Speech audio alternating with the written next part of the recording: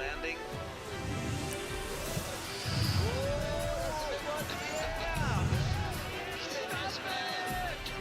And then look at it, three.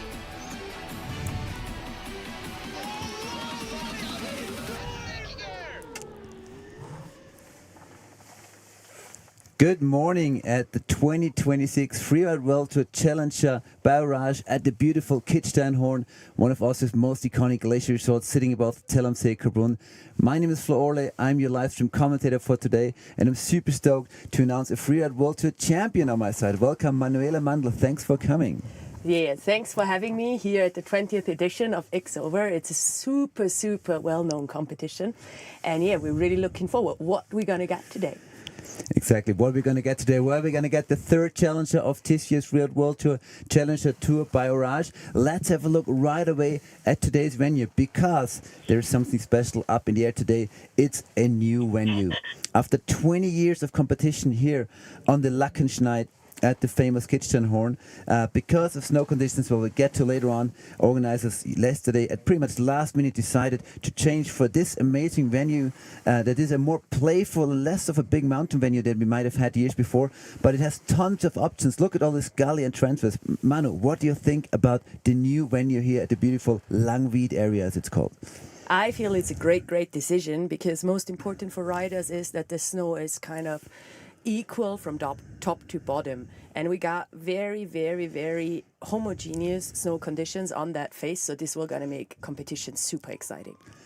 Wow, look at those race drone shots going top to bottom at warp speed. One of the special things about this venue is because we have the piste on the Lucas left side and a chance to look at it from Lucas' right side, riders had a great way of looking at it. But we'll get to that later. First of all, it's a freeride competition, right? So we need judging, we need points, and therefore we need judging criteria. We have a video prepared for you on those criteria. Let's have a look at it.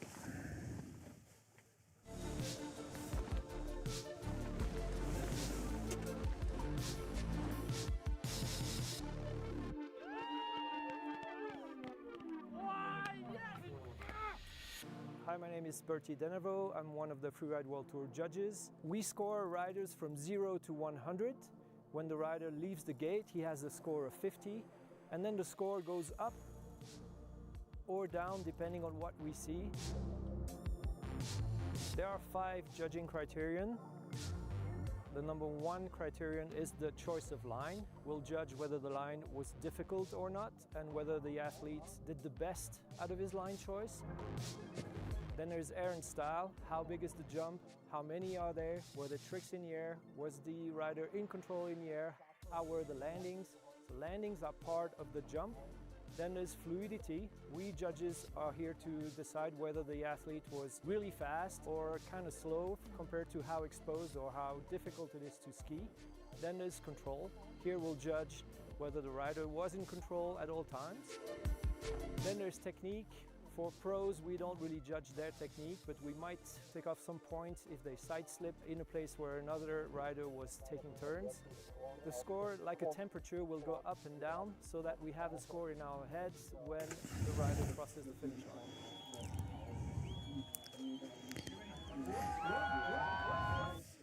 Yeah, if this may sound complex to you, it's actually very easy. There's a start gate at the top, a finish line at the bottom, and whoever puts up the best show in the middle is going to be the winner, right? Yeah, that's the easiness of freeride competition, but also the very complex part, because riders have to decide. They can figure out their own style, their own speed, their own specific line, and also have to take into consideration what others might be doing. Exactly, and we have world-class judging there. It's the same group of judges that accompanies this 2026 Freeride World Tour Challenger Tour by Orage from spot to spot. So there's awesome consistency in the judging, and the riders really like that they know exactly what to expect that the judges look at each very stop. Yeah, super important for a rider to be able to, I mean, the judging criteria is not really allowing a lot of freedom for judges, obviously, because, I mean, we're international sports, and that's why the judging is very continuous throughout all the levels of the Freeride Qualifier, Challenger, and Freeride World Tour as well. But, I mean, we are all humans, and so it's very cool if all the riders get good feedback from the judges. Exactly. Well, we're all humans, but some are superhumans. Let's have a look at the highlight clip from last year, because there were some superhuman moves there for sure.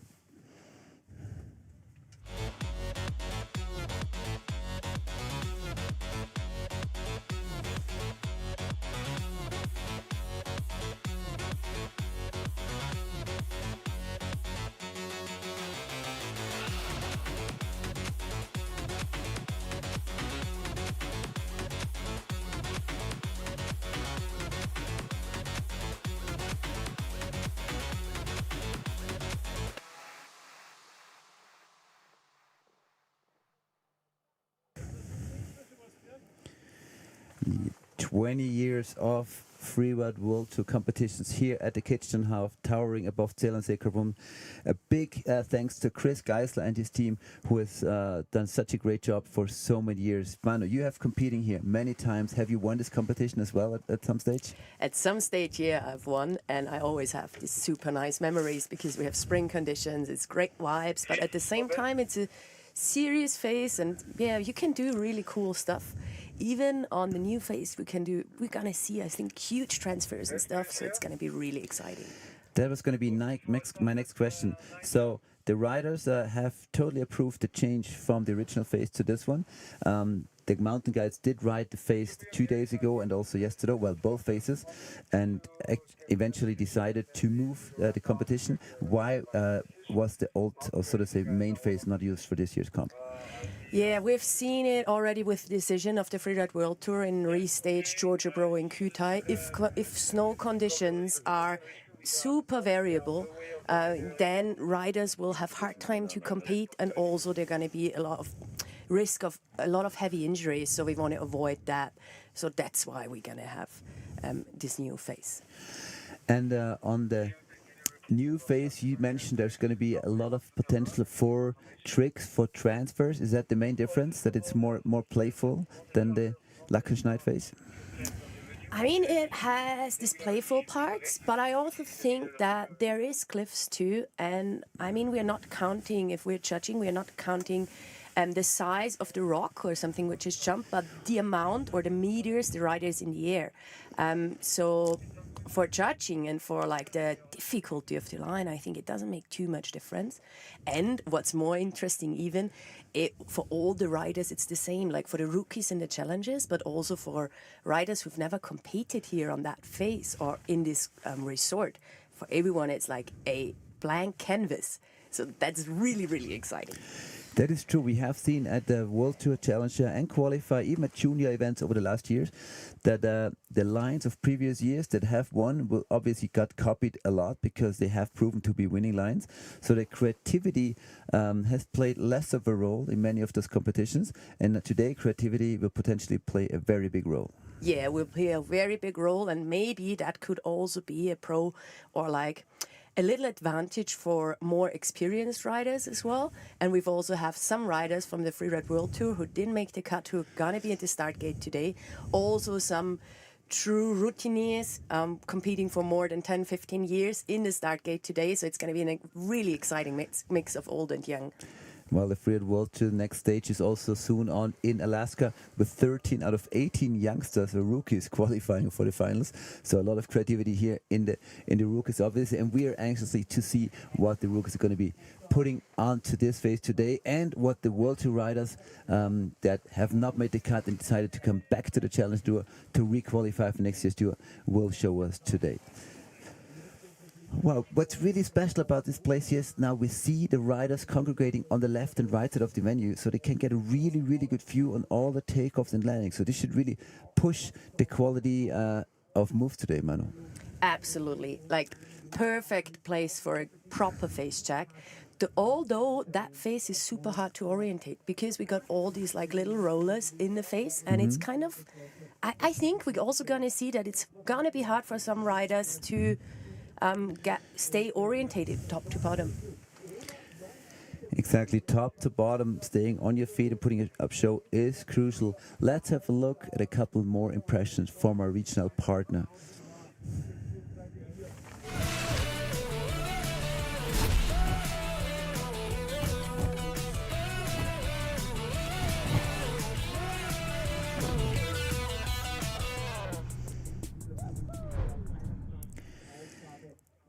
Yeah, we see the riders here on the Lucas right side of the venue. There's a big 50-meter tall cliff band, and so they can look at the face almost top down.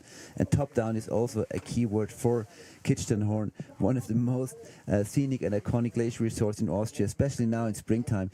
You can ride here until April, May, I think late June, and on snow and go down and jump into the already 20+ degree lake minutes later only. So truly a special place here in Austria, the Kitzsteinhorn, Zell, See-Kaprun region. Yeah, absolutely. Paradise-like landscape, so beautiful.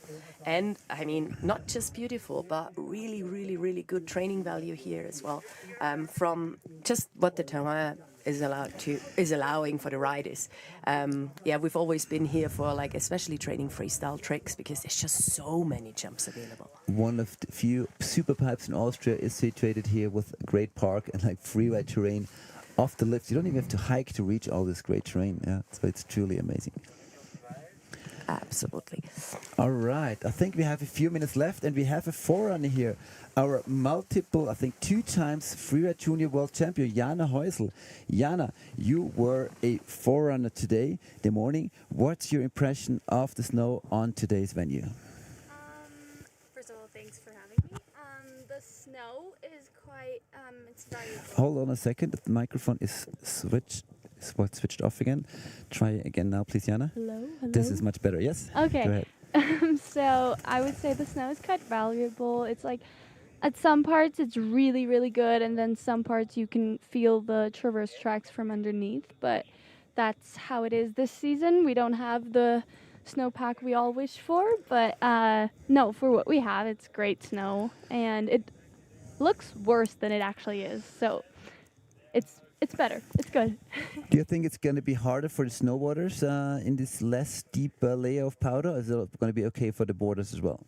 I think it will be okay for them. I think they need to be smart about their line choices because there are for sure some parts where it's better and easier for them, and then there's parts where it is definitely more tricky for them to go down. And talk a bit through orientation. This face rolls over to the left, to the right, and also from the start gate, you don't see much of the face at all. So a good inspection is obviously key, but how is the orientation once you're underway? I think it's kind of a labyrinth when you first look at it. You're like, oh, okay. But when I went into the face, I didn't feel that the orientation was that bad because because of the fact that there's couloirs every 10 meters, you kind of know, okay, which couloir you're going into, and then you just have to know where in the couloir you want to go and jump. So I think it's easier. Thank you, Jana. Last personal question to you. You're a 2 times freeride junior world champion. How old are you now, and when are we going to see you on the Challenger Tour on your quest to qualify for the freeride world tour? Oh, I hope to come next year, but I'm turning 18 in January. So after that, I'm either going to Challengers or Qualifiers. We'll see how nicely they will treat me. So we have one more chance to see you on the freeride junior world championships, and then we'll see what happens. Maybe if you do well there, a wild card for the Challengers. That would be amazing. We saw other riders get, and go right to the freeride world tour, like a Marcus Gogan, a Martin Bender. Yeah, that would be the dream, to go to the world tour as soon as possible. But everyone has to earn it their way, and yeah, I'm excited for what it brings. Well, congratulations to all your successes so far. All the best also for this next season. It's going to be a big game changer from juniors to adults. And thanks for coming here and giving us some insights on today's venue. Thanks for having me. Have fun watching all of them. Thanks, Jana. Thank you.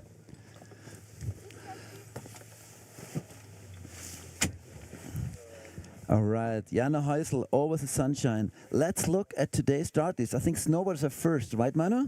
Yeah, start list for snowboard men. Here they are, super international field. Look at it, stacked. Spain, France, Switzerland, Germany, Australia. It's all in there. Yeah. Yeah, the challenge is really proving to be an international stage for freeriding, which is amazing to say. And I mean, we got people traveling here from all over the world. Also some, exotic riders in the sense of like being from England. But yeah, we got a lot of English people here, and they're doing really, really well and also spending their seasons here.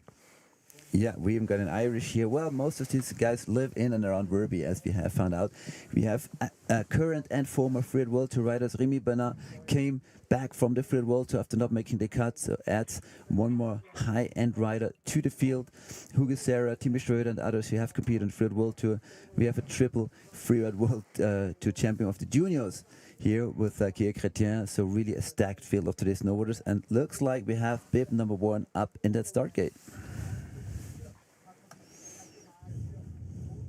Yeah, Paul Sabido Jouvet. I'm hoping I'm saying it correctly. Exactly. He's going to be a bib number 1, freshly from the first FIS Freeride World Championships, where he had an amazing run and then they crashed like 100 meters before the finish. Finished 5th, but it could have well been a podium or even a victory for him. And amazing to see for just a 19-year-old super young gun. Just keeping up with all the experience others may have, but also he has competed in the juniors for many years beforehand. That's where all the experience stems from. Exactly. So there'll be a benchmark right away in the snowboarders field. Paul Sabido Jouvet, our first rider in the gate. Yeah, super important to have, or for the judges, is really cool to have a good rider at the start to be able to scale the face and like see what riders might be possible, what would be possible on that day for that category. We're listening in to the radio of the competition, and they said bib number 1 is ready to go. So it's only a matter of seconds. And this year's Freeride World Tour Challenger Kitzsteinhorn Biorage is getting underway.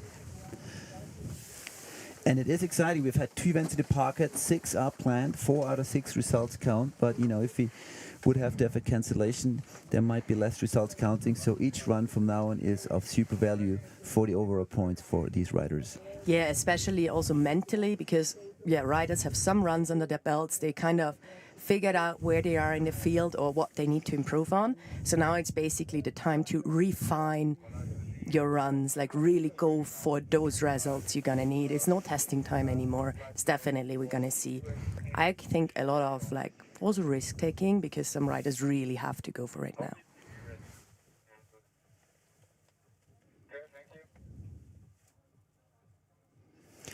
Paul Sabido Jouvet won the juniors ranking in Europe 2 times, born in Barcelona but lives in Verbier now, where he trains with this huge bunch of freeriders.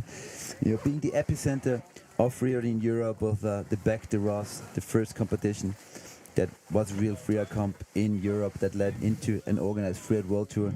And the terrain there, the Quatre Vallées, is simply amazing. So, and so is the crew on both sides of the mountain, on the south side in Verbier, on the north side, and on the big freeride communities from all over the world. Yeah, and also freeride academies where people are learning, training together, really pushing the level there. We always see super strong riders coming out of that area. And so let's see what Paul will show us with his background in the Western Alps and the Pyrenees. And off he goes. And this is Paul Sabido Jouvet opening up this year's 2026 Freeride World Tour Challenger Barrage. Always tough to be a bib number 1 on the new venue, right? Yeah, but not shy of going for it right away with a small left and 3 over the first windlip, aiming for the big gully. Like Jana Häuser said, this venue is divided into like 3 sections or 4 sections by 4 different gullies. So you really have to decide kind of early on where you want to play your game. A good start for him, definitely. Just out of the gate, super strong, and already having like 3 actions, 2 bigger ones in his run. Which is also going to be interesting, how many different actions riders were going to be able to pack into the runs without losing any of that fluidity, which also counts. And we see that the snow is powderish, but at the same time we also realize that he's controlling his speed, because I think that is an issue for snowboarders today. If you're getting too fast, you're not sinking into that snow anymore. Beautiful front shot 3. So you kind of want to control your speed as a snowboarder top to bottom in these kind of conditions. Absolutely. Control is key, but also not controlling, like, still got to go for it, right? But he's doing that with like now 5 cool actions already in his run. And we see him still at the more central part of the face, but lower left now. Definitely sticking to his game plan. I think he has 1 more move left before he's going to cross that finish line. There's 2 flags down there that show the riders where he Judging stops, and that is right as he disappears. Yeah, we see the flag run to his left-hand side. That means he's past the judging line. Clean run by Paul, and a very nice way to kick off today's competition. Absolutely, definitely setting a solid score there, I feel. A lot of action, like smartly ridden, like really biggest respect for that. Also like linking those different features well together, taking into account the snow conditions on either side of the face. So super smart. He definitely didn't risk the maximum in this run, but I think that was his game plan, right? Doing a more safe line with a lot of action rather than 2 or 3 huge ones, going for multiple tricks and smaller hits, but all stomping them all and riding out clean. I feel the same. I think he decided with that kind of snow condition it's better to go for a kind of safe backup result than really going for a huge win today, which is really like cool to respect. And I mean, 77 points is an amazing score, I gotta say. So judges think that that is maybe one of the like top 10 runs definitely today, but we'll see what the judges think. We're not the judges here. Yeah, the podiums run in snowboards are typically in the 80s range or above, but like you said, a very solid run by Paul to kick things off. Bib number 2, Maceo Peresson from France, sitting in 10th overall in this year's Challenger Tour. Born and raised in Chamonix, riding for the Rip Curl Snower team. He's also been competing since he's 14 years old. That's a solid 8 years of competition experience already.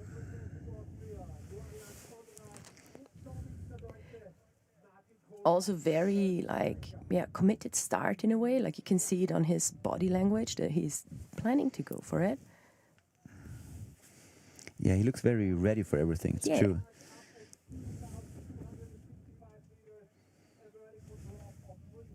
And also he is in that like big central couloir kind of right below the start. But we're going to see a different variation from him.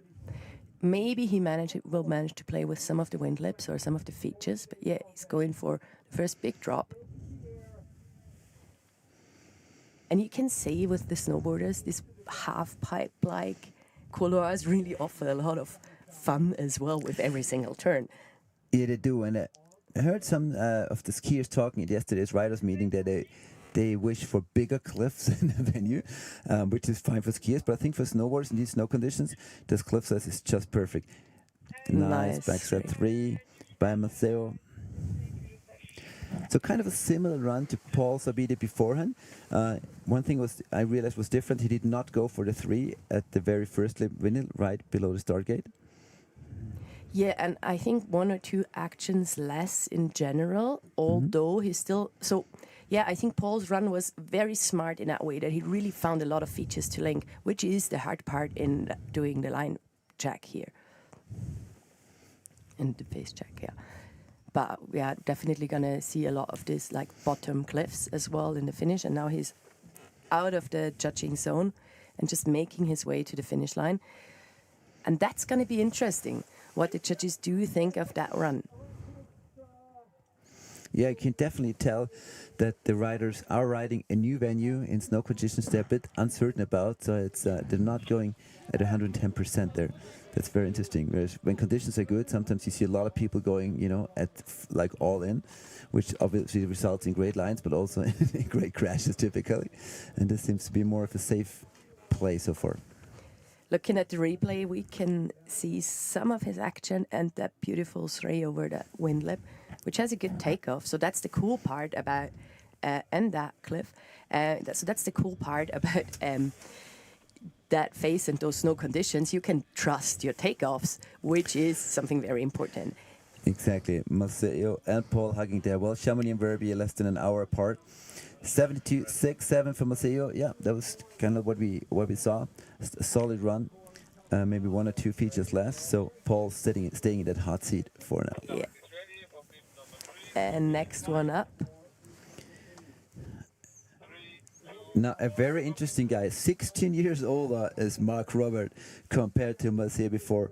Tons of experience from the Swiss guy who's sitting in 2nd overall right now. So the best challenge season for him so far, kicking things off with a backside there right away. And a beautiful floater over that like little lip. Yeah, we realized that the terrain is so diversified with all those channels and pipes that even the drone and camera sometimes has trouble following the guys as they're going through amazing features like that little arch you went through right now. Beautiful terrain there. Yeah, solid riding. You can see that the snow is soft, powdery, race powder, as we like to call it. And also choosing to put his landings into the shade because riders assume to like being right about that there will be better snow for landing. Frontside 3 by Mark Roberts, the 30-year-old veteran going all freestyle in his run at the FWT Challenger and the Kitzsteinhorn by Orash. And another air. Yeah, and Mark Robert also having some great results already this year. Yeah, Mark already a father of 2 kids, saying it's really busy because he's renovating a house, so there's more room for the family. So not snowboarding as much as he would like to, but you don't really see it in his riding. He seems really solid, and like I said, in the second in the overall ranking so far. Fortunately, a small little washout there. That's exactly the tricky part of today's snow, right? If you are on the backside edge and you have a bit of too much speed, it could be hard to shut that down. Yeah, also he chose a very little technical drop there with a kind of sniper landing in the sense of there's not too much space to land. So you just got to point it, which then accumulates speed, which kind of can cause trouble in the run out. But other than that, it was also a solid run. Well, now going to be interesting to see how much the judges deduct for that. After like 2 clean runs we've seen from the snowboard men's field, it was basically the first little insecurity we saw right in.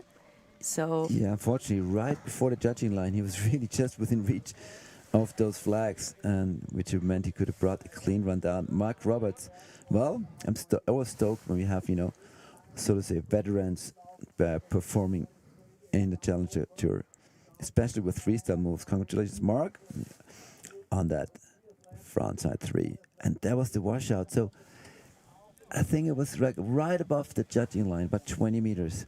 Yeah, and the judges had to take that into consideration and deducting a couple of points for Mark there. So 61.33 for Mark Roberts there. Still a good result. Judges were absolutely rewarding all the action he did. Every rider at the starting gate starts with 50 points, and then judging goes up and down like a thermometer. Next up. Next is start gate from France, bib number 4, Gabin Bozan.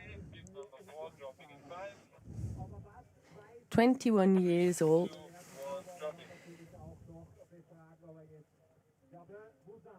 And a goofy rider, so maybe a tiny bit of a different approach. Yeah, very interesting. Yeah. Using a slope to traverse over to that far Lucas left, the skiers right. Smart to go on the piste there at the very top.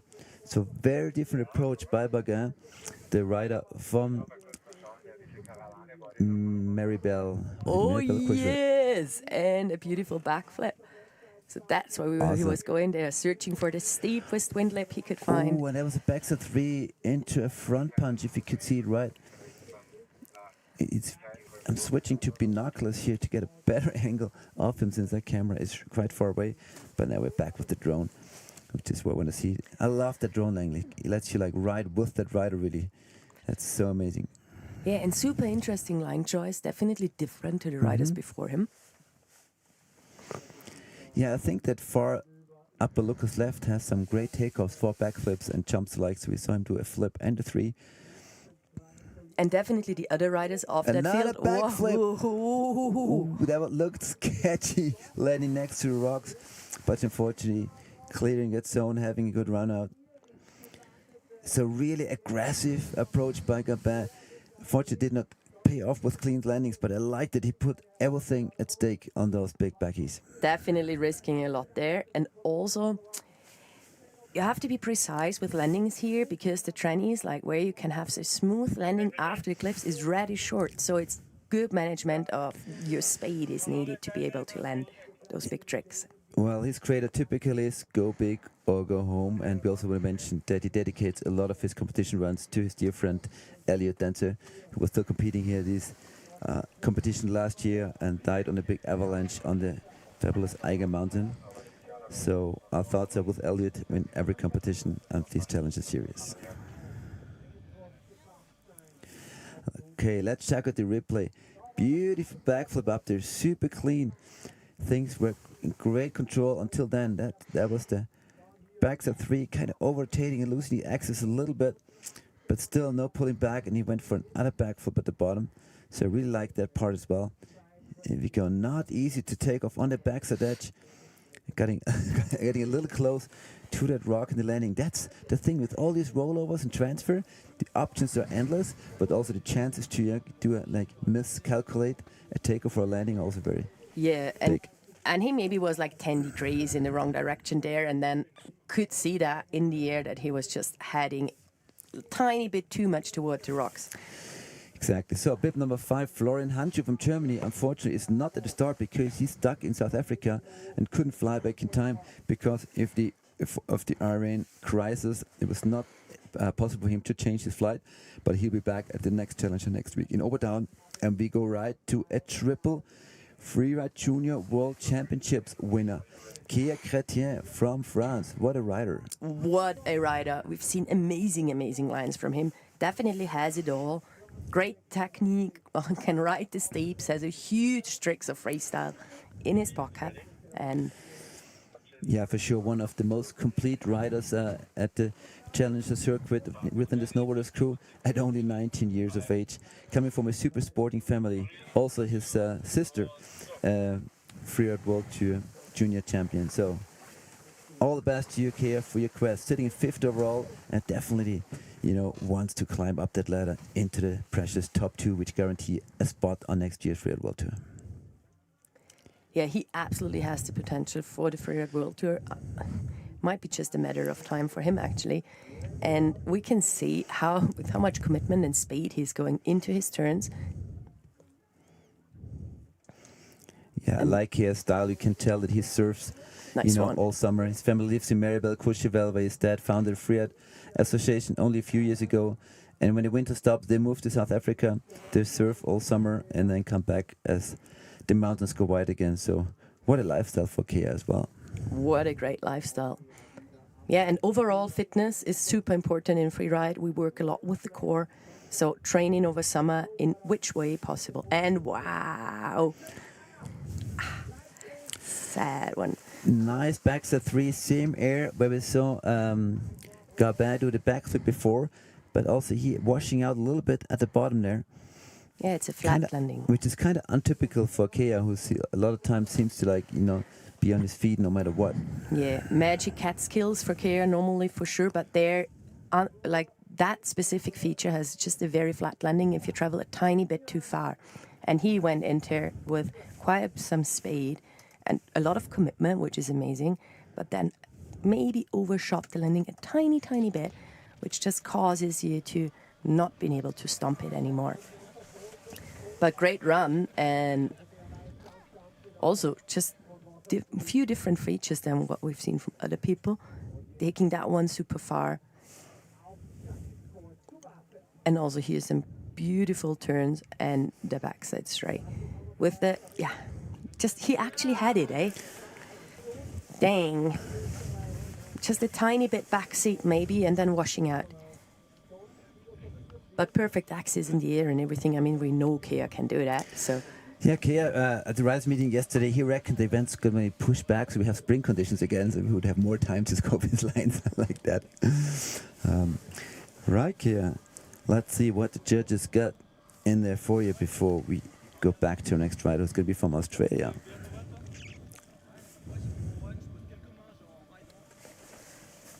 Kéa excited for his score.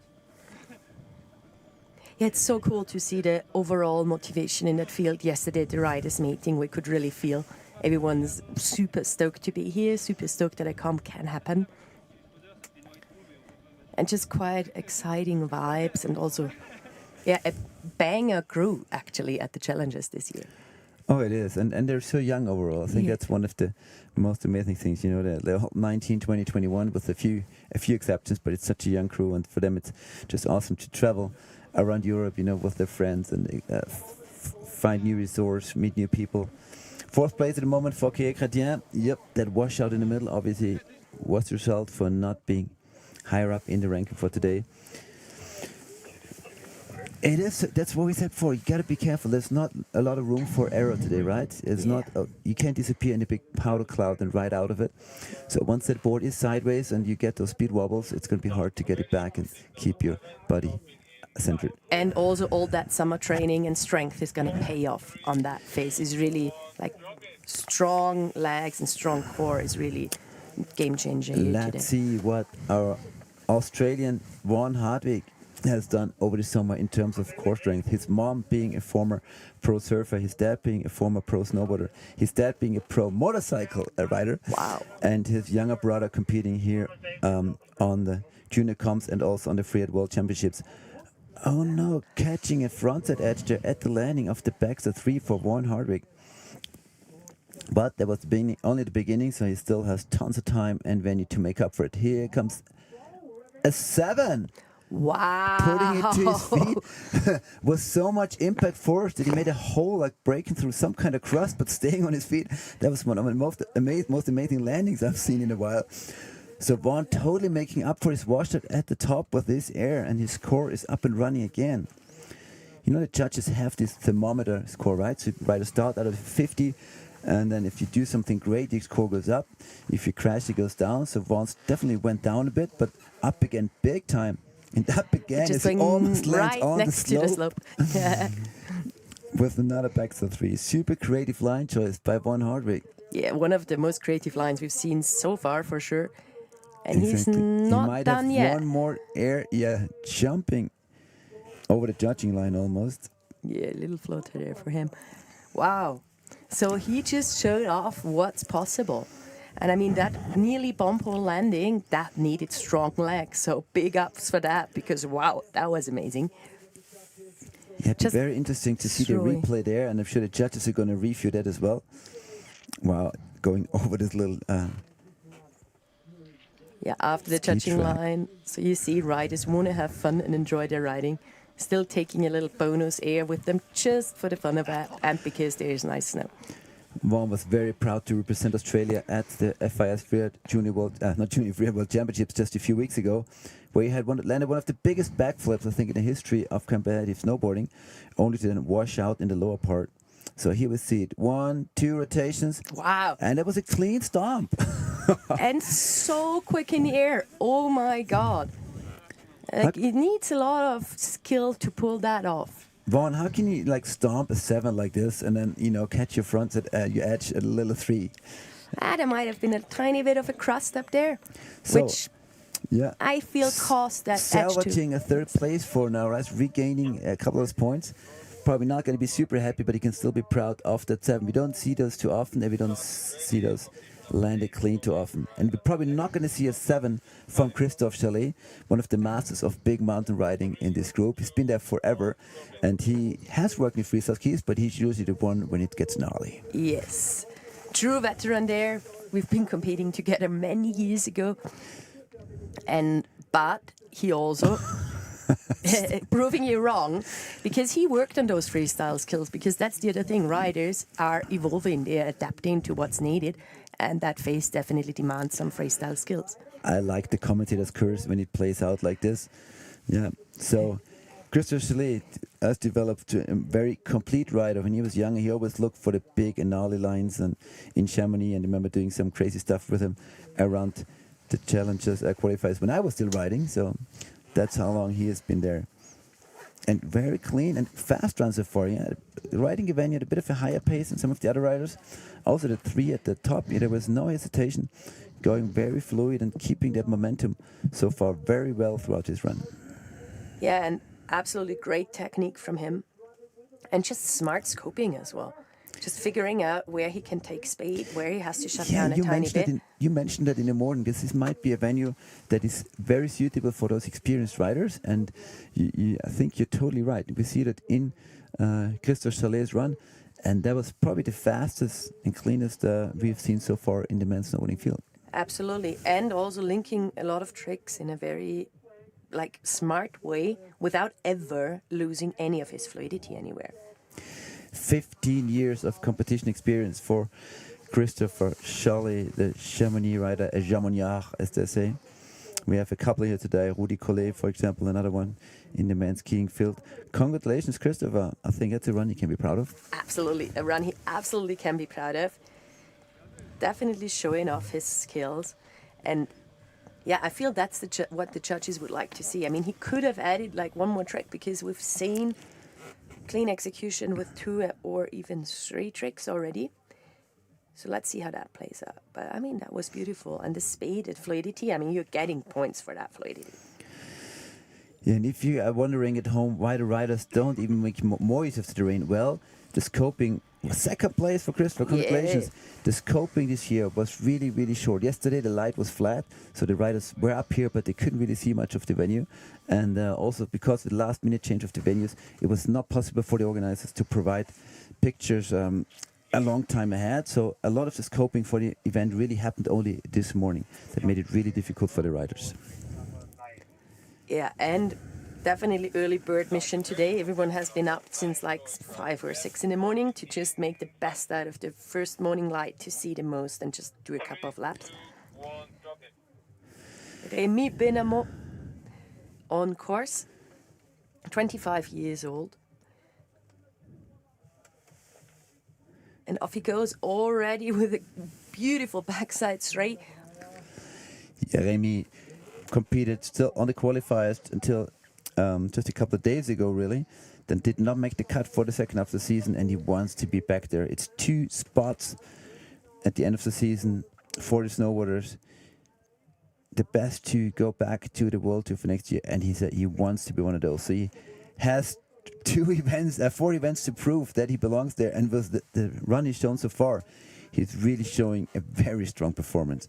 So the first actual freeride World Tour rider of this season, just coming in, I feel, with a lot of self-confidence for sure, because they know what they can. Some of them just had really bad luck in just those 2 competitions who were able to take place. Yeah, as you might know, out of the... oh no, what happened? Oh no. There to Rémi. Out of the 4 events of the season that were supposed to happen, only 2 could take place. So for those riders who were not scoring too well in the first 2, it was really tough not being able to show their performances and potentially qualify for the second half of the season in Alaska and in Verbier. Wow, what are the judges going to do with this? An amazing run at the top, and then this mistake at the small jump. Yeah, I feel with him there. I mean, you can hear it on my voice. I'm like, oh no, that was such a great run. And then he just got stuck a tiny bit with his nose in a bit of a deeper landing, snow-wise deeper landing than he might have expected. Great fluidity as well. And good action too. We've seen that was an amazing cliff, taking that in that way, and a beautiful backflip. And yeah. And then just getting a tiny bit hung up. Oh, I think that snow was a lot deeper than you thought. Yeah. Just only a 1 meter high drop, but a flat landing and stopping his board right there. Still 70 points. 4th place. Well, that might well be a keeper result for him still. Definitely a good backup result, yeah.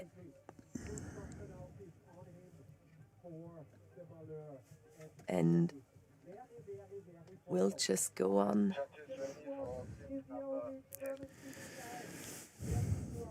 And now, up for us. We are getting excited here in the commenters booth because he's one of our personal riding buddies. And we've known Tim Schroeder for many years. We know what he can do. He has been on the Freeride World Tour. Wish him the best of luck. So, yeah, you might get us a tiny bit more nervous with him commentating than with other riders. But yeah, Timmy's setting it off with a beautiful straight. Yeah, former 3rd place finisher on the Freeride World Tour. Timmy, very complete rider. You can see how well he reads the terrain. But you know, a lot of times he just wants too much and just goes too crazy on his runs. But he seems very focused on control so far today, and I like to see Timmy ride like that. Yeah, absolutely. Yeah, very complete rider as well. Definitely good in the big mountain as well as in the freestyle. Also in the park is beautiful to watch him. And taking that one deep. But be careful when you Still go out landing it. hiking with Timmy. He took me out on a hike in Innsbruck on Tuesday. We were supposed to be back by 6 p.m. and we were back home by midnight. And So another straight. touring Wow. planning, maybe not his strength, but those threes, backside and frontsides, he really got him covered. Yeah, and definitely the most tricks we've seen in any run cleanly stomped up to now for Timmy. Yeah, and I know Timmy's power style, and it seems he's always caressing this venue today, really trying not to do any mistakes, riding a bit slower than he usually would, but careful riding, and I kind of like it because I think that's what might be needed today. Whoa, stay on your feet, Timmy! Oh, Just make Oh you don't my pass God. that judging line. just making it. But, well, that was beautiful execution anyways. A run he definitely can be proud of. And we are like partying in that commented booth already. Yeah, Timmy, that was a good one. And also taking the bonus air in the sense of gapping that little. Yeah, I think they should have put the judging line at the actual finish line, adding this bottom part to the actual venue. Congratulations, Timmy. That was a clean run with a lot of tricks. We liked it. I'm pretty sure the judges must have liked it as well. Let's see what they have to say about it. We have a 77 points from Paul Sabide-Jouet, who's sitting in first quite comfortably so far, ahead of Christophe Chalet. For a podium, Timmy, you need 72.67. It's Macio Pereson right now. Yeah, and beautiful combination. We just saw in the replay up top. And then, yeah, we can just see that clean execution. Still kind of forcing the board around to get that angle for the landing you need. Timmy Schrader from Germany, living in Innsbruck. He's a filmmaker, he's an artist, he's a good rider. And he is happy, and that's the most important for riders. You're happy. Yay! 90 points for Timmy. Wow, that's really setting a mark. Congrats, man. What a run. Yeah, just amazing execution, amazing linking of features, man. Timmy Schrader coming fresh from a victory in Nanda. And and putting a strong statement there today. Yeah, with only we still got a couple more riders up there, so Yeah, but that's definitely going to be a result he's needing. Definitely maybe opening up possibilities for next year. And whatever, it's a run he can be super proud of. Definitely showing all his skills. Next up. Yeah, no time to lean back, because in the start gate is James Feitsch, the current number 4 in the Freeride World Challenges by Orage ranking.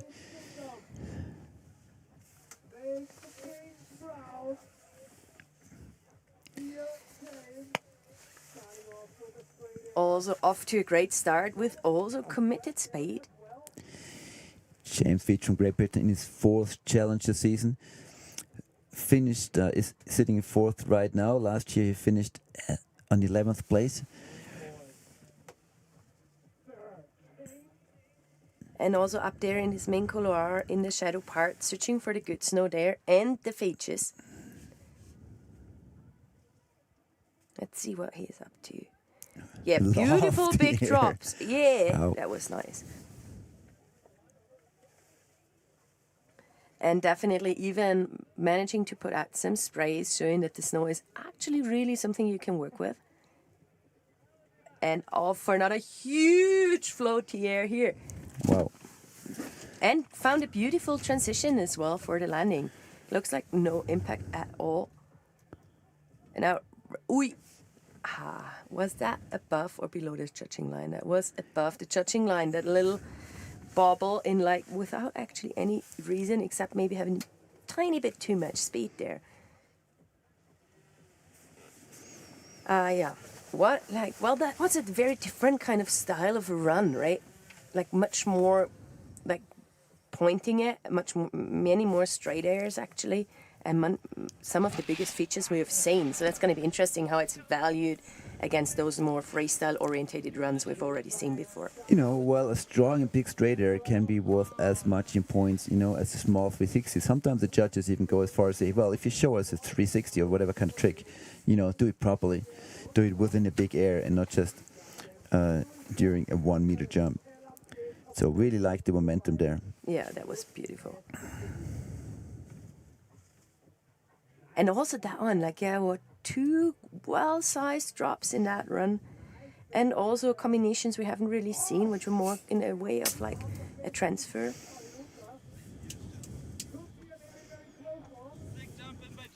James Feitsch, see, on the podium with 76 points for now.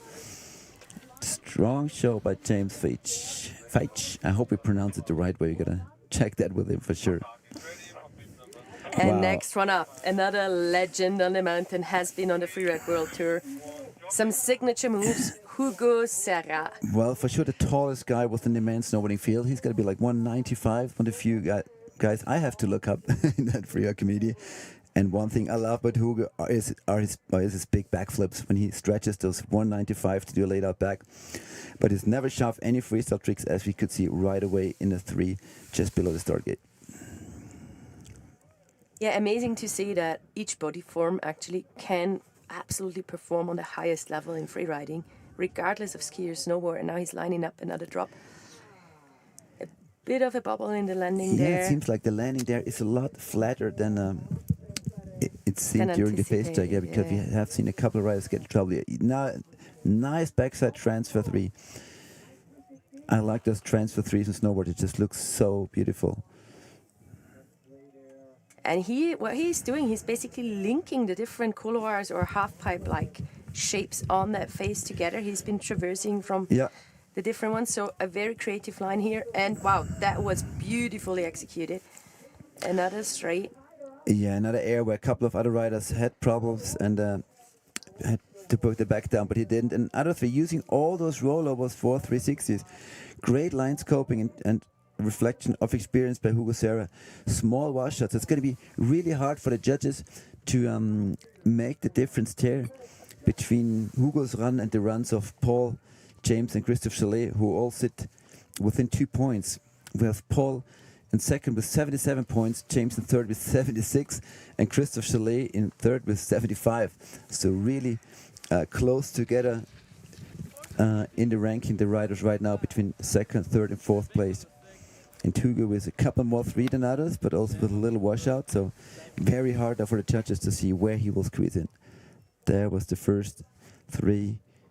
Backside, here was the drop. There was the small washout. Yeah, that was off Axelwood. Absolutely flat, and maybe his board got stuck there on the greenery a tiny bit. Yeah, but look, it's 1-3 following the other. Wow, beautiful combination, yeah. And there'll be another one here. So total of 4 360s by Hugo Serra. So even despite that small washout, it might still be enough for a great result today. Yeah, we definitely... Oh, and look at that! 80 points for Hugo. Yes, congrats. So you were right. Comfortable second place for Hugo Serra, yeah. So right as you see, it doesn't matter, you know, if you put your back down for a second, if the rest of the run is great, there's still enough in there for a great score. Yeah, and what we kind of don't want to see, what's called Pac-Man runs, is collecting a lot of small, maybe kind of insignificant features to just collect the points. Like, judges want to see action, like proper action. So next up. Next up is our current leader of the pack, Kjell Benning.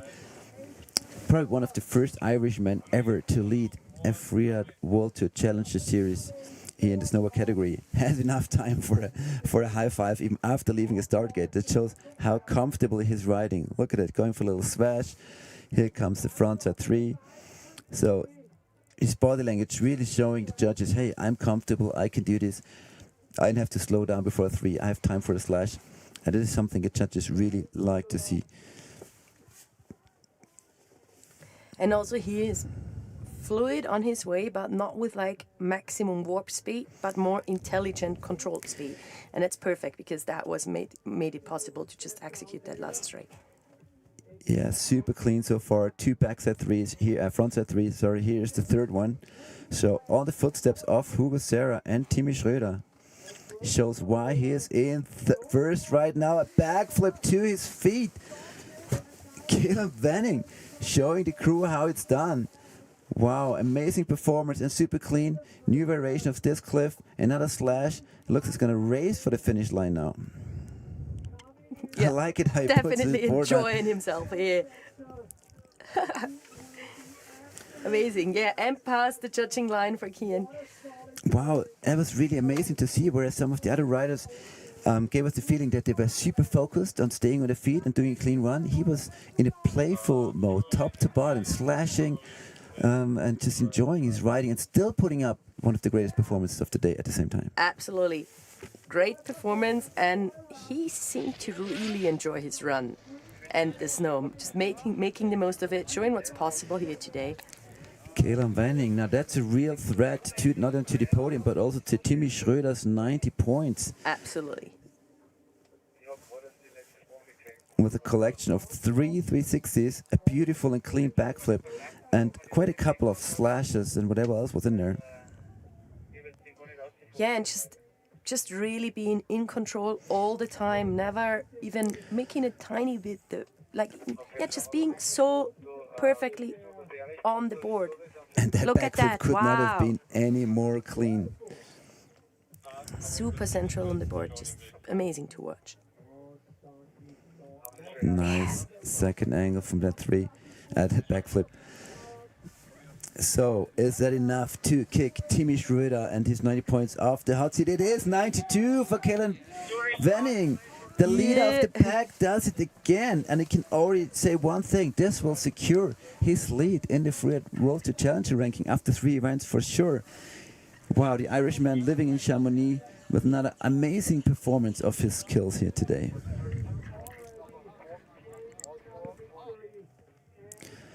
Right, ladies and gentlemen, one last snowboarder up in the gate at the 2026 X OVER RIDE Kitzsteinhorn Challenger by Orage, and that is Arvid Gustafsson from Sweden.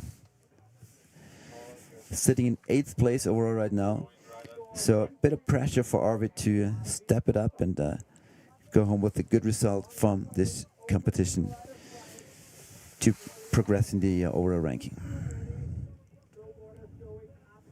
Let's see. So one of the few riders of the day going more to that rider's right. Finding some fresh powder in those pockets.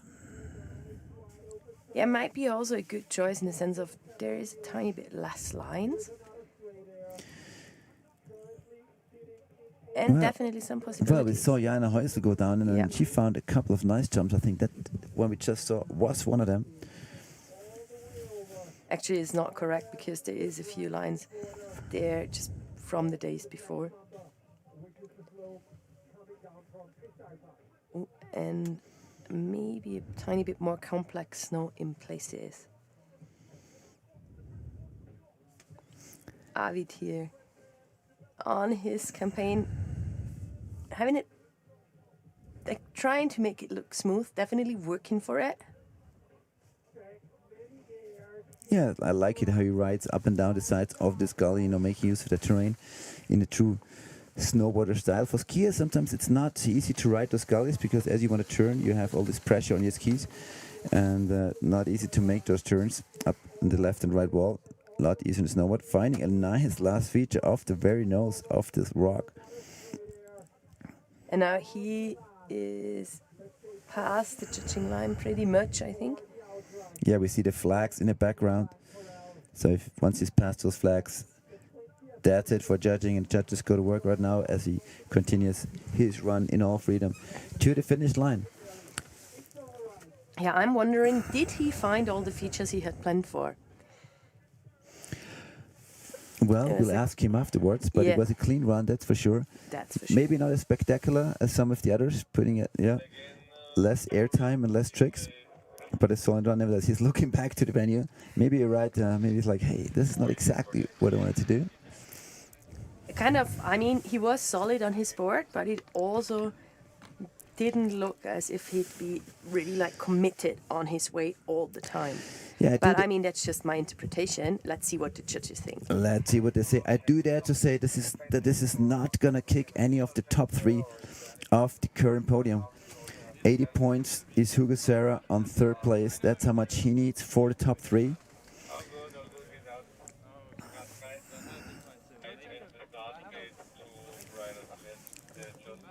Arvid Gustafsson, growing up in the small town of Uppsala in Sweden, and not even having a home base this year. He's moving between Sweden, Innsbruck, Japan, and wherever the snow is good. So it sounds like the life. Sounds like the best life you can have during a winter season, for sure. 10th place for him with 63.67 points. I feel he can be happy with that run in the sense of like, yeah, being in control, but maybe has to add more features. So, a quick wrap up. We have the first winner of the day, Kieran Wenning, with an amazing 92 points in the men's snowboarding category, ahead of Tim Schröder and Hugo Serra. No, it's still Nicolas Huber.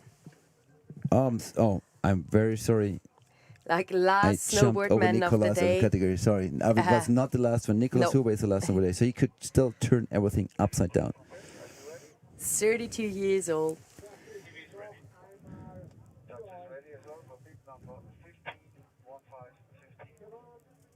And Start is ready for big number 15, traversing fast, right on the right, dropping in 5, 3, 2, 1, drop in.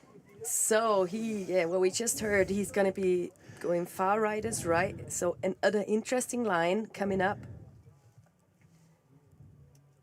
And you can see other riders are definitely watching these snowboard men very, very precisely to maybe make last minute adjustments to their lines.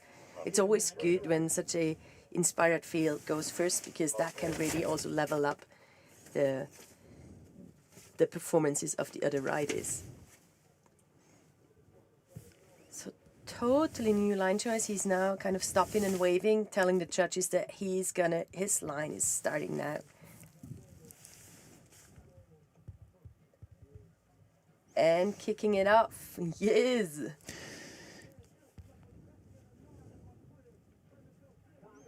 Nice one. That was a 180. Yeah. I feel he was riding switch in between. I had a tiny bit of struggle to see it from that camera angle, but definitely a beautiful combination. And another straight up. But stomping there properly. Whoa, super playful run. Turning his board as much as possible. Yeah, Nicolas Huber riding mostly on Mount Corvat in the beautiful Engadin area. One of the places with the best kickers in all of Europe. Hosts this year to the FIS Freestyle World Championships, and you can totally show how comfortable he is riding. Regular or goofy, no matter which foot is forward. Even hard for us to tell, right? Which is regular stance is probably goofy, but it seems very comfortable either way. And that's the cool part about snowboarding. If you technically could, you can like just combine everything together and go in every direction. Nicolas safely passed the chat lane. Sorry one more time for almost forgetting you there. My start list did not have you on there. Luckily Manu had it. But that was finally now the last rider in the men's snowboarding field. Yeah. Awesome. Last rider of the snowboard men. Definitely going to be a solid score there, I think. And also he is up for a little bonus jump just for the soul. Why not? Oi! Crowd pleaser there, yeah man. Crowd is a front flip ahead of the finish line. Why didn't we put that? But why didn't he put it in the middle of his run? He seems very comfortable doing those front flips. Yeah. That's true. Good question to ask. We can go for him asking that later on. So replay there.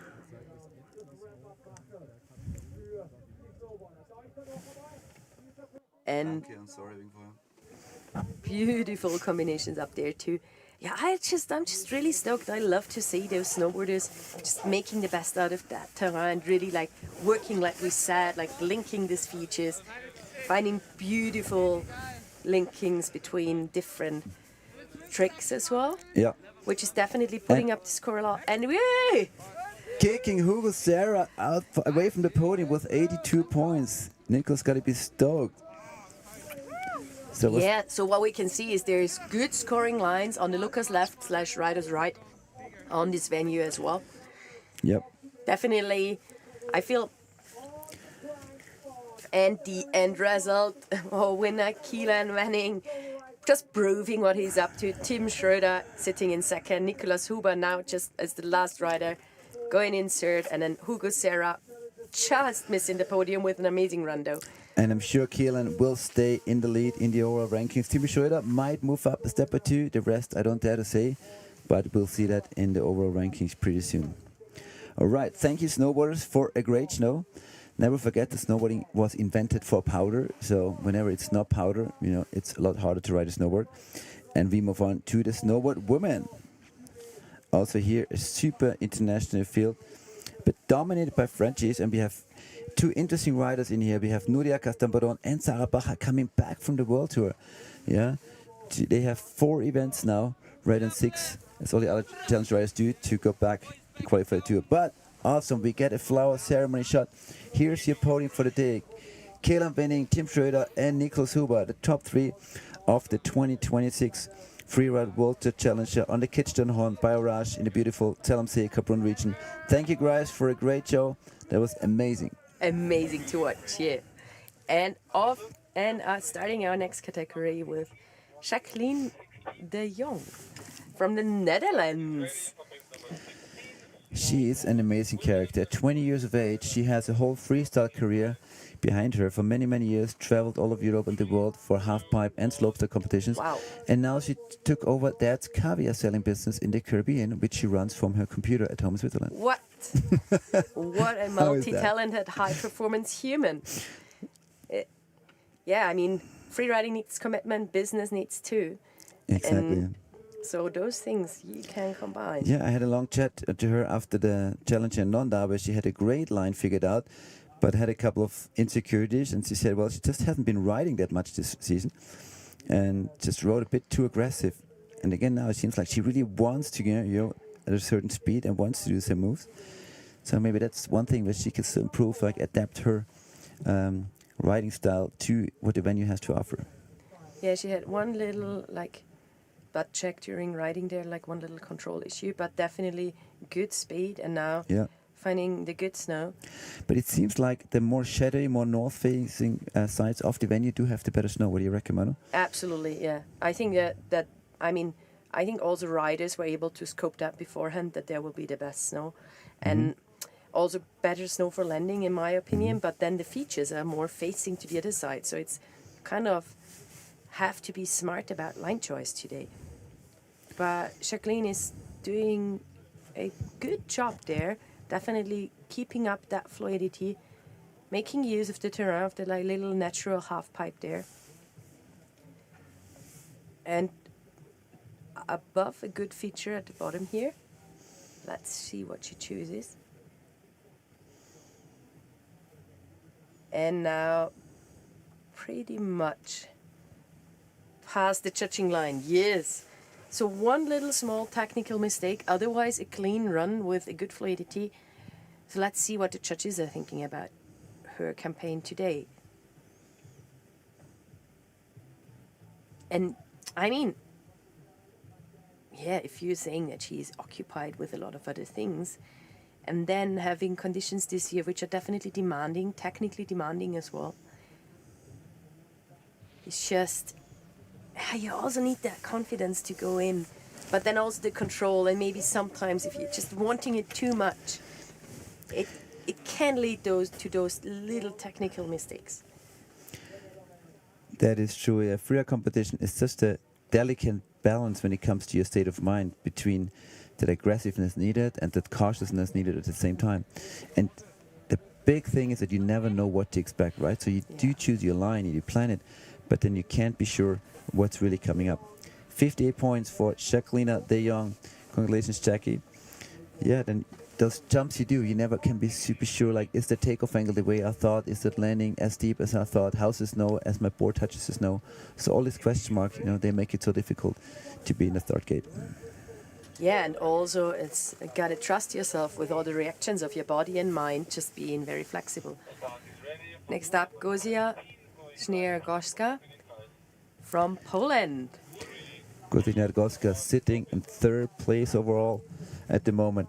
Well, officially only the first snowboard girl of this field at the end of the season will qualify for next year's Freeride World Tour.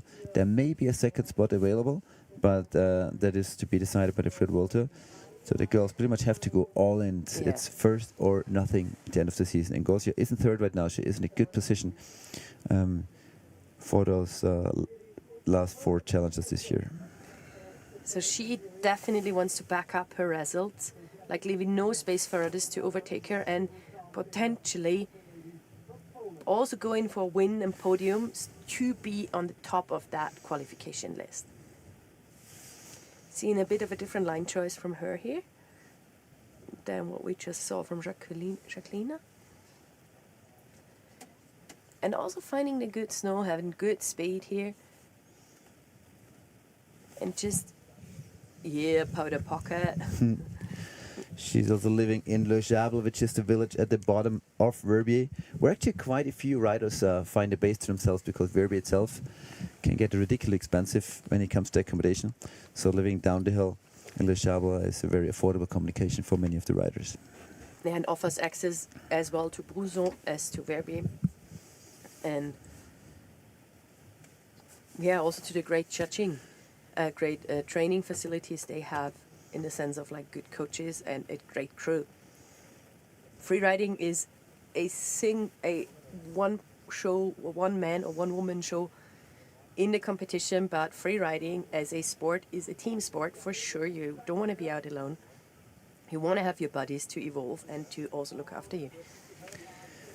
Great bottom part here, there, from Gosia with a tiny problem. But nevertheless, I feel it was a strong run. Definitely some features which we haven't seen yet in that field. And showing what the ladies are up to today. And also what's possible. That's going to be interesting what the judges do make of that run. Because there was a lot of action, but then there was also a tiny bit of insecurities there. Yeah, there was some hesitation ahead of 1 or 2 of those airs. Well, I'm happy that we don't have to judge, right? Yeah, it's like judging. You can't overestimate how complex it is, and just really valuing the concentration and commitment those judges That wasn't had. But the that move was of the run. That was beautiful. really, yeah, definitely bigger than some of the boys went at that very spot. So we can be pretty proud of that, because yeah, awesome. Yeah, judging is, a matter of years of collecting knowledge and dedication. They sit here today for 3.5, 4 hours. They have no time to rest, and they got to be super focused, especially in the big fields like this in men's skiing, when you have 25, 30 riders. It gets really difficult. And sitting in second with 52.33.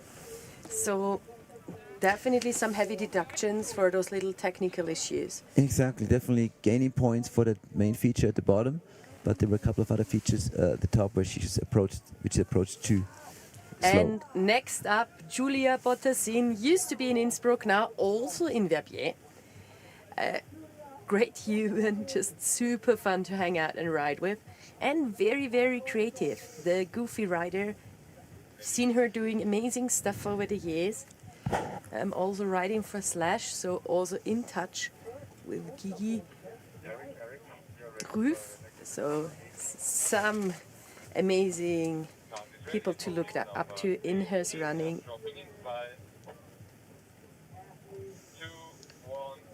And drop in. She won this year's opening event, the Open Faces Silvetta Montafon Challenger by Orage in February. So she can come in with all the confidence of a victory, and she uses that confidence to go for a 3 right away, the first wind dip. Unfortunately, not being able to hold it at the laning. We see her in the upper right half of the picture. We saw it disappearing, but it definitely sent her into some kind of trouble. But I like that confidence of Julia to do a 3 so early up in her run. Yeah, she just loves going for it, loves snowboarding, basically dedicating her life to it, really doing side jobs while she is just forwarding her snowboarding career. Yeah, you must have been riding together a lot in those 5 or so years when she lived in Innsbruck. Yeah. I mean, every now and then, whenever I could catch up with her.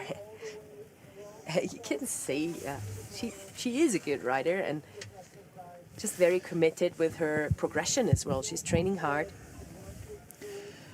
And doing another three and like Solid executing that one frontside solid. 3 by Julia, perfectly landed. Well, I hope that can make up for the loss of points at the landing of the upper one. We don't see, runs in the women's snowboarding field with 2 360s that often, so stoked to see it from Julia. Yep. And yeah, it's definitely, Wow, yes, make it- nice one. Oi. And definitely good for the soul, just good for her riding and for her feel after the run, which is so important because, as we just said before, for the Challenger riders, it's not the last competition. They still have to keep up the mojo, have to like stay in tension, keep performing, and it's a long season. Well, Beautiful last drop. Even though we'll see some major deductions here in points, I really liked, how she pushed it and how she went for the threes and that big cliff in the middle. Julia, that was a really strong performance. Yeah, and she Full definitely of can be confidence. proud of her for that performance because, well, she tried to make the most of that phase with those snow conditions today, and it was not much she was missing at the top. No, and it's a long girl for a small girl from a town north of Venice to Yeah. the mountains, to Innsbruck and now to Verbier, and then to show such a great performance at a Freeride World Tour Challenger. Absolutely. So, replay. That was the clean one. And that beautiful straight air. Yeah, with a lot of self-confidence. Perfectly stumped. And then there, like trying to find the proper takeoff and the proper landing. And then, unfortunately, losing it a bit down there in the compression. But then making it up again with the last drop. Yeah, and 64 points for Julia. So judges do value her commitment because even though, which I think is great because, yeah, the snowboard girls or snowboard women, they just gotta like level it up. Those 2 360s she did and that cliff drop, she didn't slide into those. They were with full speed over the roller, so that really shows. But now, ladies and gentlemen, fasten your seatbelts. This is your current leader in the Freeride World Tour Challenger by Orage ranking. A victory in Onda just 2 weeks ago, and the second place in Montafon. She's been dominating this year's contest series. She wants to go back to the World Tour where she has performed really well. That's Tiffany Perta. Yeah, physiotherapist by profession, so she also knows how to train and treat her body well. Also having some camps for ladies, leading them, like trying to work for the next generation too. She's also just getting a free-rided snowboard instructor and like the highest level possible. And is just committed as to really show her skills. 37 years of age and still performing so greatly, and with all that experience of an almost endless amount of competition she's done throughout her career. Yeah, also is a former Freeride World Tour champion as well. We've been competing together, and yeah, perfect straight here with a great landing. And just stoked to see her going for it too. I'm like, and also, at sorry to say so, but at the age of 37, after already having won the Freeride World Tour title, still going back to those challenges, right? And to all those comps, trying to collect those precious points to go back to the tour. Wow, that shows so much passion and so much determination. yeah, she really, really, really loves snowboarding. It's like her elixir of life. Reminds me of you. And yeah, and she's just, I mean, that was also super good run off her. Wow. And I'm just loving it that this phase basically gives the possibility for the female snowboarders as well to show off their freestyle skills. That is true, yeah. Because they kind of have to as well, because there's not that many proper straight airs and cliffs for them with proper landings. So yeah, it comes down to basically showing off what you got in your freestyle pocket. Yeah, Tiff, lovely. What a good run.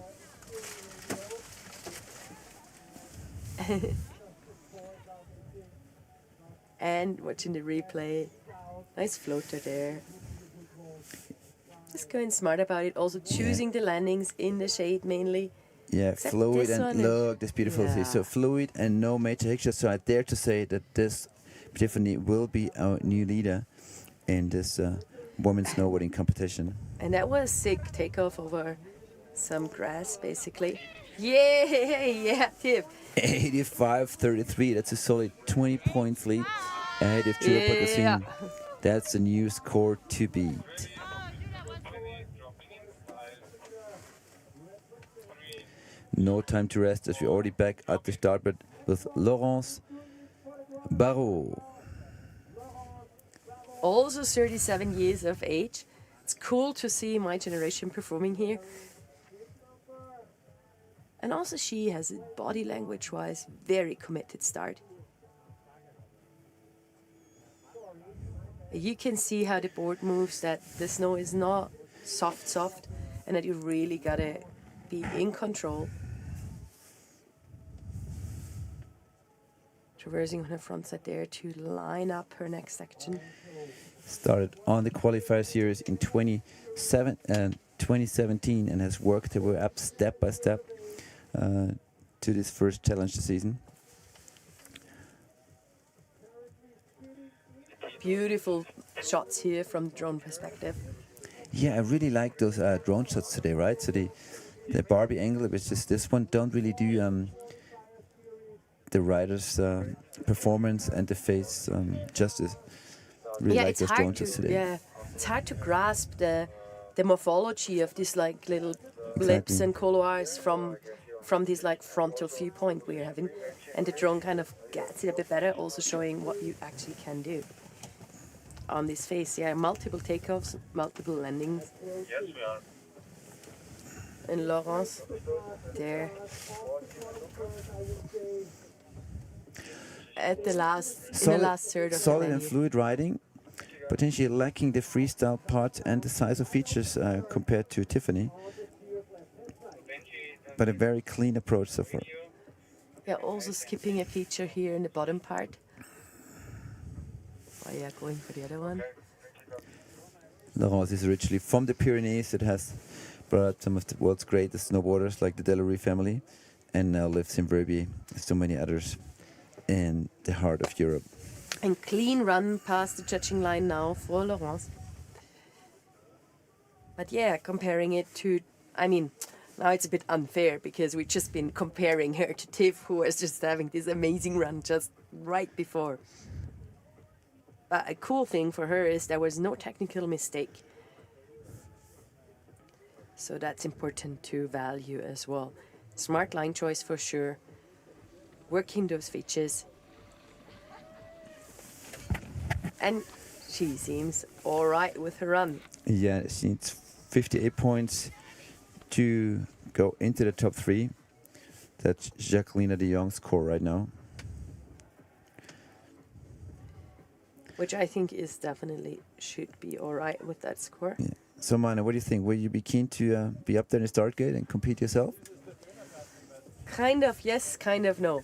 I've been waking up today like full on excited, like if I would be in the start gate, I have to remind myself, I gotta be focused in a different way today. Yeah, and Laurence, 60.67 points, sitting in third now. And I love Tiff here, clapping hands, pointing hard out. That freeride community is so great. None of the riders is competing against anyone else except for against himself. That camaraderie is really legendary in the Challenger series as well as on the World Tour. And Ellie Dalton Richard up next. A third French rider in a row. And we go from 37 years of Laurence and Tiffany to 19 years of age. So Ellie is pretty much half the age of the two riders before. She could well be the daughter of Tiff or Laurence age-wise. That's how widespread the age range is in this women's snowboarding field. And I think it's really amazing that we have kids at 19 and super experienced riders in the late 30s. Super fluid riding here by Ellie. I think this ridge looks so spectacular, right? With the drone. Seems to have great snow as well. She's like putting some slashes there. And now entering into the shadow side a bit more, trying to find her features. Solid little jump there. She is a ruling freeride world junior champion. Yeah, so Kappel marked a big step in her career where she took away the win in snowboard women's field, and that also gave her the chance to go right into the Challenger series. And what we see with that CV basically is that experience is not pinned to age anymore, but there can be riders with multiple years of competition experience under their belt in like with just 18 or 19 or 20 years of age because they've been competing in the juniors. Beautiful jump there. Slight, tiny bit of problems in the landing. Basically landed it though. And then had a little bit of a slide. And made it past the judging line. Just a cool run for her with one little technical mistake. She's definitely gonna try to just leave her mark that season, feel it out, get in touch with the new field. Exactly, and she has another almost 20, or she has easily has 20 more years to compete, to get all this experience. And I'm sure she will stack it up in the future in her performances a lot. Yeah, and it's just also important for a good performance that you just feel confident with your riding buddies, with your riding, and having that community. And we see pushing each other. Beautiful drop here from Ali. And just also trying to elevate the next generation. And traveling and also performance is just so much more fun, and you're getting so much better riding with all those experienced riders too. Exactly, you gotta not only think out of the box with freeride, you gotta get out of the box and get out there and ride in different conditions with different riders to improve. Judges taking a tiny bit of time there to really make sure that they're doing the proper ranking.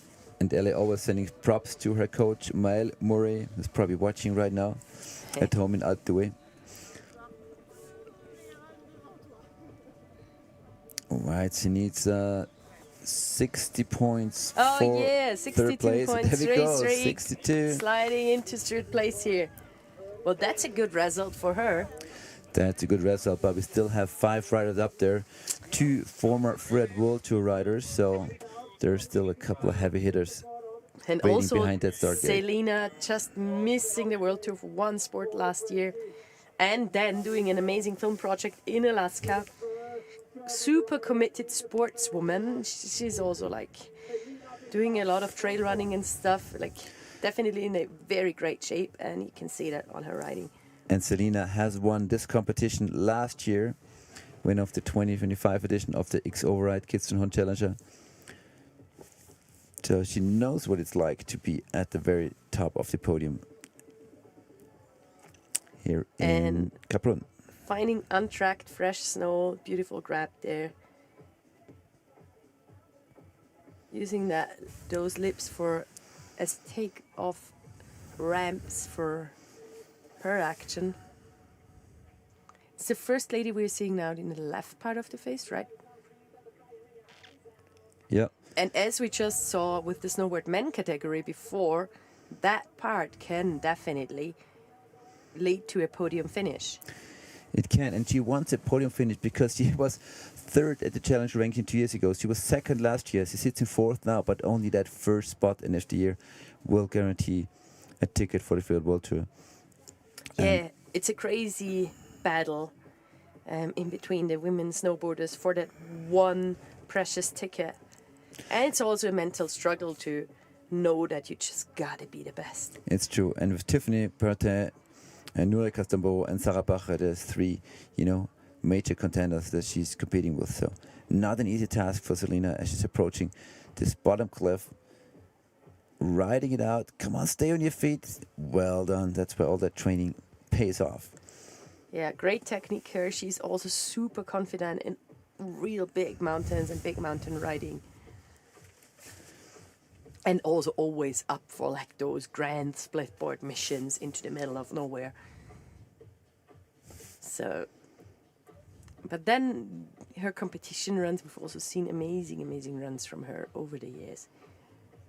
So I'm curious what the judges will do with that, adding a little bonus air just for the pleasure at the bottom here.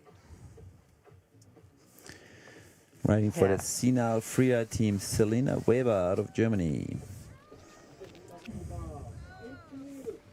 And also a high performer. She has been doing her master's in Lausanne. I'm not sure if she's going to be approaching a PhD. But a definitely organizational talent, because she's been pulling off all those big filming projects with a lot of gear. She got Crazy. a master's degree. She competes at the Challenger. She does a film project. She has broken her back before in avalanche accidents. Accidents recovered. So a lot of adventures in the life of Selina Weber. And she's also in the Protect Our Winters Athlete Alliance, just because we see the sticker there. So also super active to protect what we love, which means all the snow. Awesome. And climate. Since you see that logo there in the back, LM Energy, Chris Geisler organized, want to point out big thanks to LM Energy as one of the local partners ahead of Kitzsteinhorn and Zell, who've been carrying this event for many, many years. And he wants to give back as much as he can for the support. And also Doppelmayr here with the local sponsors. And second place for Selina Weber. Yeah, congrats, 67.33 points. Yeah, Selina really showing off what she's capable. 4 more riders in the start gate in today's women's snowboard competition. And the first one is another Frenchie. It's Louis Rouy. 2, 1, dropping. Sitting in 6th right now at the Challengers ranking. Also going for that far Lucas left, riders right. Towards the slope where And we we can have see seen- spectators accumulating. Exactly. We have seen immense snowboarding going over there, meant 3rd place.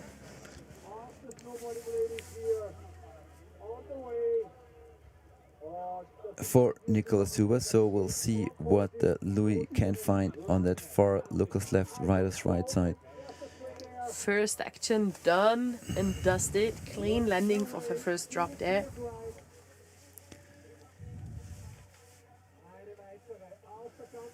And another one lined up. It seems really Good wide size open drop. there. It looks like it's almost easy over there to get some, big turns in. And there's still plenty of features to play with. Yeah, I agree. I feel it's a smart choice to go over there. Also now that little transfer-like feature. Definitely like having a lot of airtime already for just being halfway down the face. Exactly. Now she's transferring to the middle part of the venue, actually crossing even further over.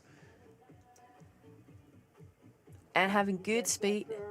Nice one there. Yeah, just really making the most out of that terrain. We can just... Yeah, and really Good determined speed. riding. She's Yeah. really aiming for those features. So very complete run so far by Louis. Yeah, really mature riding. Yeah. And also good snow. We can see the sprays. And another feature.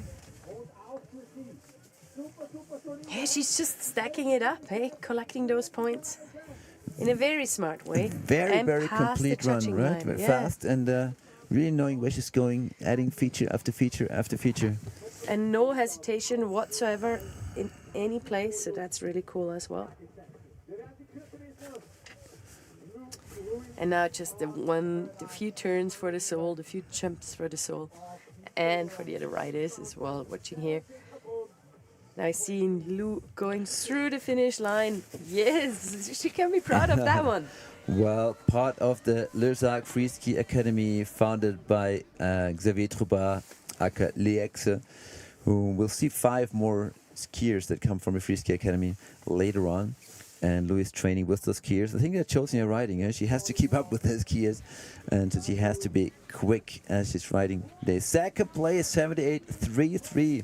Solid score Yes. for Louis. Yeah, that's 10 points ahead of Selina Weber. And a solid second place. And she really deserves that. Yeah, Presenting and her kind of sponsors. proving the point that that left part of the value, Lucas, left part of the venue, definitely. That's something. But now giving it up for Nuria Gastambaron. Super talented. Also relocated to Innsbruck from her hometown north of Barcelona, from the Pyrenees. A former runner-up world champion. I think 2024 she finished second on the World Tour, and she's one of those girls that has worked so hard over the years to improve in her riding.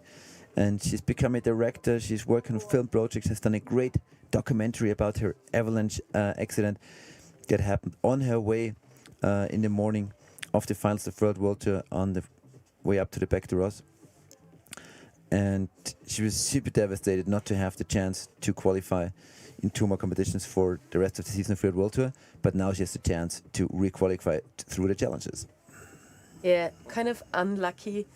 Yeah, she has been a bit unlucky with the 2 runs of the Freeride World Tour for sure. We know she can do more. We've seen amazing freestyle, but also amazing big mountain riding of her. And yeah, showing that, sending it deep down that wind lip there. And keeping that, like, she's an aggressive rider. She really evolved her speed and her commitment over the years on her board. Definitely always going fast. Also, if you go out riding with her, it really is hard to keep up, which I love because it's so important. Like, having that speed and fluidity is just really making a good run. Maybe you're getting slower these days. Not sure, but when I was out with Sarah and Nuria riding, they were definitely going for it, and it was lovely to see. It's just cool to see those ladies just really evolving over the years and just getting better and better. Really trying to get to the top of their potential. Yeah, lining it up smartly there, avoiding that compression at the bottom over that little cleft. Perfect. Nice run, Nuria. Yay, yay. Definitely one she can be proud of. Maybe missing a bit the freestyle part, which we know she's capable of. Yeah, that's true. Well, she was devastated not making the cut and being in Alaska right now for the 5th stop of the Freeride World Tour.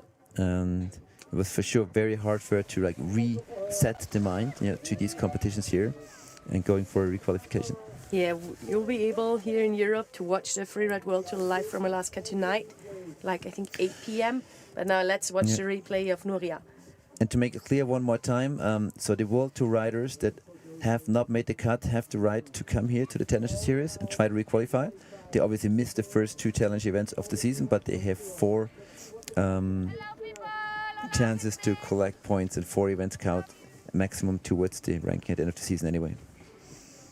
Yes, it's a great chance, time-wise, to requalify for the World Tour riders, but they also have a set ticket for the Challengers next season anyways. Exactly. There was a big discussion in the desk between organizers and riders, but eventually it seems like a fair solution since they only have 4 events here, the Challengers, so they have 2 chances, so to say. Yeah, and I mean, it is a pity that that the Freeride World Tour, the stops had to be cancelled due to the lack of snow or just too complex snow conditions. And it's, Nuria sliding in 5th with 63.33. And the judges there probably, we are just missing those freestyle features. Yeah, and I think the judging is really good so far. Tiffany and Louis really showed some outstanding runs today. But now let's focus on our Austrian contender here. Yeah, focus on Sarah Bacher. Yeah, I do have a deep connection with that lady because we've been training together over the years. She's kind of the runner-up from the east of Austria, just taking over that baton to the Freeride World Tour. Managed to qualify for the Freeride World Tour last year with a really sick run in Obertown with massive features. And I know that she can do pretty much everything. Threes, backflips, you name it. Let's see what she's able to show today. And she's for sure one of the funniest persons on the whole freeride circuit. She loves life. She loves life. Always up for being dressed funny and a good party and a couple of jokes. Using that front side, which makes it easy to traverse over to that Lucas left. And we have seen really great ones over there, including the one of Louis Rui, which sits in 2nd with 78 points. So maybe Sarah aims for the same area over there. First little clip, airtime. And let's see what she has planned for us today. Second one, just collecting points, feeling the snow there in the beginning, trying to just like get the perfect speed for all those jumps and landings. Yeah, good rhythm so far. It's always nice when you have that rhythm to do a couple of turns, a jump, couple of turns, a jump, right? That really feels natural, and you get into that flow top to bottom.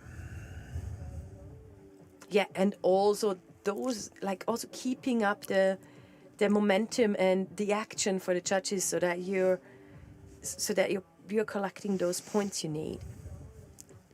Sarah now still short of one of the more big features, but let's see. She is up for something, lining it up, finding the tranny, the good landing here. Yeah, but really creative line choice, going over the shoulder and hopping back into it. Now she's in the gully where she can really do some powder turns. This is where the snow has accumulated the most, and it still looks very fresh. Yeah, finding the good snow there, but then now out of that gully, off for the features. A bit of a backside slide in there. Yeah, because she had to control the speed to be able to make that second jump at the bottom work. So that was the plan beginning, to do it like as a double. Now we know why she did the backside sliding ahead of that first takeoff. And now she's after the judging line. Well, solid run. Kind of unfortunately not really putting in any of her freestyle skills. So we'll see what places her, but I guess for her it's also just important to now get a solid result, to get a good, starting in the Freeride Challenger series and just feel it out as well. Exactly. 63 points are needed for the top 5, or 67 for the podium right now for Sarah Bacher. So looking at the replay,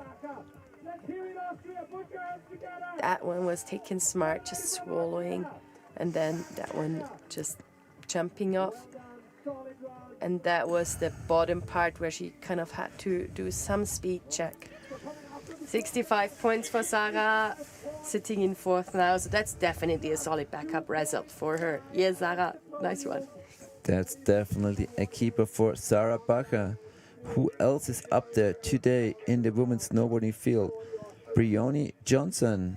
Yeah, Bryony also used to be placed in Innsbruck. Great park rider as well. She was actually a park shaper up on Nordkette, riding for Nitro. And yeah, from Australia, doing those back-to-back winter season lifestyle. No break for her ever. In great shape, that lady really is. That is so amazing. I mean, I was a pro rider for almost 20 years, but I love those summers, grab that surfboards and go to Indonesia or South America and just forget about it for a couple of weeks, a month. But back-to-back seasons, that's really amazing. And girls like Bryony have my full respect to turn it into a 12-month winter. I think she's doing some summer breaks in between too, but yeah, in general, she's separating her life between the northern and southern hemisphere. Also up to the Lucas left, rider's right side of the face, where we've seen some amazing runs already today. She's a 2025 Challenger winner and then spent 1 year on the tour. Oh, sorry, no, it was in the wrong line there. Excuse me, ladies and gentlemen. She was close. She was 6th last year, right? So just 4 points shy of a Pro Tour qualification.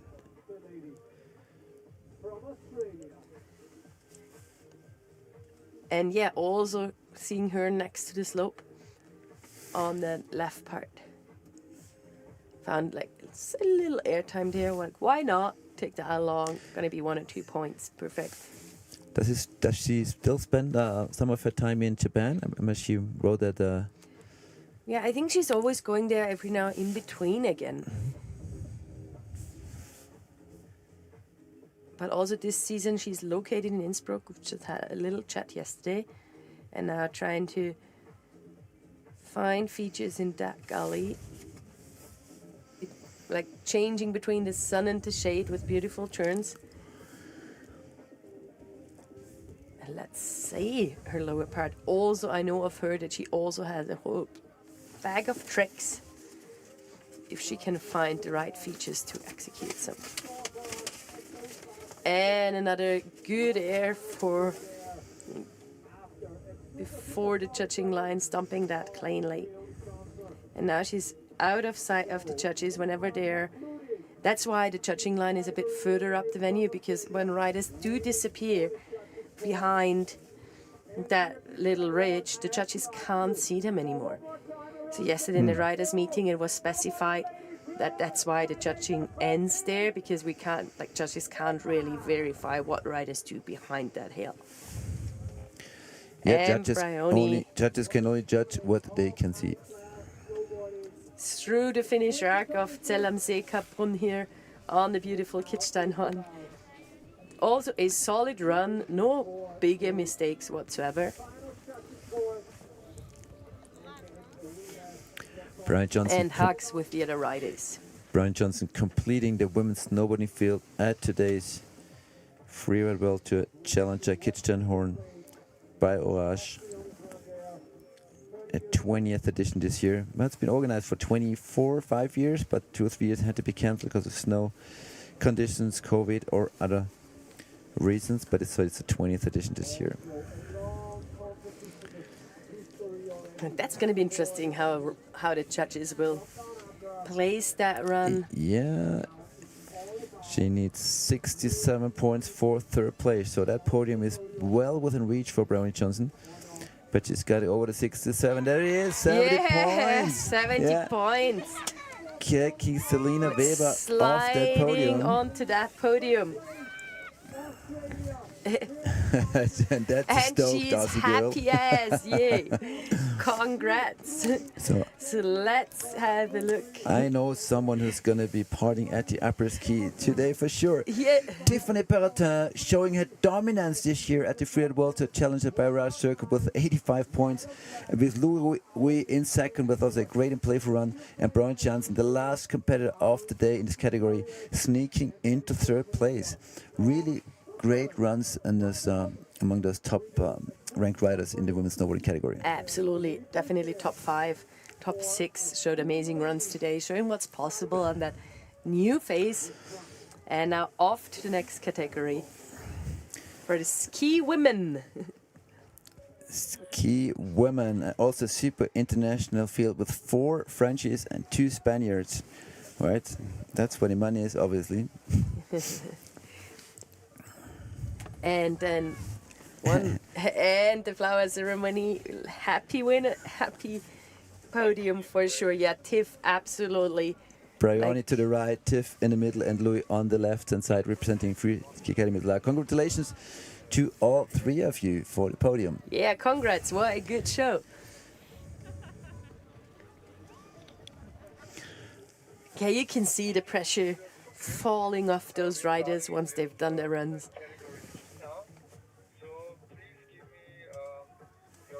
And getting ready for the ski women here.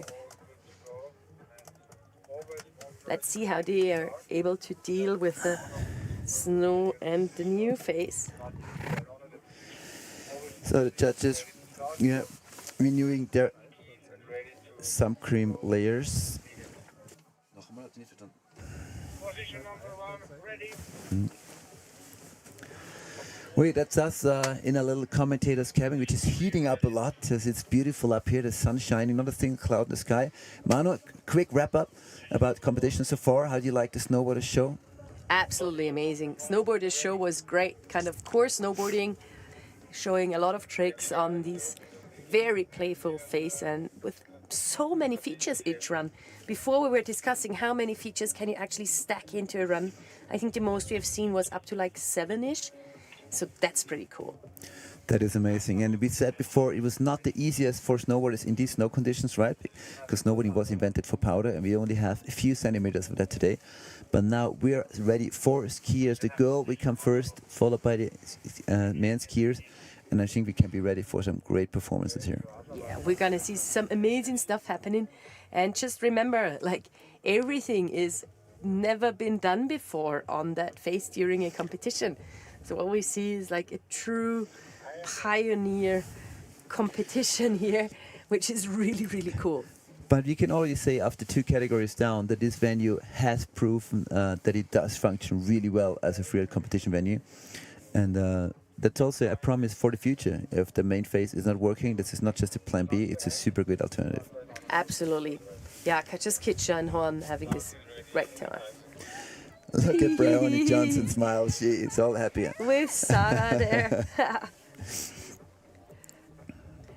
And also Nuria, yeah, that's the Innsbruck gang, the Innsbruck female snowboard competition gang right now.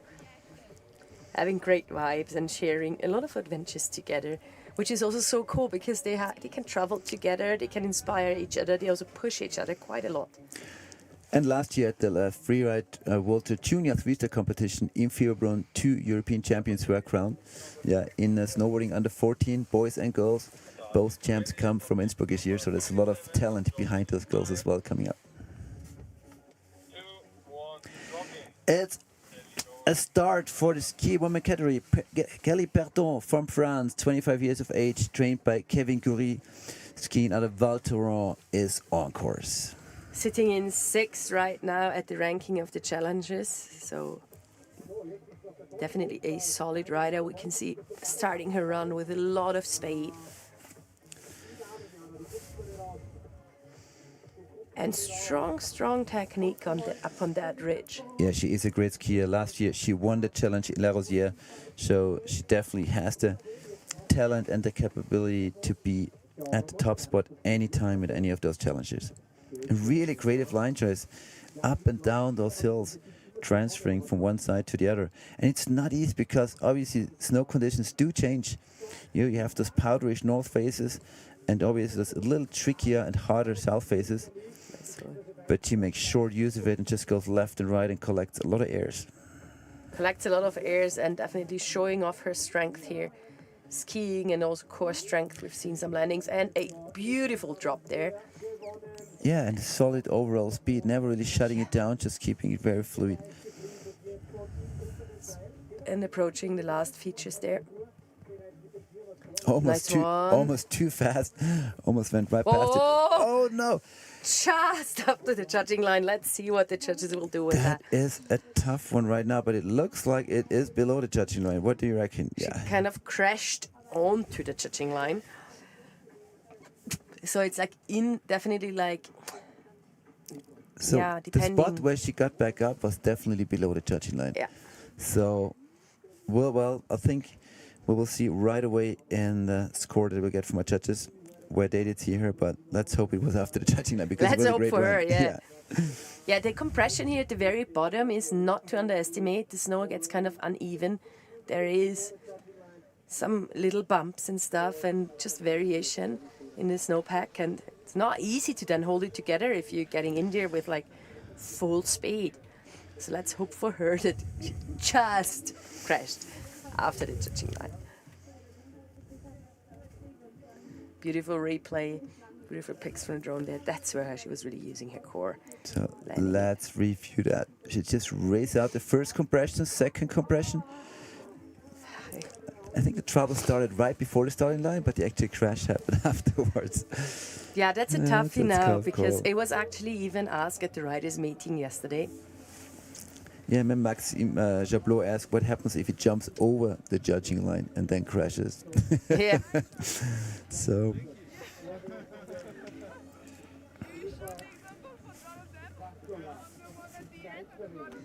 I mean, in the end, it's just the judges kind of need to decide their stance on this, basically, and it has to be the same for everyone.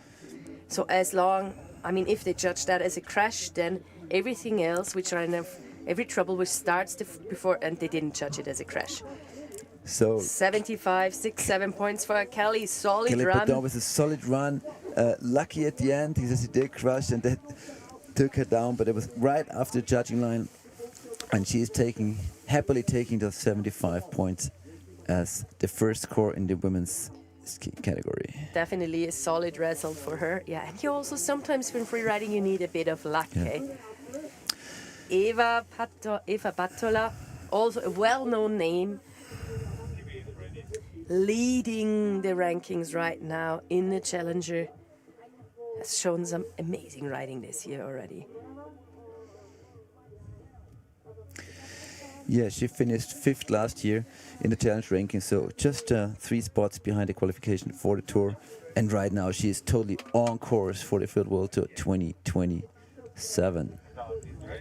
Complete number 28. Dropping in 5. Going in there with huge self-confidence. Drop in. Already showed what she's capable of. And first little jump to feel it out. Solid speed. Yeah, just stacking those features. Pretty fast riding off her. Yeah, showing great skiing technique here on that shadowy side of the big half pipe, which the best conditions of snow are to be found. Now, yeah, taking that drop deep as. Still finding the perfect landing. And linking it with the next feature. Beautiful. You can see why she won some competitions for sure. And now another little one, and ooh, Yeah, it does make a huge difference for the judges if you ride into a feature right with speed or if you slow down and side slip right before it. yeah, it's like fluidity deductions are huge, especially compared with other riders. It's always like, wow, ooh, into the flat. Well, that took some strong glutes there. Amazing landing though. Yeah, we have And making not it over seen the judging a line. lot of riders going for that last feature because the landing is very flat and you're 20 meters away from the judging line. So it'd be heartbreaking to see one go down there. So here comes the mandatory transfer. Yeah, strong riding from Eva there, definitely. You can see what she got there. Super beautiful. Verbier, Peak Performance, Focus Water, and K2, her partners. This was really like super G turns that she did in Yeah. that upper part. Racing in the upper part and then linking in many features. Straight airs, but taking them far and deep down without any hesitation. So everyone at home, if you wanna see the current ranking in those categories, you can go to a website called liveheats.com. That's liveheats.com, and you enter FIS Freeride Europe, and you'll find this event, and then you can check out the rankings as the judges put them in the system, so you always have the full ranking of each category, also of the one that's up and running right now on your screen. Second place so far for Eva Butler. It's really hard to evaluate, how much is worth right now. Are we going to go into the 80s or 90s for the goals now, or is this going to be a great score already? So another Austrian up there in the start gate, Ulla Gio from Salzburg, also spending most of her time in Innsbruck, where she also coaches a group at Freeride Academy. Thank you, Ulla, for that, for your passion to work with the kids. Yeah, also of Ulla, we know that she also has it all. She has those super strong legs, the perfect technique. She can do some freestyle. And she's also won competitions before. She's been 2024, she won the Engadin Snow 4-star, and she knows how that podium feels. So Yeah. let's see. Maybe she's gonna put a proper run down today. Olaf is also a certified ski instructor of the highest level and a ski diet, and she was really unlucky many of those past comps. She, a lot of times going for it and then, having some unfortunate crashes that really worked on her state of mind. But there she goes with a 3 and she lands it. Oh man, I really hope for her that she puts a run down. She really deserves it.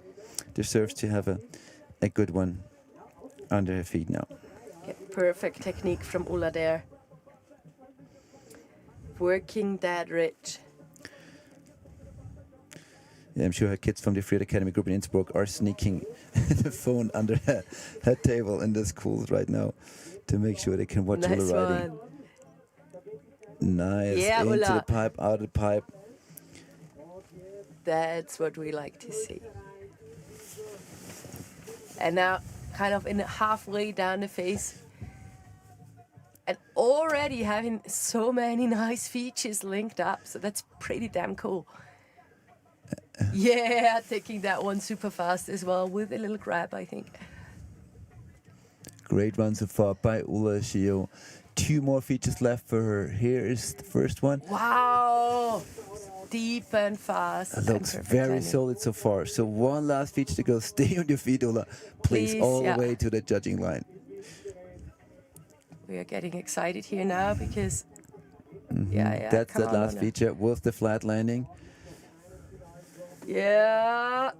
And she made it down. Yeah, Ola. Woohoo! What a run. Beautiful. And you could see how much it meant to her. The moment she crossed that judging line, her fists were up in the air, you know. So stoked. Oh, I'm Yeah. so happy for you after so much disappointment and so many competitions. Yeah. Definitely deserved that one. Congrats. Oh man, what a run. So what we saw is just, yeah, one perfect trick, perfect execution, some really big features, definitely taking those features the biggest we've seen so far. So let's hope for a good result there. And the replay, yeah, nice one. I was so worried she had a crash there when she disappeared behind the window. Yeah, but on that that was angle. perfect. She was like Simple. perfect speed check also there. But I really liked the body language from her top to bottom. She just Yeah. seemed confident and more casual than in other comps, and that really did reflect in her riding in the performance. 85 points for Ulla. She can't believe it. She's like, I haven't seen this figure, you know, next to my name and a lot of comps. Wow. Yeah, Ulla, I'm totally losing it here. Trying to hold my breath because now I was super excited. I'm happy, yes, for you. Well earned. What a run. And but now another one, strong contender as well, Mila de la Rue. We will know in a minute what this score is worth, because Mila de la Rue has shown no holding back on the events of this season. She is going in all or nothing on every single run. Yeah, and I mean, obviously from a family who knows how to charge and really do crazy stuff as well. She has been featured on some movie project. She has that big mountain skills, but she also has all the freestyle skills, has been competing in the juniors as well, I think. Yeah, and most of all, I think she has the mindset. I mean, she goes for big mountain moves and with an all or nothing attitude that is not very frequently seen. And I really think that's her biggest asset. Yeah, and she's just 20 years young, so there is many years of competing still in front of her if she wishes so. Nice approach to that mid-air. Just really fluid, no hesitation, sending it all the way to the end of the landing. And also adding in some style points with that. Yeah, and next one. Ooh, taking that one deep as well. Nice one. Yeah, really early takeoff, going a lot bigger than other riders here. It might be a bit too mellow of a venue for Mila, who's really young, you know, ready to go for these big mountain moves in the gnarly and steep terrain.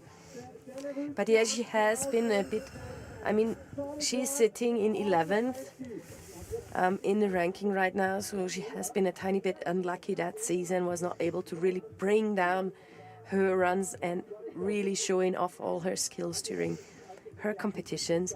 So I guess what she is searching here for is a proper backup result, which I feel she definitely achieved. Yeah, she's happy, that's important. That was the 3 at the top. Yeah, definitely not going at the 110% that we have seen so many times during her runs, but after 2 crashes, you know, she kind of had to make sure she's putting a safe one in there. Beautiful. And yeah, and I really liked how she pretty much supersized all of her airs.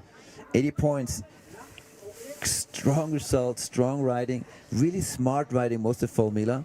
So that's definitely going to be a big keeper result for you with those 80 points. And you know, you gotta get yourself out of the pot, really. If you have 2 crashes and you know you might only have 2 throwaway results, then you know you're under pressure. And yeah, so genius riding here from her, because she did what she needed to kind of stay in the game for those freeride World Tour spots. exactly, not risking too much, but still gaining 80 points. That was really a nice split she did there. Absolutely, and also that takes so much mental strength.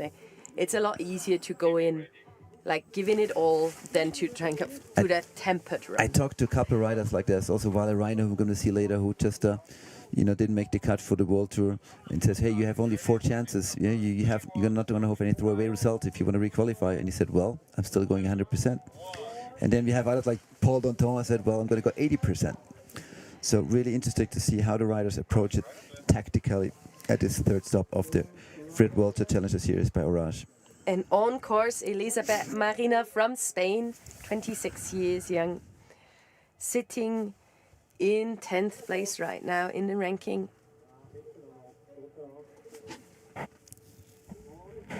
And also up on that central ridge. Maybe with a bit less speed, but yeah, trying to find her perfect takeoff, taking that one deep. Had a great run at the F5 Freeride World Championships in Andorra earlier this year, where she was allowed to represent her country with a 6th place. Nice. And just finding those beautiful longer turns down the venue, lining up her next feature. A bit slow there. It's those blind takeoffs which really need commitment. But she's playing it a bit like the snowboarders, like really working those natural half pipes, the couloirs. Now approaching the last jump. No mistakes whatsoever during that run. It's fluid and fast. Maybe missing the big features a bit, or the number of the features, but anyways, solid run for Elisabeth here. Yeah, we have seen a lot of similar runs in each of those categories, so it's really nuances then that make the difference for us and also for the judges. Yeah, do I take this roller with like 10 or 15 or 20 k's of speed, make the difference in the size of the jump, also in the momentum that the whole run reflects, right? Yeah, absolutely. And not an easy job, because you gotta be so precise with your judging, remembering all the runs from that category before. And now replay, yeah, she took that one super nice. And beautiful drone angle there. Yeah, and there you see the flat landing, see. So gonna be interesting where the judges put her. And 4th place was 71.67 for Elisabeth Marina for the time being.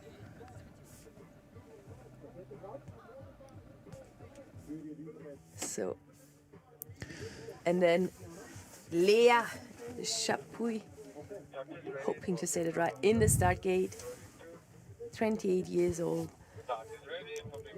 And she is right now sitting in 3rd in the ranking.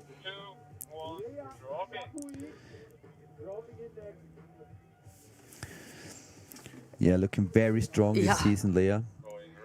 Going out full GS race style right out of the start gate. Body language is full on. She's she's really motivated. Fast. I like that wide stance at her feet, you know, making it very stable. And straighter into that couloir. And just playing in the shady side there, linking the turns with the features without any hesitation whatsoever. Collecting those precious points. Yeah, coming from Chamonix, did a lot of ski racing when she was younger and said she was really disillusioned by all the racing, but now she found her passion back in the free riding. But you can see that she has background in those turns. Full throttle. Yep, perfect technique. The skis are so well controlled. Amazing. You'd never see it. Stomping that last landing onto the flats. Showing her strong legs. Yes, straightforward with a lot of speed, a lot of air time. That's pretty damn cool. Definitely one of the fastest runs we've seen so far. And even though in freeride we are not really counting the seconds anyone needs down that face, fluidity is still a value. That's definitely a threat now for Kelly Breton, who sits on 3rd place with 75 points. Because it was fast, it was straightforward, there were no mistakes.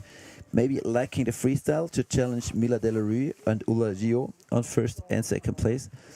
but really strong riding. I really like that skiing style Yeah. of her. Just so cool to see, like, her just sending it. Amazing.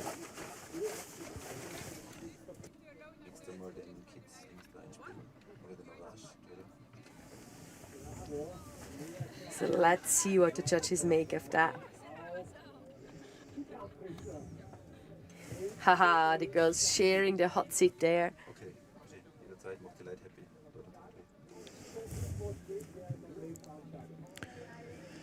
So as you see those airbag handles, kind of important to mention that airbags are compulsory at the Challenger Circuit series and at the FWT World Tour.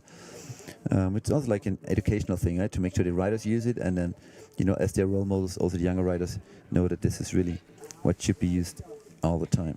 Yeah, especially in a winter like this where we have this super complex snow layer. Okay, Lea sitting in fourth now with 73.67 points.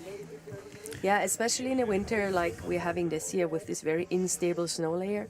You never really know what you're up to. Obviously, all the faces we are competing on are secured by professionals. But I mean, the riders are still out training, and it's just important that everybody knows what they are up to, that all of us, all the riders also have to carry shovel, probe, and their transceiver in their backpacks. And exactly. Mia McNabb, since Elizabeth Garrison, former FWT World Tour champion, is unfortunately not at the start at this challenge event. We move forward to bib 34, Mia McNabb from France. sitting in fourth right now in the challenges. Wow, showing us a new era thing. A big transfer up there. The drone angle almost didn't judge it, going faster than the drone. Wow, that was a great start.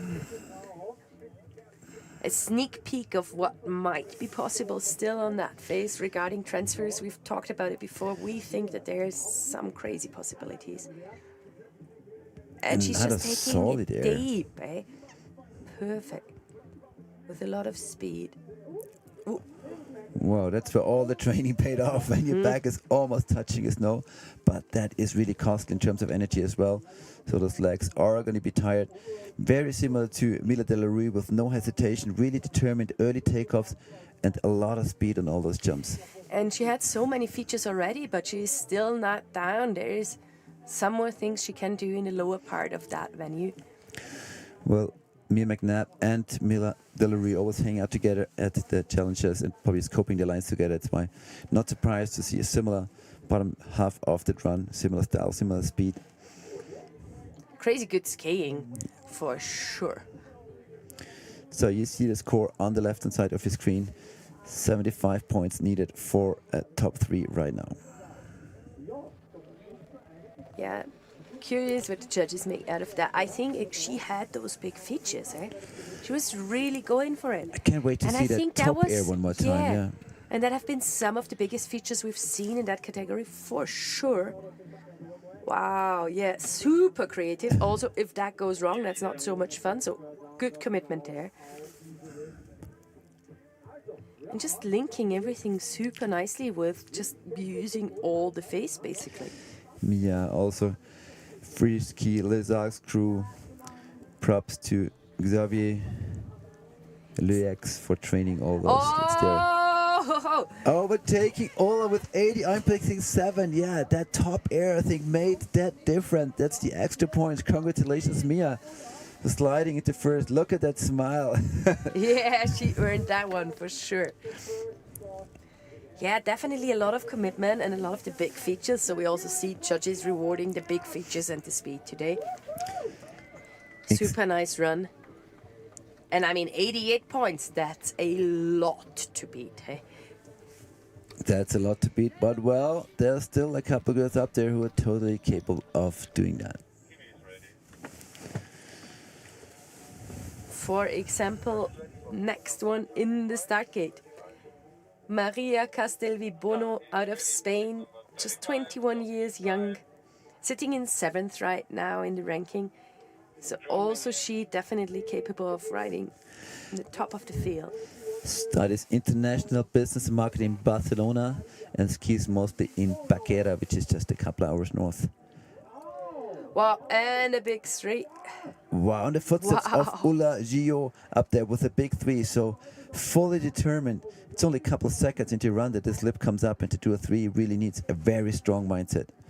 And yeah, and I think she even took it further than Ulla did, had trouble shutting down the speed, but managed it anyways. Well, we could not see Ulla's landing on that because she was faster than the drone, but we did see Maria's. And now going for another jump, taking it deep down. Yeah, I feel for the ski ladies that right ridge really offers a lot of features to work with. Yeah, it does, and it was great to scope it because that cliff pad sat right above it, so you could scope those lines very, very well, and you see that it does pay off for those riders who choose to go there. Losing the momentum a little bit, but aiming for something special, it seems. Wow, finding new air in the bottom half, especially. Great bottom air by Maria Castelvi Bono. So she also has it all, eh? She has that big three. She has a great feature, which none of her category has done before. She has the fluidity, so that's going to get very interesting now. Yeah, that really smells like another podium run. At the moment, we have Mia McNabb with 88, ahead of Ulla Gio with 85, and Mila Delary with 80. But Maria Castelvi Bono with a big 360 and a new cliff drop in the bottom half of the face it's really challenging. Absolutely. Challenging those 3. And I mean, that takeoff, it was intelligent of her to take her time to really properly scope that. It's a blind takeoff more or less. There's no other line leading down yet. So she really had to be sure where she's jumping off and also be committed for that rather flat landing. Super exciting women's category here at the 2026 X OVER RIDE Kitzsteinhorn Challenger by Iraj, the beautiful Zell See-Kaprun area. The highest course dropping in all the time.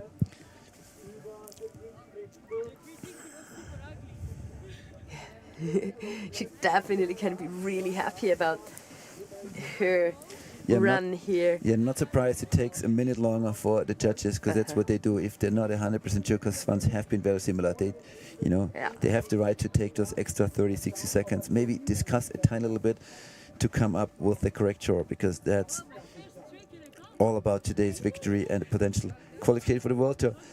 81.33, third place for Maria Castelvi Bono, just ahead of Mila Delary, securing her spot at the podium for now.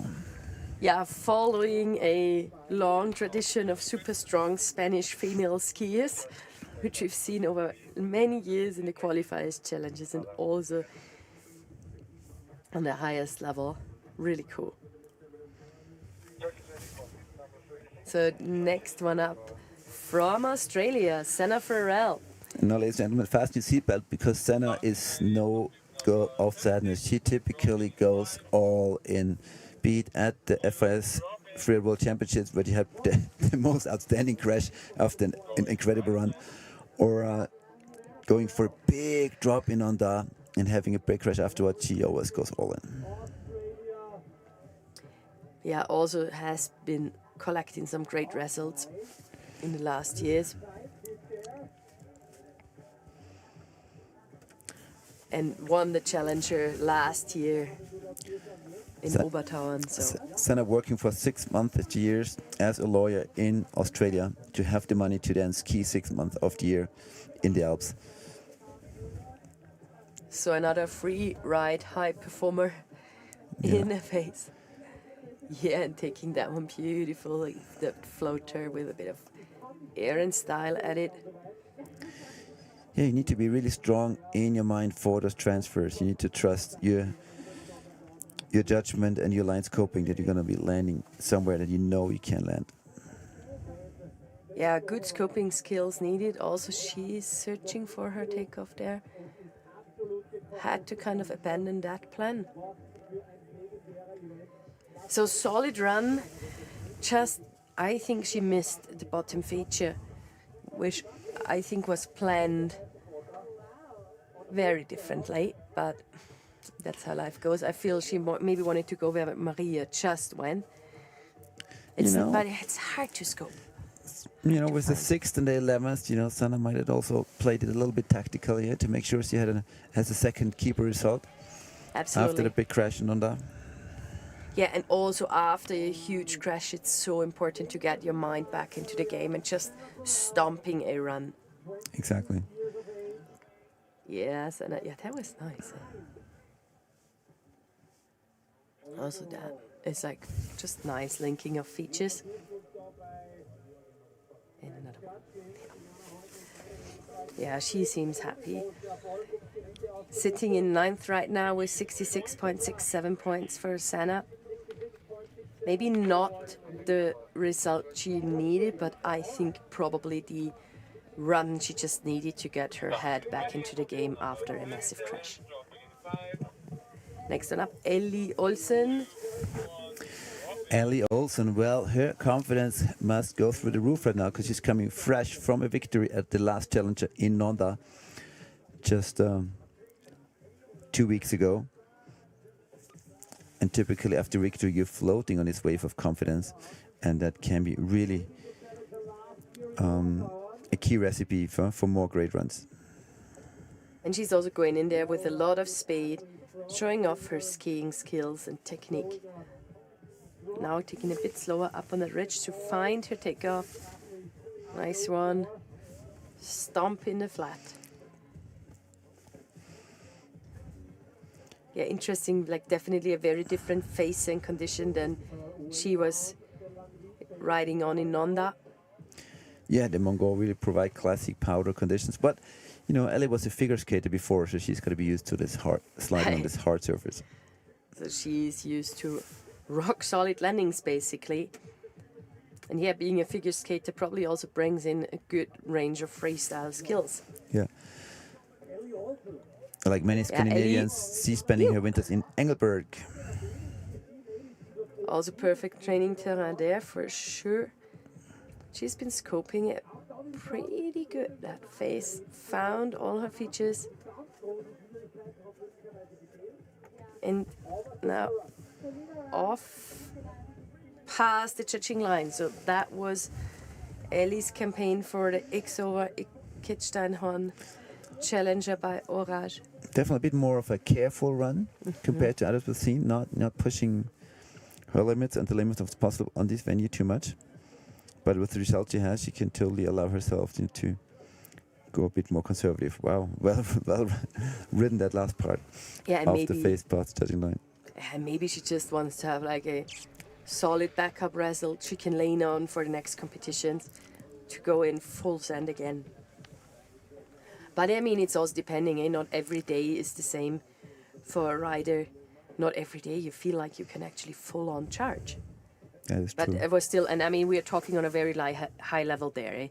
It's like we are talking about not fully charging, but still stomping a solid 5 drops with full speed. So, yeah. We know that she can do more, but that is a solid result. 70 points, perfect. 8th place for now for Ellie Olsen.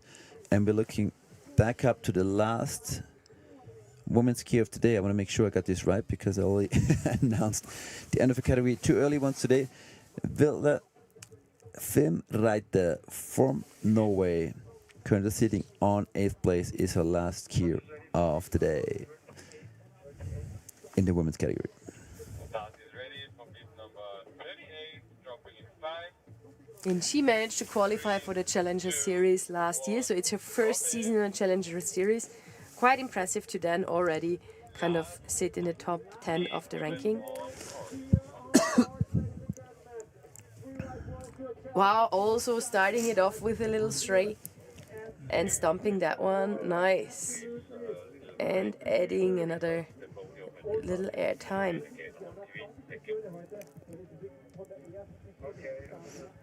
And in that right main couloir where we have seen some amazing runs already.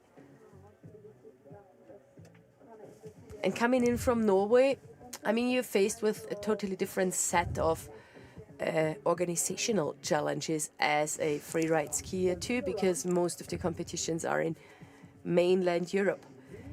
So you kind of got to relocate for the season. It's nice floater there. Yeah, there's a couple of 3-stars up in Norway in the juniors, but those are very far apart with a lot of traveling time in between. And that drop with the flat landing, perfectly executed too. Yeah, really ambitious and agile one. She really keeps moving, very fast from feature to feature. Yeah, I feel that. And now made it past the judging line. Nice one. Fluid run. Definitely, yeah, just solid. No hesitation whatsoever anywhere. That was pretty cool. Yeah, really like that. 75 points is what you need for the top 5, or 81 for the top 3.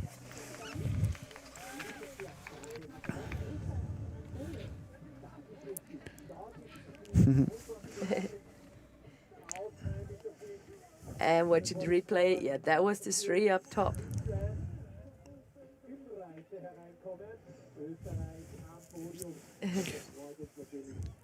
Yeah, we can hear Bernd Kreinbucher in the background. One of the legends of commentating in Austria, who's our public commentator today, and he just reckoned that will be a podium for Austria, and that is actually true, with Ulla Gio sitting in second and Frede being our last one.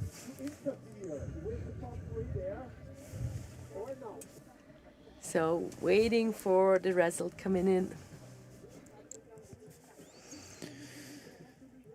And the judges taking their time to really, really make the best choice possible.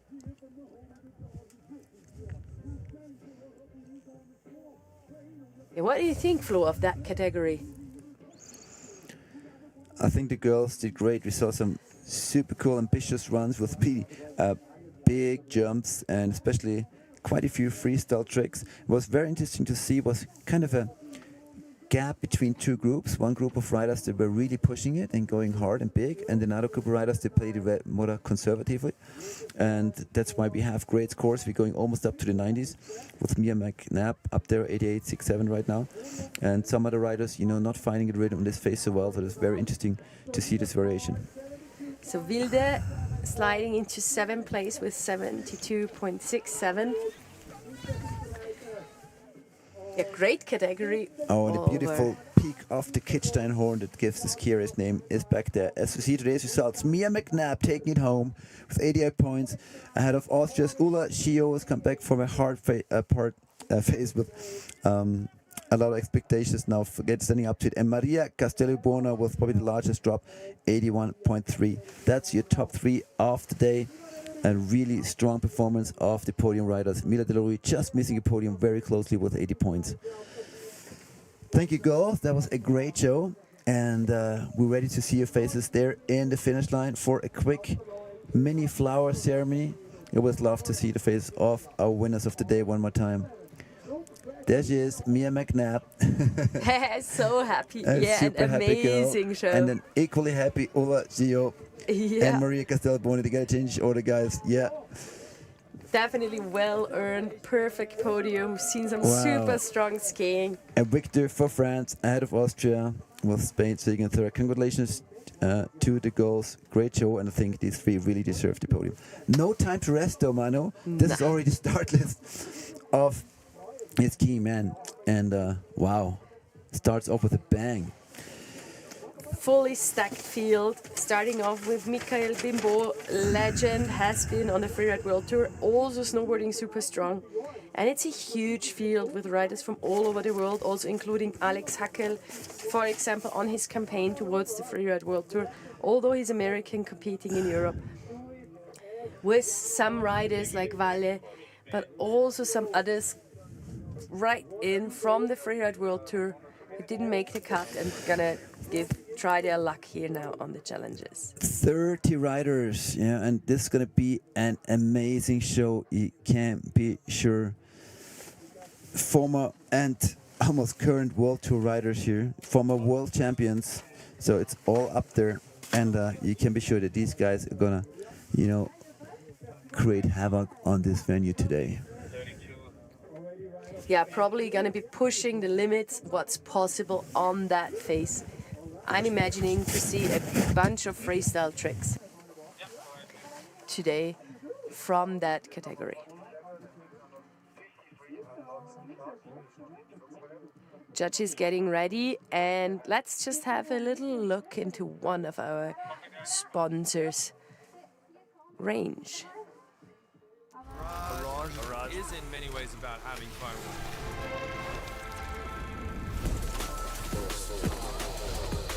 Hold up the goggles.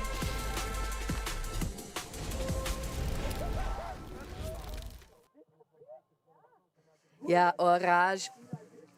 Really cool of them to support the Challenges Tour this year and also providing most of the staff here with perfect outerwear. Definitely up. Made for free riding too. And already Mika's getting ready in the start gate. Yeah, Mikael Bimbo. Also having some YouTube channels. He's not only a skier but also full on into house renovation if anyone's keen. Living in France.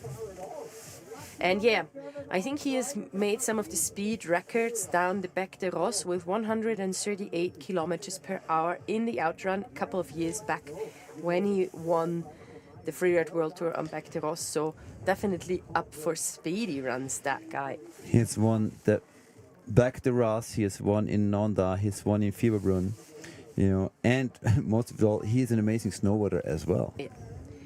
Has been snowboarding on the highest level too, like not on a, I don't know, he never made it on a freeride world tour with the snowboard, but he has been competing on the highest level anyways, also taking some wins.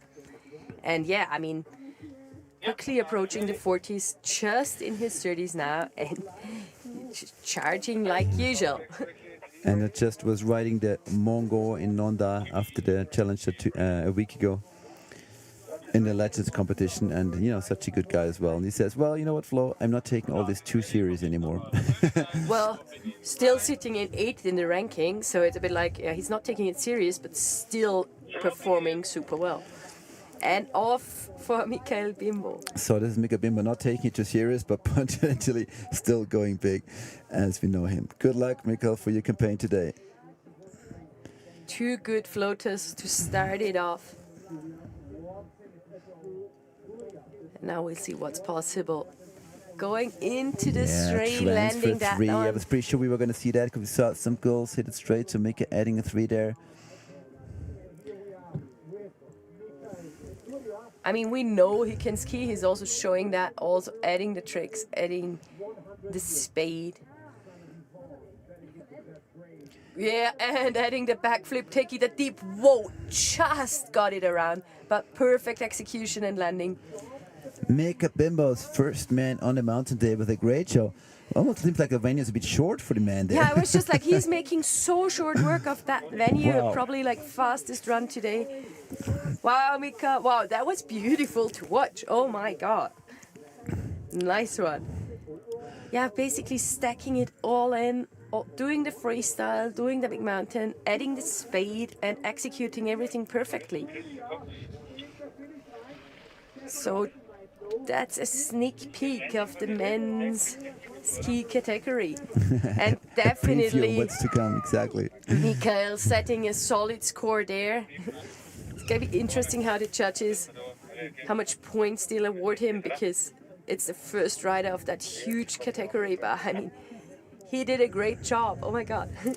Yeah, that transfer is probably going to see a lot of action. I wonder if someone's going to supersize it and hit it with more speed, because that landing is really long. Great job, Mika. Great backflip, super clean run. We'll see what the judges award for this, and that'll be a benchmark for the next 30 riders, or 29 more is to come. Yeah, Mika, since many years, he's riding on down skis. Small brand sitting in Geneva in Switzerland. And it looks like he is quite happy, and the judges take their time to really be precise with that result. Well, he's sitting on the 5th and the 13th. You know, but wants to get rid of the 13th place. So a good chance he's doing this today with this run. Absolutely clean as well. Because it's not only that the skis stayed on, but also there was not a single little insecurity. It was perfect. No, but that's very typical for Mikael Bimbos with all the experience. He hardly ever has those hiccups. You know, he's so stable on his feet, and this experience gives him so much confidence. Yay, 82.67. So that's a very solid result. That's a very solid result by Mikael Bimbos. Very solid outcome of that run. Absolutely earned. And off to the next one. One of my favorite riders, Tendra Katunu, will never forget when he did the Freeride World Tour in Kaprun, I think 2 years ago, and he lost the helmet right after the start gate and rode without a helmet. Unfortunately, had to be disqualified. Tendra, always wish the same for you in the challenges. Keep that helmet on your head. He's also been competing all over the world. Coming from Niseko. Beautiful transfer to start it off. See a lot of speed for the transfer here. And going for the 3 into the shade. Also on the Lucas right of the venue. And another 3. Beautifully linked. Also going for rather GS turns and quite some speed. And now I'm looking forward to lower part. Whoa! Also adding the backflip. So successfully going past the judge line, and it was a very similar one to Mikael Bimbos. He added 1-3, maybe a bit smaller, the transfer at the very top. So maybe this is going to be one of the standard lines of this phase that we're going to see today more frequently in the men's skiing field. I guess so, because I mean, it's just so many possibilities of features you can link. And the riders, the male riders, obviously have to see that they manage to pack as many features and tricks into a run, staying fluid, kind of staying in fall line. So I guess that's going to be one of the lines we're going to maybe see in variations. So we know there's the big transfer where you can put in a 3. Then we know you can put in a 3 here, albeit not being the biggest, it works. And we know this is perfect for backflip. So same features for Mikael Bimbos and Tendra Katunu. Tendra took the single jumps and features a bit bigger, I feel, than Mikael Bimbos did. Obviously did, because the judges awarded him a couple of points more. 85-3-3 for Tendra Katunu, taking lead away from Mikael Bimbos. And now we got Leo Drouet coming up out of France, only 23 years young. Dropping in 5, 2, dropping in. Still searching for his podium result this season. And whoa, that was a big transfer. He took that a bit further, I think. Than oh, nice. Here we see the in run to that.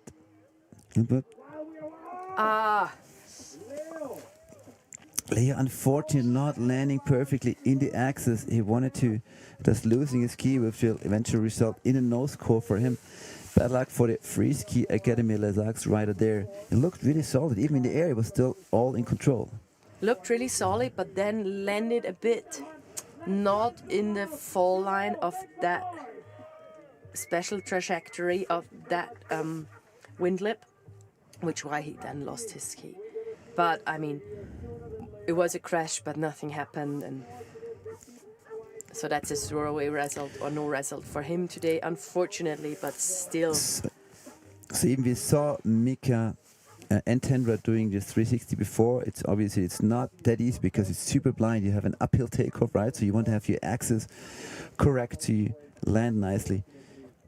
The top part was perfect. Here we see that in run, so you have no idea where you're basically going to, and the axis has to be perfect, and he's just slightly under rotating and thus not being able to ride out of it cleanly. I was just kind of landing sideways on that declining slope. But yeah, just putting on the skis and ready. up for the next rider here. Paul Dontor from Switzerland. 42, dropping in 5. If you look at his results on the challengers, 9-7, 9-7, 5th over 4 years, so close to qualifying for the tour. He has it all in there. He's just a solid rider. Just gotta keep in control and ride as he can, and that'll work out for him for sure. Paul Dontor, all the best for you. Here he comes. Here's the 360 to his feet. Everything to plan so far for Paul. His best friend Victor Dillery is on the tour, and he wants in Alaska now, and he wants to ride there with him next year. Shutting down speed, staying in control. Nice, adding a 3, but we have not seen one. So is it gonna go to backflip? No, it's going there at a different angle. Very interesting. Choosing a new combination here at the bottom of the face. Big distance for Paul and big stomp. So sacrificing the backflip, but going for multiple jumps, including 2 360s. I think a very solid one by Paul as well. Following the tracks of Maria there with the bottom cliff. Super nice. I hope he's not traumatized for it, because he used to do backflips in every single run. And then last year, at the very last event of the season, Overtown, he, oh no, that was 2 years ago, he did a backflip and crashed, and that did cost him the qualification for the tour. So maybe it's a bit more conservative now for these moves, but I think he totally made up for it with an extra 360 and a big cliff drop. So we have seen. Nice, there was a spread eagle and crossing the skis. At the same jump. 2 360s there, plus a big feature, I think. Yeah. Very nice left-hand rotation, and then what we did not see was the big drop and the bottom part of the face. Congratulations, Paul. Another clean run down.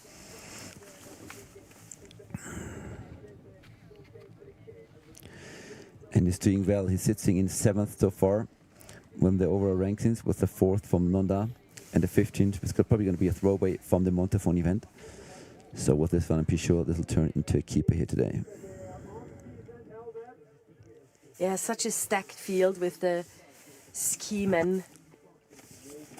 They really have to go all in every single competition to make it onto that podium without doing any mistake, though. And that's also what keeps that category especially so exciting, as they all have their throwaway results as well, and definitely do more results. It's very hard to predict a output at the outcome at the end of the season.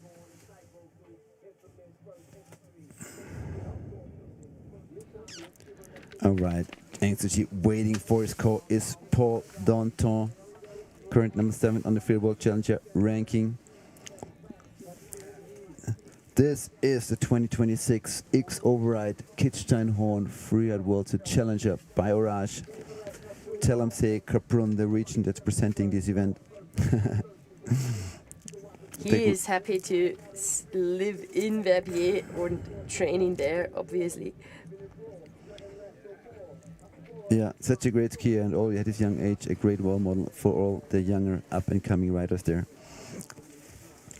So, judges, if your heads are already smoking, just let me remind me, you have another 28 riders coming after Paul Dontor, so you better get this sorted out. Yeah, I mean, we knew, the judges knew, all of us knew that this is going to be very hard work to actually do a coherent ranking, be fair, value everything, do not oversee any of the mistakes, just because it's so important as well. I mean, those are riders really, some of them are professional athletes in a sense of like making a living already, and for them it's about their future in the sport. Yeah, and a venue like this, who is maybe slightly smaller and has less question marks than others, it's a pro and con for the judges. It's a pro because runs are more similar, so they're easy to compare. But the con is that those comparisons or differences are really hard to make, right? It comes down to minimums, like did that rider, jump a little further? Was the 360 clean?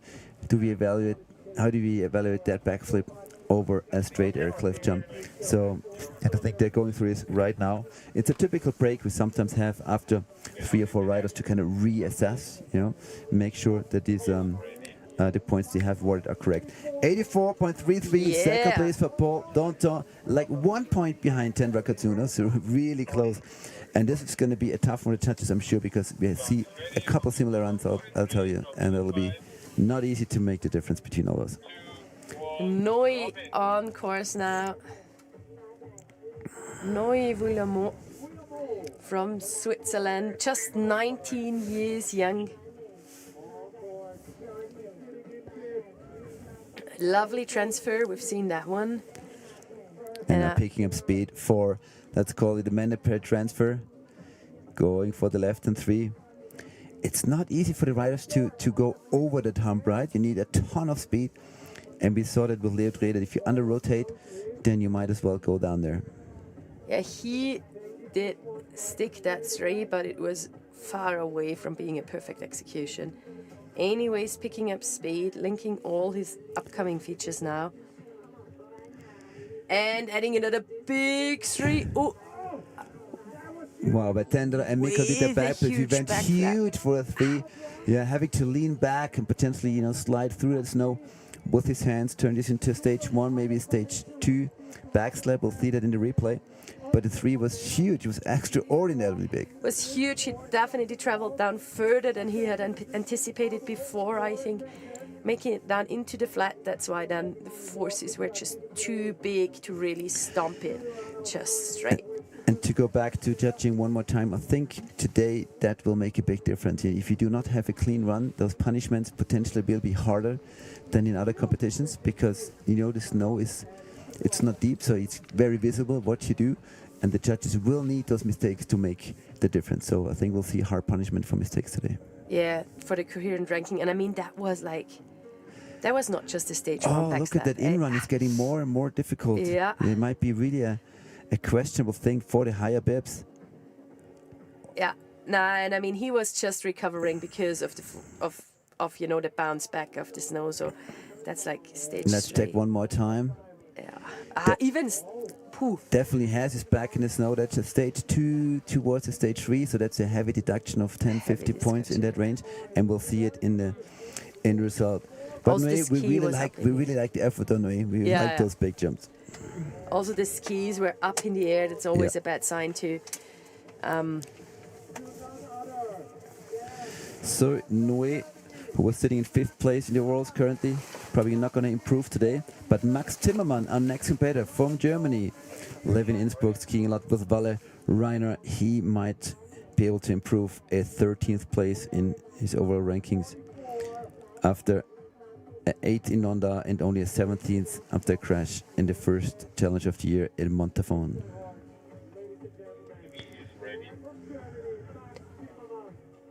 Yeah, Max Zimmermann, super active around Tyrol as well. One of the riders who is actually out and about with some of the best of the world as well in the German-speaking parts. Exactly, a 3rd place, and the Monte Rosa freeride 2 years ago. So far, his best result on the Challenger Series, but he has the power and the style to go for a podium anytime. Absolutely.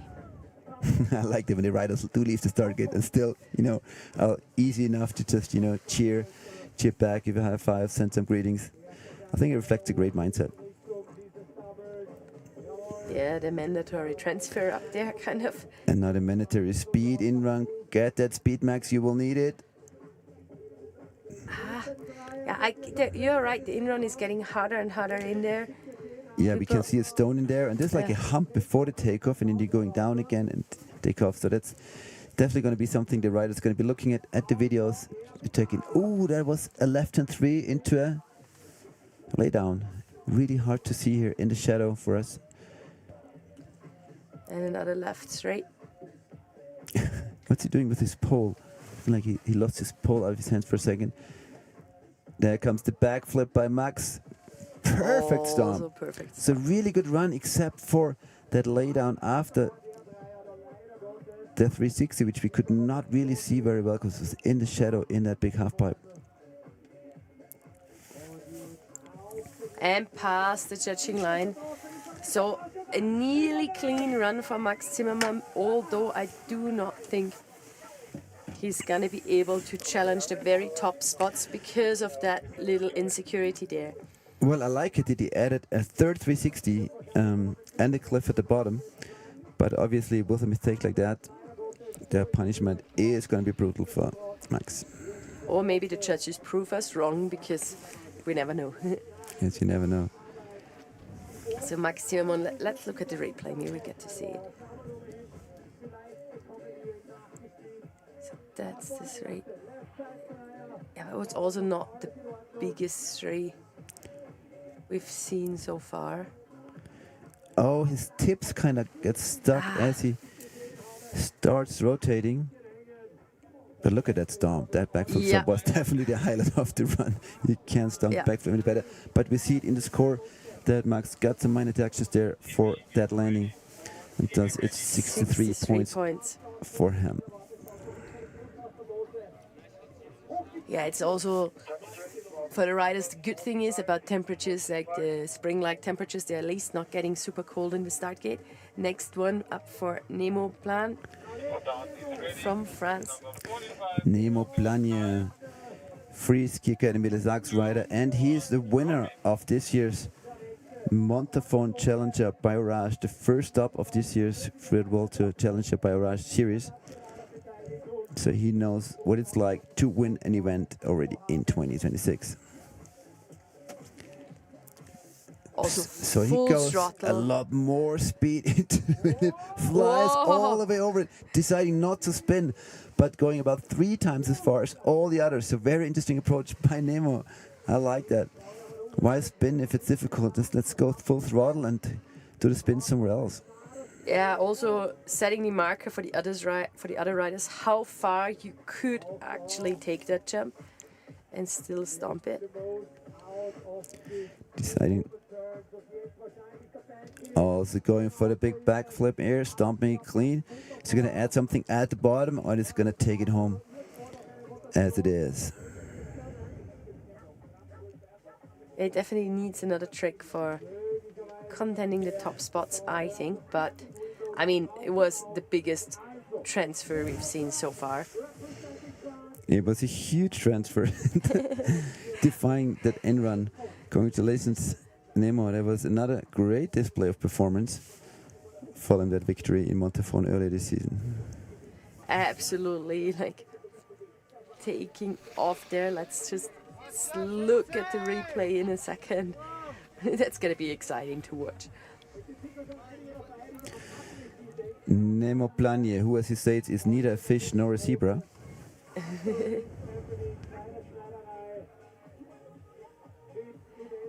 And that's... Whoa!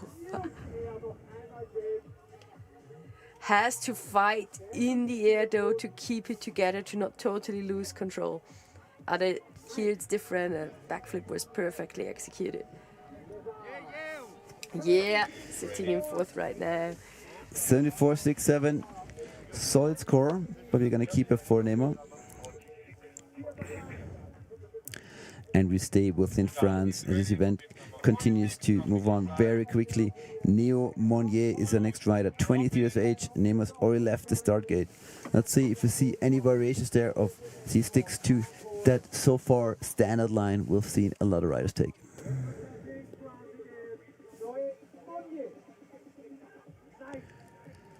Yeah, 360 transfer, the spot we have not seen anyone do a 3 yet. In so a really different like location, that. yeah. Really like that creativity. Definitely getting some line points there for just being creative and finding different takeoffs. Another 3, very clean, following Tendra Katsuno, who did a 3 at this very spot. As the drone follows me along the ridge, I really like those drone shots today with those ridges. Take away the speed for the backflip. Maybe a little smaller than the others, but super controlled. So really great run by Nemo Monnier so far. It looks like he's going to add that bottom cliff to his portemonnaie. Nice one. Not being afraid of the flat landing. Wow. Congratulations, Neo. Super solid run. with some creative takes on like features we haven't seen done in that way yet. Well, just looking at features, he did the backflip 236, so he's got to be up there, in the top 3 for sure. 82.67 is the score to beat for the podium, or to kick off Tena Katsuna from first place. He would need 85 points.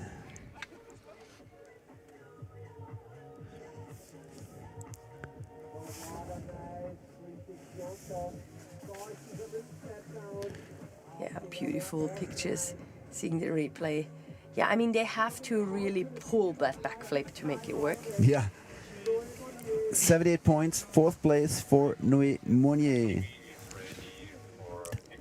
Just sliding in behind Mikael. I would have dared Bimbo. to, add another point or two there from what we saw, but I'm sure the judges have a way better look at all of the runs top to bottom, so you're not going to double guess anything there. Right, Mikkel Brandt from Denmark was supposed to be our next rider, but he's not at the start today, so we move on as opposed to bib number 48, which is Arnaud Raymond from France. 2, 1, drop it. Arnaud Raymond from La Clusaz. Taking the first jump pretty far and left hand straight. Also now that was the takeoff that Noé took as well. I think that's a lot easier than the transfer takeoff, and just as spectacular. So good choice, I think, to go for that takeoff. Yeah, riders will definitely slightly adjust their lines, seeing the other riders in front of them compete. Yeah, we must not forget the riders are waiting, for their start, and they have cell phone reception, so they can watch the live stream. You can see this beautiful backflip With a lot of Arnaud, speed, and they can adjust their plan accordingly. holding it together there, adding another jump after the backflip. Wow, that was a speedy lower part. Yeah, great bottom Damn. air. I really like the Credivi finding that feature. We have not seen it at all yet today. Rather than slowing down for one of the small cliffs at the bottom, keeping that momentum up, and kind of side hitting that shadow side of the face just before the judging line. Definitely a run to be proud of. Yeah, Tony. Arnaud, not only being a cliff jumper here in winter, but also in summer. So beautiful left hand straight there. So cliff jumping winter and summer, well, that's exciting. Needs a lot of body strength and overall composure. Yeah, took a different you takeoff, can took it see more here, four-lined at that backflip, so it was actually, to me, bigger with more momentum than the others. And unfortunately, we didn't see that bottom air anymore, but great job by Arnaud Raymond.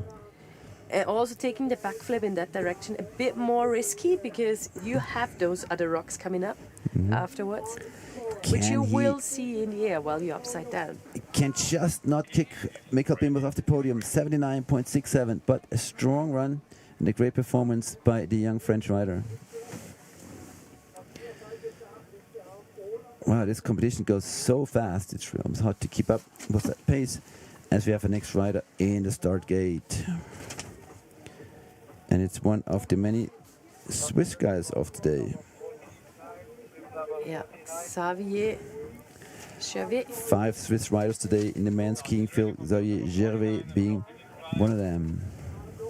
Sitting 25th right now, so not the greatest of the season up to now regarding competitions. But he has something to prove here. Giving up for his coach Robin Darbellet, or Robin, I'm not sure how to pronounce it, but I'm sure he'll be watching and has his fingers crossed for Xavier. Beautiful combination. He's again going for that one. Yeah. And that's a newbie. That transfer air with a backflip and super solid, right? He had no Super problems solid. with that in-run. Maybe that's a smarter way to hit that one because it's Yes. difficult to rotate when the in-run is not nice. I totally agree, and I think the huge floater we've seen before was opening up that possibility because riders could see how much speed they can get and how much airtime they can gain coming with speed, and it's absolutely enough for a backflip. Xavier deciding not to go for the backflip, potentially more following ball Danton's tracks today. It does, going for big, but can he hold on to that taking off again after being super compressed? What a rodeo ride on those 5 seconds into and over the judging line. Wow. Just holding on. Yeah, nice bottom part. I really like that cliff, with which we've seen first from the ski ladies. It's an impressive, I feel, one of the biggest kind of vertical drops you can actually do on that face. But I'm ready to be proven wrong by the upcoming riders too.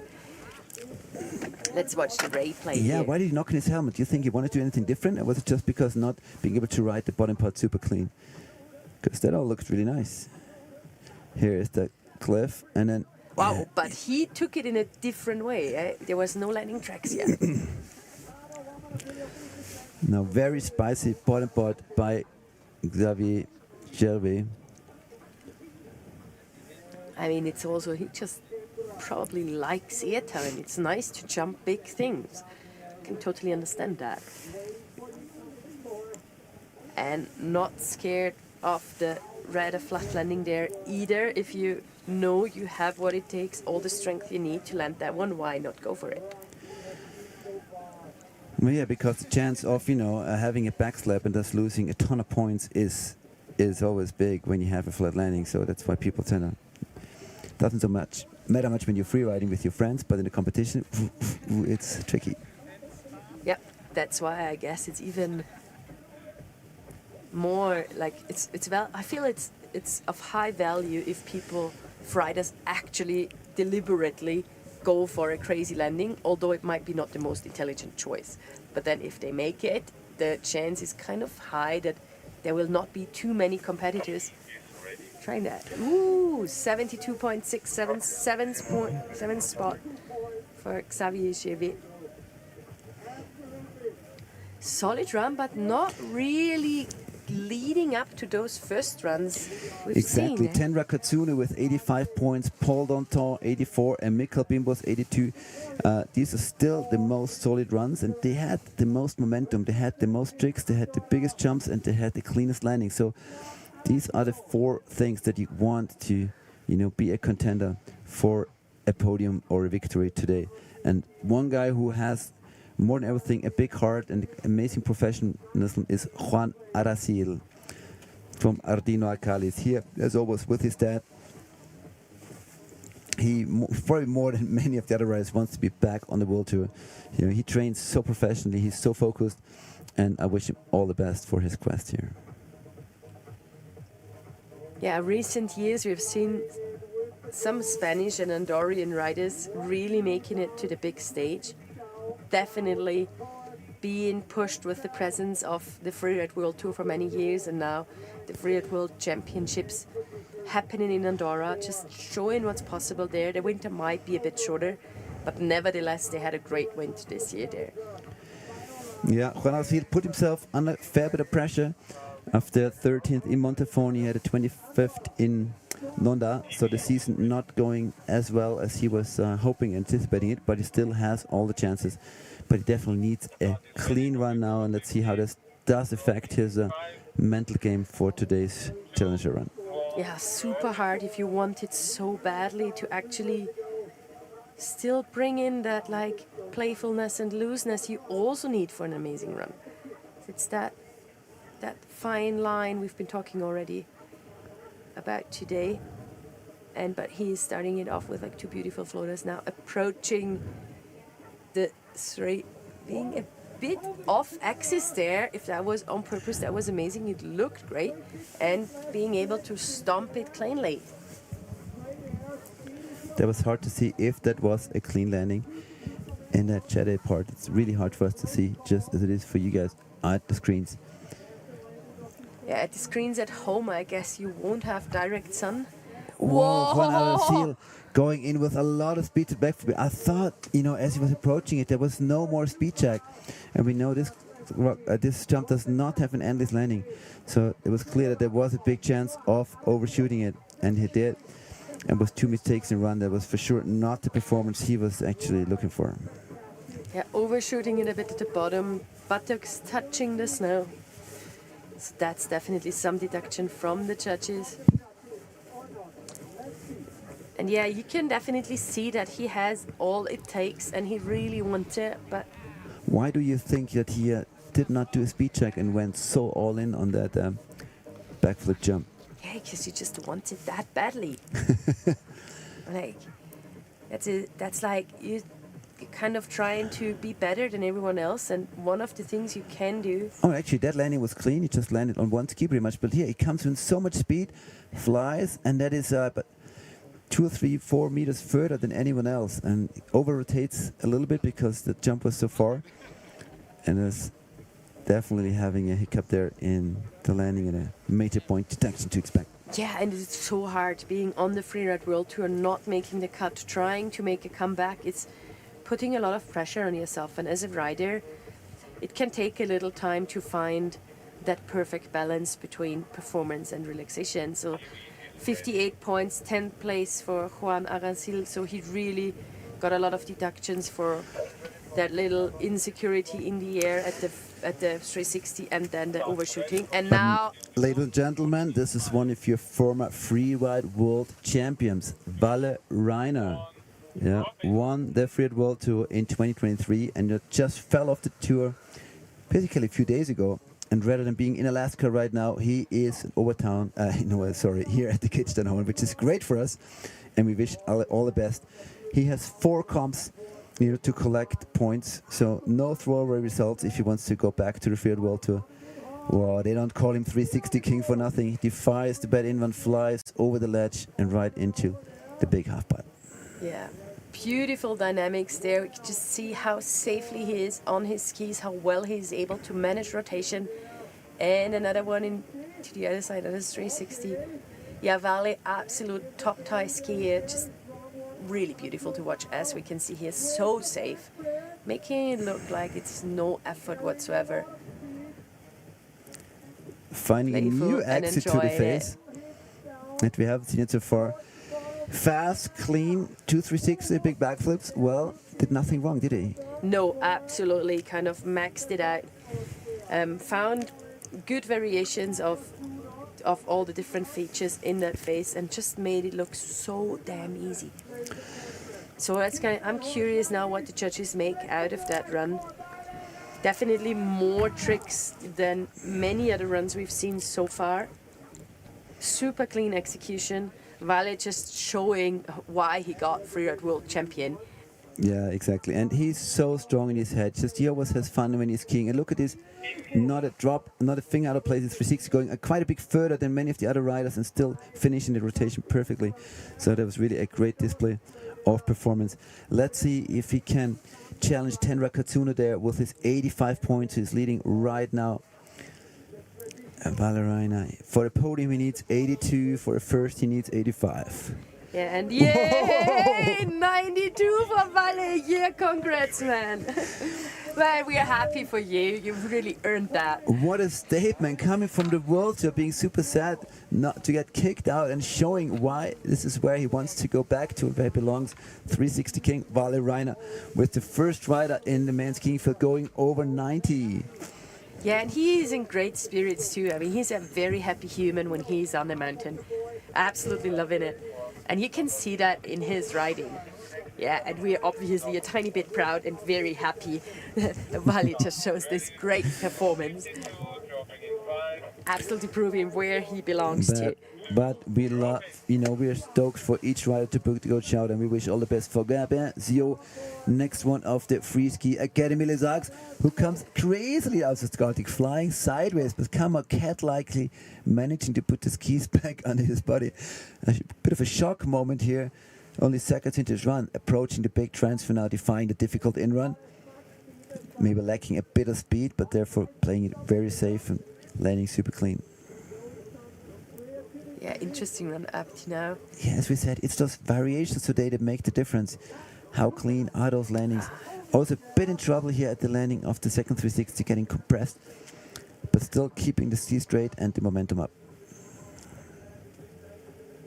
I mean, being one of the riders and others straight, now taking it 5 degrees too far to the left towards the rocks, had to kind of take emergency brake, make an emergency brake in the air during landing more or less. a super creative approach to what we call the backflip cliff, going more downhill and more fall line and doing a big 360, but unfortunately not being able to ride out of it clean.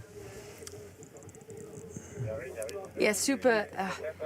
Yeah, I mean, you already put it, like cat-like reflexes from Gabber Sio there.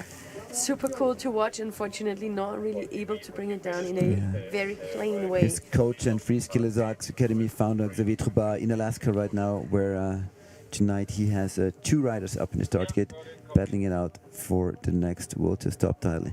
So kind of losing his speed up there, unfortunately, Gabin for the 360. So it was a run top to bottom. It was filled with a lot of heart, but just almost at every single feature he had some kind of trouble. Yeah, that. So, placing 12s with 33 points. Not the result he was hoping for. Next one up, though. Next one up should have been Martin Bender, former World Tour rider and former field world champion. But I just texted him on Instagram back and forth, and he's sick, so he couldn't be up at the start gate today. Heartbreaking for Martin. And so next rider in start gate is Oscar Mandin, former freeride junior world champion, to the French cat, as you call him, because he's and also just out of rider. the freeride world tour, so he also has something to prove today. I want to think, wow, one of the few, if not the first 360 we've seen up at the top air. Yeah. Does he have enough speed still to go over here? Goes for the backflip. Can you finish the rotation? He can. Wow. That was sketchy for a second, but like I said, Oscar, a cat in the air, and he's rather like has a small body, so he could just finish the rotation easily. Big momentum for Oscar in this run. Wow, there's another 3. Really aggressive riding. Yeah, leaving us no time to breath here. So much action in right, Oscar. one after each other. We bring this one home. Breaks. Here's now a backflip that should be easier for him. That's one. And just bringing it down at full speed. Tons of speed there. No, he's not bringing it down. He's going to go for another air. Tiny one. Yeah, keeping that one Wow. in control. Congratulations, but wow. Oscar. Applause for this run. Definitely. Top to bottom, full throttle. That's definitely a threat to Valley Rhinos. 92 points to me.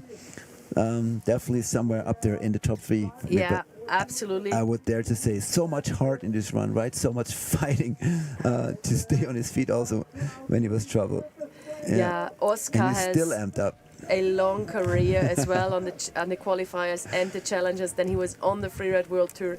He's a fighter. We've seen amazing runs over all these years from him. We also know what he's capable of, and he just showed where he definitely belongs. Wow. Taking that day. And he jumped so far all the way to the end of the 20. Yeah, and that in run with a pre-jump, like and also did 360, almost landing in the flats, just to the end of the 20 as well. So a lot of heart and pushing it to as far as you could go there. And last backflip was stomped super clean. Marcin Avoria, his home resort and partners. Fresh from the tour onto the challengers. These guys are really showing their display of their skills very well.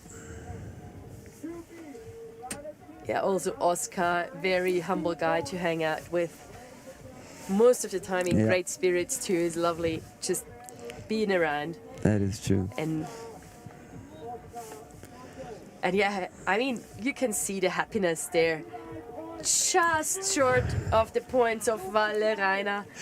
But yeah, that Huge was a close statement one. of both former World Tour riders that they want to go back there. Yeah, so wow. Congrats to both of you. Man, that was so beautiful runs.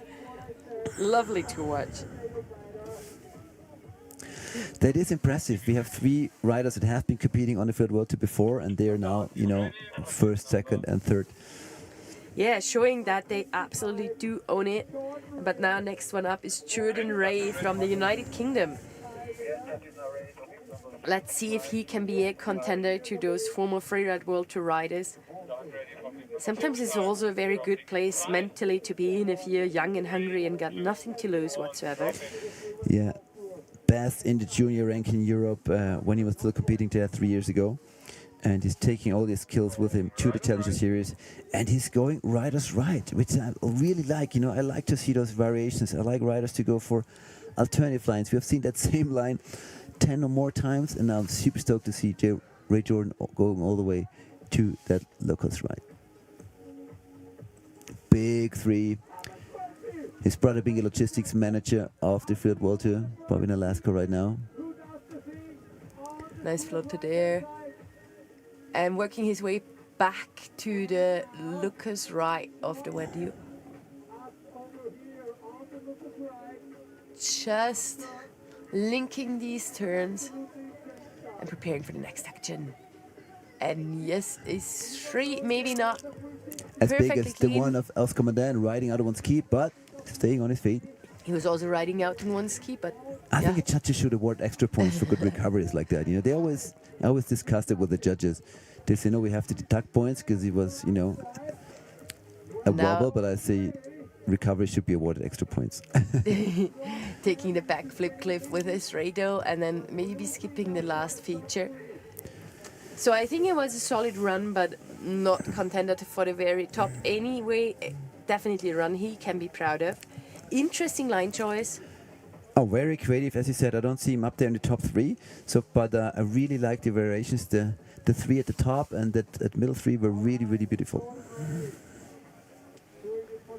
So let's see what the judges make of that.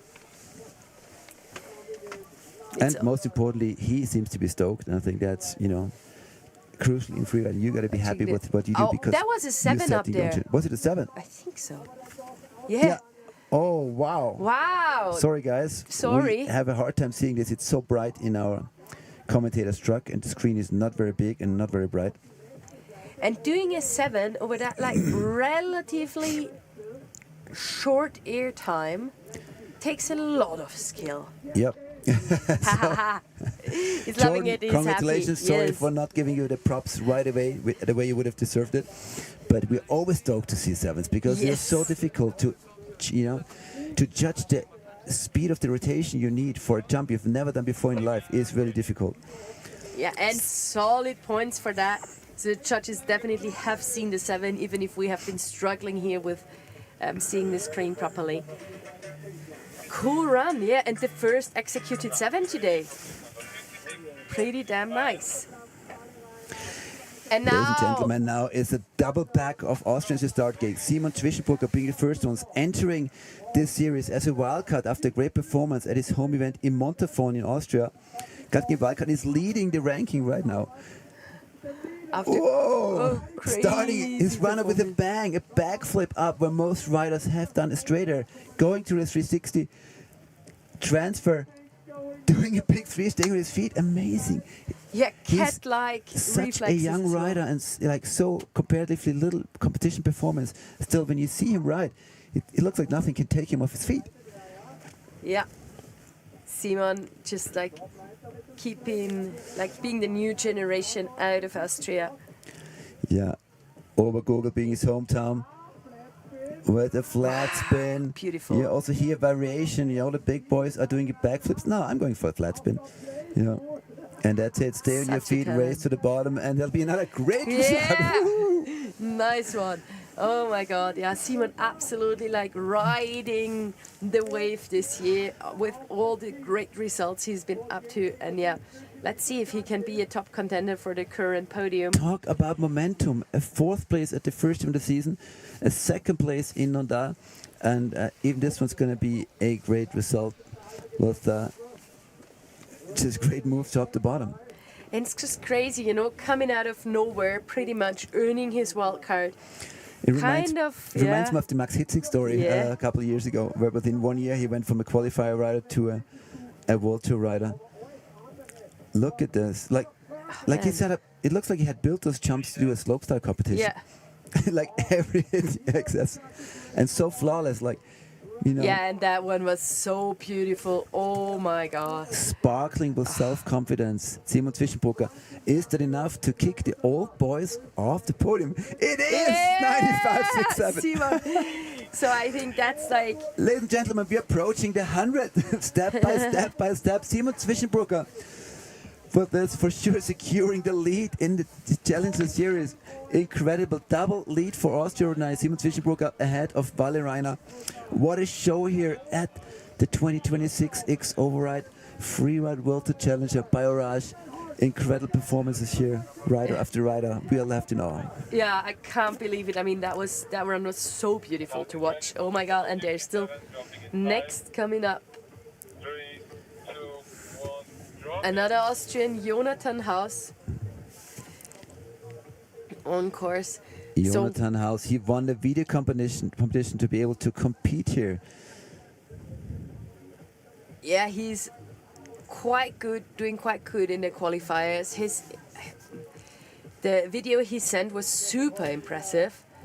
And we can also already see why he's not got the wild card for nothing. He wrote in his stories he can do a dub Misty 14 in the park, but he's actually never done a single park competition in his life. Wow, following the footsteps of Simon Zwischenbrucker, also super strong riding in the top thirds of the venue. And Jonathan actually based in the area as well. And also, whoa, holding it together. Oh my God. The flat's been sending it almost twice as far as so many riders and still staying on his feet, or let's call it staying on one foot, because he rode out of the whole jump on one foot. Another incredible performance, back-to-back amazingness here at this competition. Ladies and gentlemen, if you haven't fastened your seatbelts yet, do it now. Incredible performance also by Jonathan Haus, 23 years of age, in his first ever challenger, entering this competition as a wildcard and showing some of the big boys how it's done. Yeah, he got nothing to lose, absolutely earned his wildcard. Also, if you got time, hit up his Instagram, watch his entry, amazing. Manu, is it an We were advantage actually now? judging the wildcards entries, like I was in the pool of the, and I was like, yeah man, Is it I an- can see it. Is it an advantage for those higher bips now that they know even better how to control their rotations after seeing so many riders hit those jumps? Yes, but I also think that he especially has the advantage of knowing the resort. For him, it's kind of not the first time he's hitting these jumps. And I guess that was playing into his cards today. But I mean, oh my God, it's so precise. Really going with full throttle, absolutely using his wild card, maxing it out, trying to do the very, very best. So he can be so proud about that run. And yeah, we are happy to have awarded the wild card to a rider who absolutely proven he's earned it. Making it hard for the judges for That is sure. true. I remember last year Mona Falkner, Austrian skier girl, got that wild card and qualified for this year's challenge season. Unfortunately, she's injured, so big props to Mona Falkner. Yeah, she was for sure watching that leg, which she destroyed a month ago at a big ski accident, will heal well. Yeah, heal up well, Mona. We know it's hard, but yeah, now. Exactly. Oh, and Jonathan. also big sent greetings to Kai Sackfries and The Voice, who's typically the presenter in the Finnish area here, who broke his ankle snowboarding a week ago, and Flo Gassner, your video judge, who broke his ankle, I think, skiing Yeah. a few days ago. So a lot of injured riders out there. Hope you all be back on And snow Ollie very to soon. Molly Manino also breaking her leg. Super Exactly. unfortunate, just jumping onto a tiny rock a few days ago too. So all of those, we'll see you back on snow next year, stronger than ever. And the judges going to take a whole lot of time. Is it enough to break into the top three? It is! It is! 90.67 Yeah! for Jonathan Haus. A triple lead for Austria right now. Simon Zwischenbrucker ahead of Valentin Reiner, ahead of Jonathan Haus. The Austrians are doing the best to make Wow. their country and the organizers proud. What a show here at this year's X OVER RIDE But event. now another Oh, big wow. player coming up, Maxime Chaplot. We're only He has halfway through won the field now. pretty no? much everything already. Super good freestyler, has been doing some firsts on the Freeride World Tour regarding tricks. Maxime Chaplot, a former freeride world champion, former kitesurfing world champion, and he has come back to winning with a victory in Nonda 2 weeks ago, and he was so happy because he had a lot of bad luck on the World Tour last year and a tough challenge season as well. And I'm sure he's full of self-confidence. And he now knows what it takes to have 90 plus points. And he does it. Goes for a backflip, but we haven't seen a backflip at all this year, today. On that The last feature. big backflip, probably not a back. His super slow rotation onto his feet. And now it's going to get so hard for those judges. They already gave 95 points away. And how are they going to deal with Maxime Chablot's run, who was very close to being perfect as well? Yeah, absolutely. World-class runs we are seeing here. Definitely those riders just been proving where they belong. Really sick to say that there has been some of the veterans with those super strong runs, but then also some of the young guns with basically no competition record yet really playing into that top 5 now.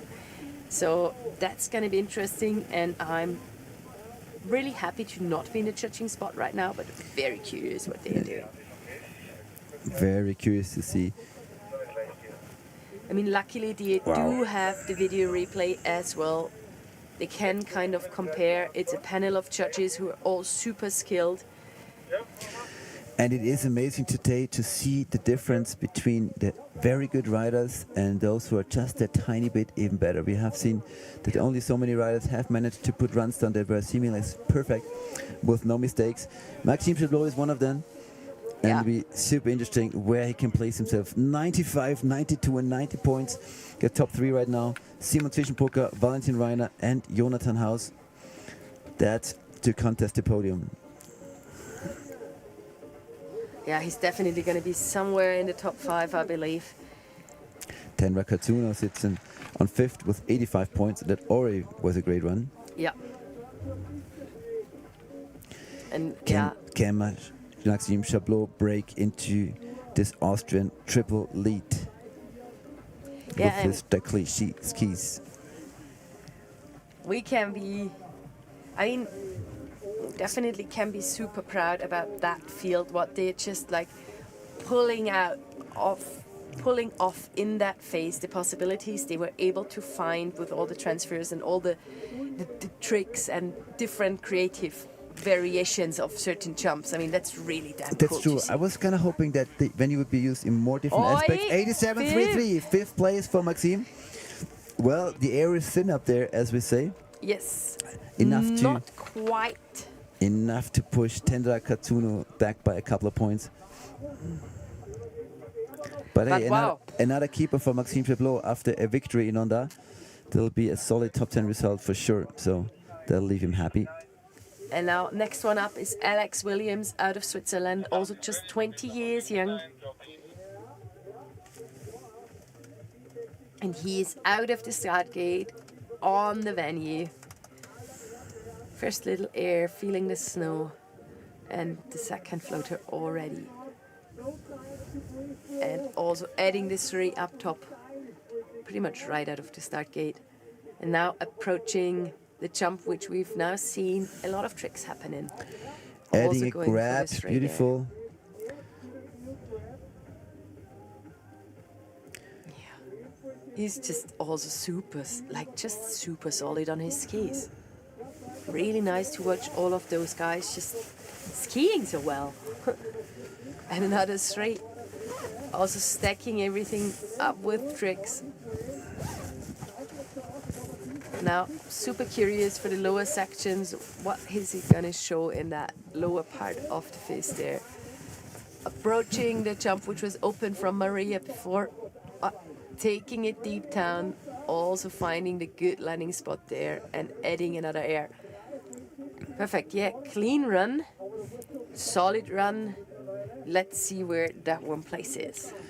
Yeah, not quite in the league of top 3, top 5 contenders, I would say, because these performances were and still are outstanding. But nevertheless, really solid riding by Alex Williams. Yeah, he won 2023 Freeride World Tour Junior. That's just so cool to see. Seeing the young ones coming up the ranks from the very, junior competitions, being world champion, and now slowly but steady making their way to the world's best. Exactly. Yeah, and Alex asked us to give it up for the Gorilla crew. Well, not a surprise, he's from Verbier. I was skiing in Verbier, living in La Chable. Just every jump's a trick, more or less. Every jump's a trick. Well, that's how it's done these days. Lovely to see. Yeah, giving it up for the gorilla crew, but now we actually would like to see the movement. Yeah, freeriding, as said, lives from the best crew, the best training buddies ever, and the stronger friends you have. And the better you're going to evolve yourself, but not only, it's just That's a very nice also way. inspiring, because sometimes even if riders are not amazingly strong riding, they sometimes tip you off how you could do something. Yeah, you're totally right. You can have probably the best coach in the world, but you don't have the crew to be out there and match yourself on a daily basis in winter. Then you're not going to progress. Exceptions proving the rule, though, because I'm pretty sure that some of the younger ones like Simon do not have that great crew, or just have been getting that crew in the last few years, but just evolving super quickly. Well, yeah, even if you're kind of outstanding rider in your group, it still pushes you when your friends are waiting, and then you're trying those new moves. You're going a little bigger, a little further. You turn that single backflip into a double, into a triple, etc. The 3 into a 7, and that's what you need to progress. Yeah, and we see it a lot coaching when we are having those groups of youngsters out, right? That they are just pushing each other, and also if there's fresh combinations of friends groups or coaching groups, and then suddenly people making huge steps forward in their performance and trying to learn something with methodology, not hurting yourself along the way. Possibilities got just so much better over the years with dry slope training and training in air parks. It's just really allowing big steps forward for even super young riders. Yeah, but you still have to put it all out there. But you still have to put it all into your competition runs. If you know how to do a 7 or a 9 and over a kicker, it doesn't mean you can't do it over a cliff that you have never skied before in life, and that's what it needs. And that's why, even though we have so many up-and-coming riders that are so strong at a young age, it does take a certain amount of experience to be able to perform again and again at the same level. And that headspace, and being in the right headspace, and also now more and more riders are really looking into the mental side of things as well, trying to work with coaches and with mental coaches too, just because competition is a lot of pressure. We are somehow having wind flowing in our microphones and we don't really know where it's coming from.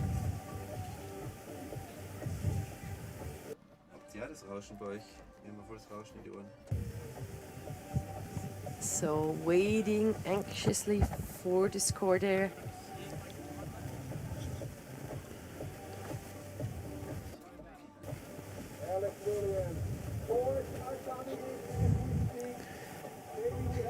Yeah, that's also, you're so happy that you finished your run as a rider, right? And then you're standing there waiting for your score.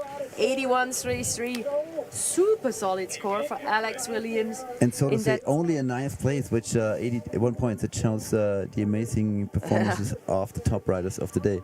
And another top rider up there, and the former freeride junior world champion. Yeah, I remember commentating that. It was one of the amazing runs to me 2 years ago in couple, is Noah Pesera from France. 19 years young, born 2006, ladies and gentlemen, just to make you aware of that. Yes. Also another rider of the Free Ski Academy Les Arcs. Whoa, flat spin and clean landing. Lovely start for him. And off with a big straight, also super clean. Super creative upper part by Noah Pesera.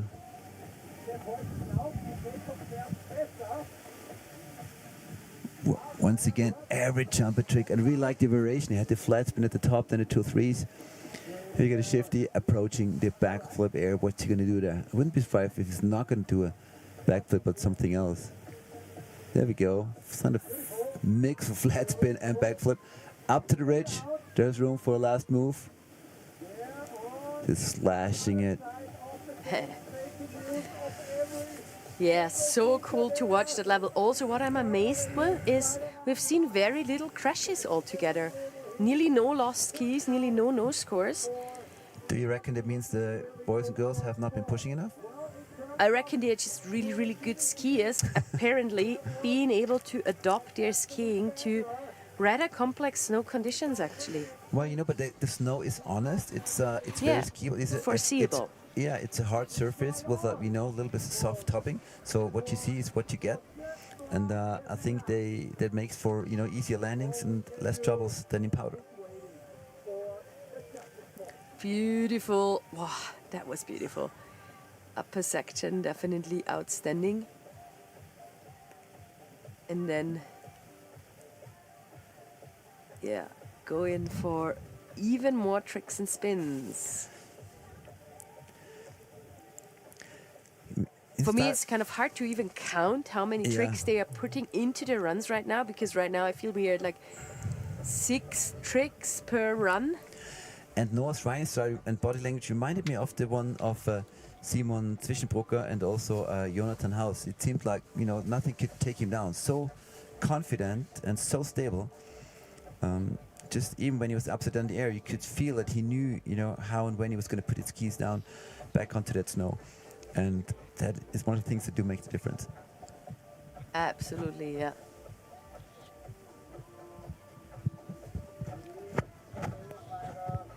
And he is also waiting for his score. And now we can see the riders in the finish line just recalling, how you say that, like talking about the runs to each other. Yeah, as said, the Challenger crew is more tightly woven together, as it's always the same field, more or less competing at all the Challengers throughout the season. So they know each other. Friendships for life are built at those competitions. Over countries and sometimes over continents. It's really cool, like spanning countries and continents. That is true. One thing is, though, a big difference to 15, 20 years ago, when riders would be there for 5, 6, 7 days for an event anyway, with the weather forecasts getting more and more accurate, and communication through WhatsApp and other needs. The communication is more precise, so riders typically arrive, very short, like on the day before, or like 1.5 days before the event, and then leave very soon after. So it's not like it was 10, 15 years ago that riders hang out together, for a week for every competition. But still, those riders who travel together, who live in resorts close together, they are a tight-knit crew. And also sharing cars or sharing traveling times as well from like different places. Yeah, you to make did life easier. A full World Tour season where you traveled to every European tour stop by public transport. Yeah, that was like after COVID, the World Tour was taking place only in Europe, so it was possible to do that more or less with one electric rental car in between, where we just didn't make it. It was a big adventure, actually, together with Nuria, Neil Williman and Erika Weikender as well. And Timmy Schröder being part of the gang too, as using his camera, because Timmy is not only, which we've just seen in the snowboard men competing, is not only a very gifted snowboarder, but also a very gifted filmer. So let's see, was Noah Peserad's run enough to break into the Austrian triple? It was 93 points, second place for Noah Peserad. And he's taking it like a gentleman. Congrats. Look at it. Oh, I'm not in first. Okay, all right, just move on. Congratulations, Noah. Outstanding run, but the Swiss French rider. Big props for Free Ski Academy Lerzag. So wow, pushing rookie Jonathan Haus off the podium. That's amazing. 90.66 with 90.67 as a score. You're not even on the podium anymore today. And Douglas Nordqvist out of Sweden on course. Also on his way, trying to challenge those podium riders today. Douglas lives above the polar circle. Oh, unfortunately, going down and losing his ski after landing with the back foot. The landing actually looked solid, yeah. But then he kind of washed out and away. Maybe the ski just opened or something happened there, because actually the landing looked clean as, and then he was just somehow losing the skis, I feel. Sad for that run, because that actually looked promising. Totally, and Douglas is such a strong rider. Unfortunately, this season not really going his way. at 24th and at 26th place. Yeah, are on his points account right now, and with the nose code day, it's not going to improve much. But I like it that, you know, he's trying really hard at every single comp, and sooner or later, you know, those good scores will come. Yeah, unfortunate for him. So he's just joining 2 other riders who did not finish today. Yeah, so if you lose a ski on a freeride World Tour competition, you do, or any other gear of mandatory equipment like a helmet, the poles wouldn't matter, but also a back protector or a backpack, you do get a so-called no score. But all the riders to do get no score are still ranked behind each other, depending on the score they had at the moment when they actually lost the ski.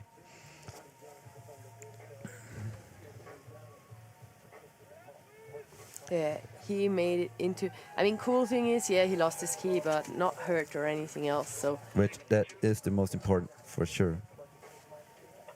No. Ladies and gentlemen, 9 riders still to go in skiing category in today's X OVER RIDE competition. Edwin Olsen, current number 2 on the Challenger Series by Orage in the 2026 tour here, is on course. Starting Beautiful with a left lofty, three. beautiful 3. Not going up to the... Is it still going? No, not going up to the wind lip. That has seen a lot of traffic. Choosing a tiny bit of a different approach there. Straight air, super deep down.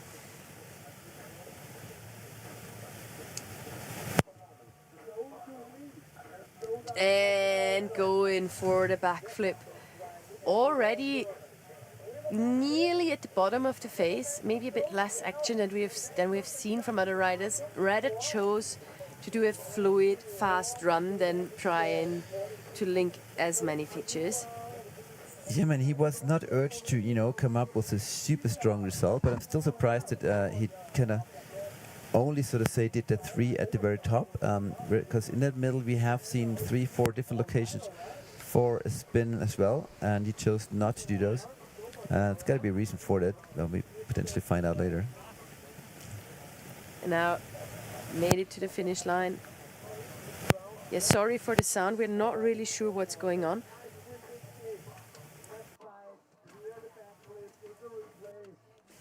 And let's see. Hören das die Zuschauer auch, den Sound zu rauschen, oder hören nur mir das vorne? Waiting for his score here in front of the beautiful backdrop wall from the X OVER RIDE, where we see all the sponsors and supporters of that amazing event. Going for like the 20th edition. So let's see who is going to be on the winning line today on the 20th edition of the X OVER RIDE Challenger by Orage. All right, I got a new microphone here. Manu, do you hear me?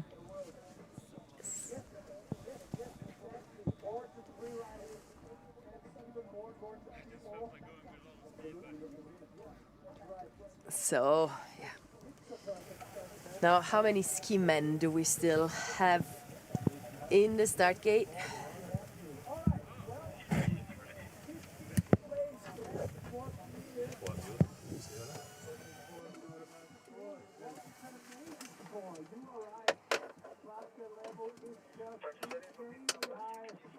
So bib number 63, sorry, now we were not really giving Edwin the credits he deserved.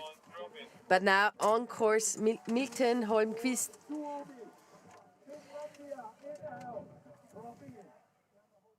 Out of Finland, 24 years young. Right now, 14th in the ranking of the challengers. And approaching the wind lip jump where we've seen so much action today with a beautiful straight. Now on the looker's right of the face. Another floaty air into the shade. And another. Yeah, definitely solid as well. Up to now, not really matching the very top of the field. Also going for a backflip slightly off axis from the lower backflip cliff. And turning in towards the finish line. Yeah, rather clean run as well. Another crazy good run, actually, in the like sense of skiing, but in this stacked field, probably not a threat to the very podium. Yeah, the level of the ski man is just really, really amazing. It is amazing. So I'm back here as well with a new microphone, a new headset. No more strange sounds in the ear. Sorry to miss out on this run, but the level is truly amazing. I can hardly remember a competition, except for a very, very extreme a couple years ago, where so many riders were up in the 90s point-wise. Wow, beautiful backflip there. And then here the straight from the classical jump where we have seen the straight, but which is actually getting harder and harder to spin off from. And another straight. And yeah, off axis there as well. Beautiful. Just making the right trajectory. Like passing by those rocks kind of close, but not being irritated by that. Yeah, that's also, just need so much self-confidence like Milton has to just not being irritated in the air by seeing those rocks in the landing and just still point it.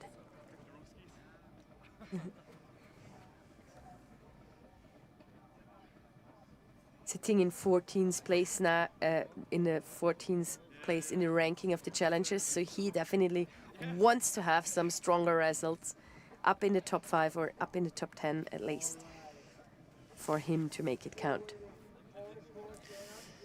Yeah, another rider who shares life between the Scandinavia and the Alps, being in Switzerland all season long in the winter and then back home in Finland over the summers, which I think is amazingly beautiful.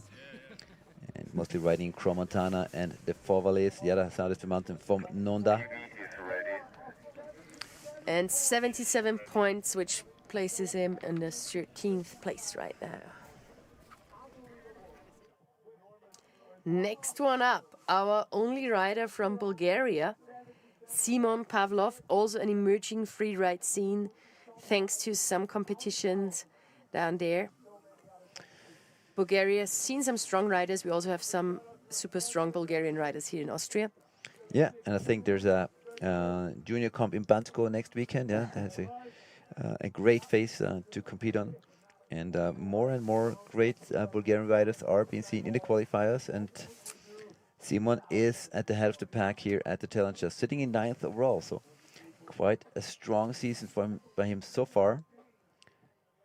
Yeah, he was able to... With the 7th and the 14th place in Montafon and in Nonda, the first 2 events of the season. As we're waiting for Simon, I got a message from Elizabeth Garrison who says hello from Alaska. We didn't know why she was not here starting. Well, she got a last minute call to join the World in AK, and she'll be there. So a good one for you, Elizabeth in AK, and a good one for you, Simon, here at the beautiful Kitzsteinhorn. Look at the view all the way down to Kaprun and the lake is what we see. And Simon traversing to the Lucas left of the face, where we haven't seen that much action yet in that category. Well, we know there can be great action. Whoa, and beautiful and perfectly stomped front flip by Simon Pavlov. Front flips are hip right now, and he knows that he does a really nice one. 3 over the wind lip. Super nice variation. First front flip of the day by Simon Pavlov from Bulgaria. And wanting into the top 5, he more or less has to hit the 90s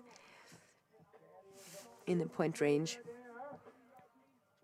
Finding his way down here, maybe a bit slower pace than what we've seen from some of the other riders.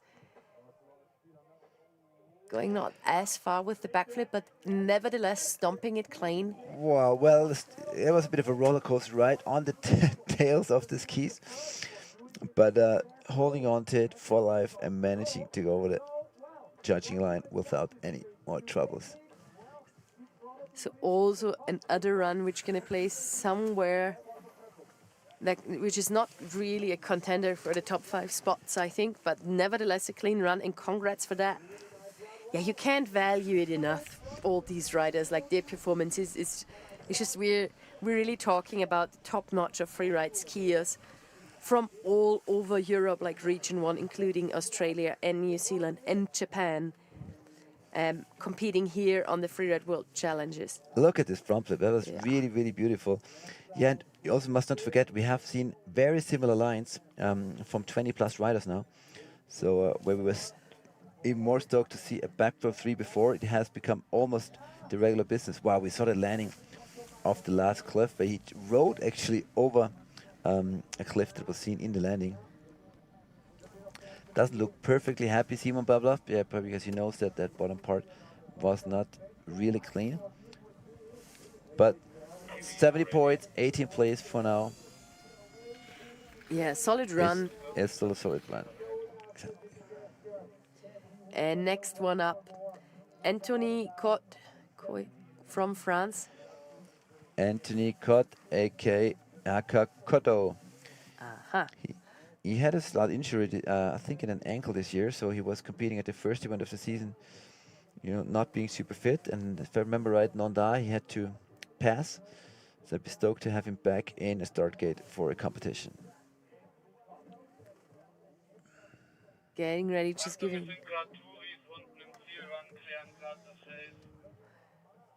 We have to have a small interruption because there is some skiers in the finish who are not belonging there.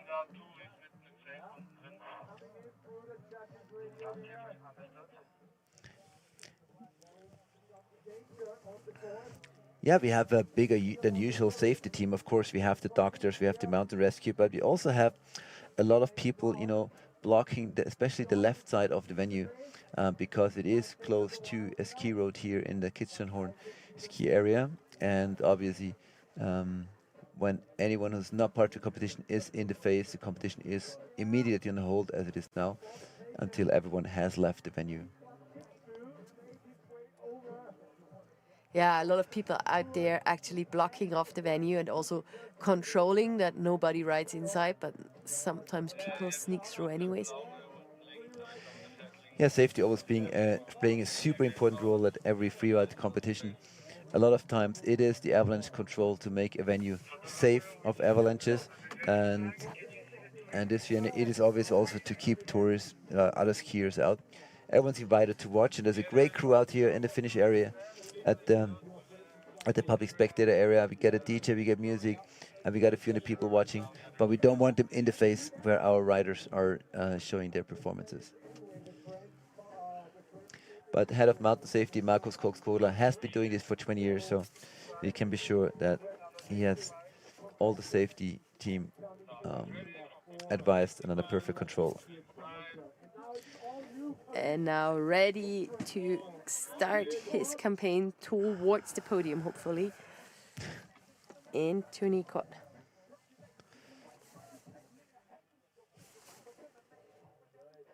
And well, there he goes with the first lounge. Kodo, one of the most mellow and nice characters on the whole Free World Tour Challenge scene for sure. I like it how he describes himself. Yeah, there was a normal guy once with a normal job and a normal suit, and then he decided skiing was more fun, and left the desk job and never looked back. That's Kodo. Nice and floaty, and yeah, I'm sure his ankle, you know, is still causing him trouble to some extent. So taking it easy, but he wants to be part of the crew and collect some points. Also to potentially still be part of this crew in the next season. Yeah, and also, I mean, he kind of needs to just get some solid results so that he has the possibility to compete, stay on the Challenger next season, kind of recover over summer, take it easy. Exactly.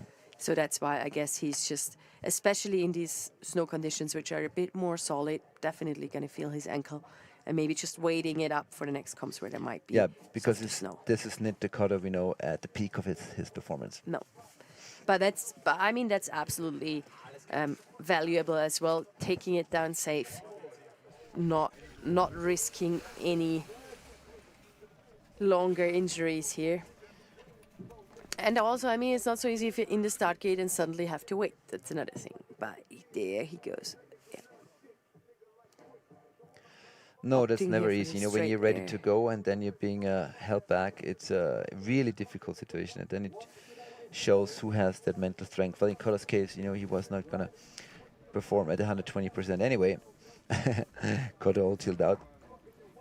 But we're stoked you're here and looking forward to share a drink with you at the après-ski in Kaprun, which is typically very legendary after this competition. Yeah, another part of competitions is also, as we already mentioned, all the social life, all the exchange. The riding together, he's Anthony Kopp placing in 20th with 62 points. But definitely gonna still have a great day at the après-ski here in sunny Kitzsteinhorn. Right, still waiting to see what his day has there in the pot for him is Hamish Henderson, our reigning freeride junior world champion, crowned himself in couple earlier this season, and has got a wild card for this Challengers series, and is eager to show what he can do. He hasn't been really able to show his best skiing at the last two comps, but we know he is amazing when he gets going. Also for him, it's definitely a season to feel it out, but also showing off what he already can do. Exactly. Casual 3 at the top. Yeah. Lots of speed on the in-run here. Oh, can you turn it out? Got bucked by the takeoff there. That's what we said before, that in-run's going to get a little nasty, and he got a little push in that direction. He did not want a bit of an impulse, but nevertheless keeps on riding, shows us another flawless 3. You can see the potential there for sure. Lucky for him, he has also more options still. But as we have seen so Yeah. many times, when a competitor has a crash like this and skis stay on and he keeps riding, the focus is not there anymore. Yeah, and we have seen a lot of experienced riders at the Tour, for example, to not even continue their runs because they know it's not going to be a good score.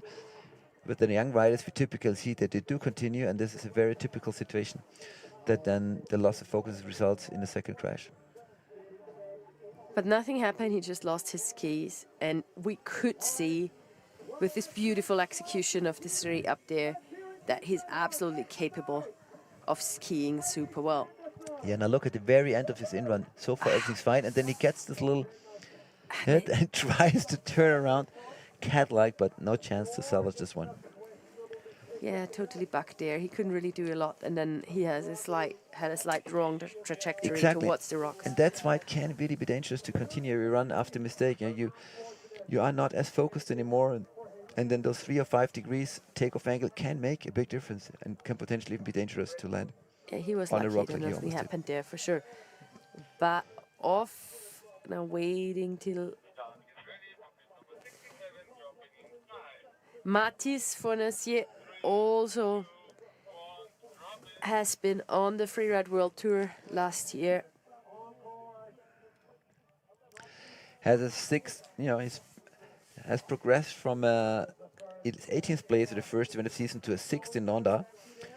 So really pointing uphill his performance record on the first 2 challenges of the season. Beautiful backflip. Going with a lot of speed, and here's another another one. back key, slightly over-rotating, managing to stay up his feet, but I think his back was definitely touching the snow there as he rode out of his over-rotation. Left side straight there for him. Solid landing there. And another backflip. Backflip number 3. Well, I think that's already a record number, and he can still do another one here. Yeah, Oh, it was his side flip. So 3 backflips and a side flip by Mathis Fournacier, spending more time upside down than any other rider on the face today. well, that can also be a challenge. And past the judging line. Well, amazing run, actually, with a tiny bit of technical mistakes, but a lot of airtime and a lot of rotations. He's stoked. I like that part. Yeah, and it's just important that riders are enjoying their runs. He's calling But his he's- head coach Mike Bim. I wonder if that's Michael Bimbo's. Yeah. It's like he's more or less being coached by Michael Bimbos, who we can also see coming Alright. in. There they are. So it's like an interesting combination of the of the trainee and the coach competing in the same level, more or less. That is amazing. It was Absolutely definitely amazing. Mikael who coached Mathis onto the Freeride World Tour for sure. Spent like some time with him to just teach him the basics. Wow, we can see all these beautiful rotations, and especially the last one, taking it deep and just stomping it like it's nothing. Amazing. Well, he's happy. I guess Mathis can be happy, and Coach Mikael can be happy too. Here, the gruesome thing today is that with that high level of performance, a little mistake at a landing, you know, is immediately a 10-point deduction and puts you from like a top 3 down to, you know, past 10th place right away. Yeah, it's interesting there, like who is gonna, Mikael Bimbo still sitting in the ninth spot, so still just in the top 10. Let's see if Mathis is kind of beating his coach or not. Well, I hope they're not beating each other up, but definitely a chance there to be ahead of his coach for Mathis Fournazier.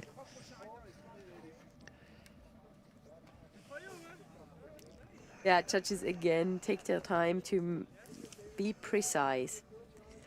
It's absolutely fine. Our current leader, Simon Zwischenbrucker, doesn't sit in his hot seat anymore. Just probably can't take it anymore. Too excited. Too exciting. Yeah, for the judges, they have to figure out the overall score being made up from line, air and style, control, Simon technique. Zwischenbrucker as a wildcard in his first Challenger season, you know, leading the pack today, but there's still another score to be given by Matthias Fournazier, and there's another 3 riders up there that can spoil Simon's day. And Matthias testing the hot seat. Yeah. I think, I'd take that. I'd feel comfortable here. 13th place for Mathis Fournazier, 77 points straight. So the coach staying ahead of the trainee this time. This time, yes.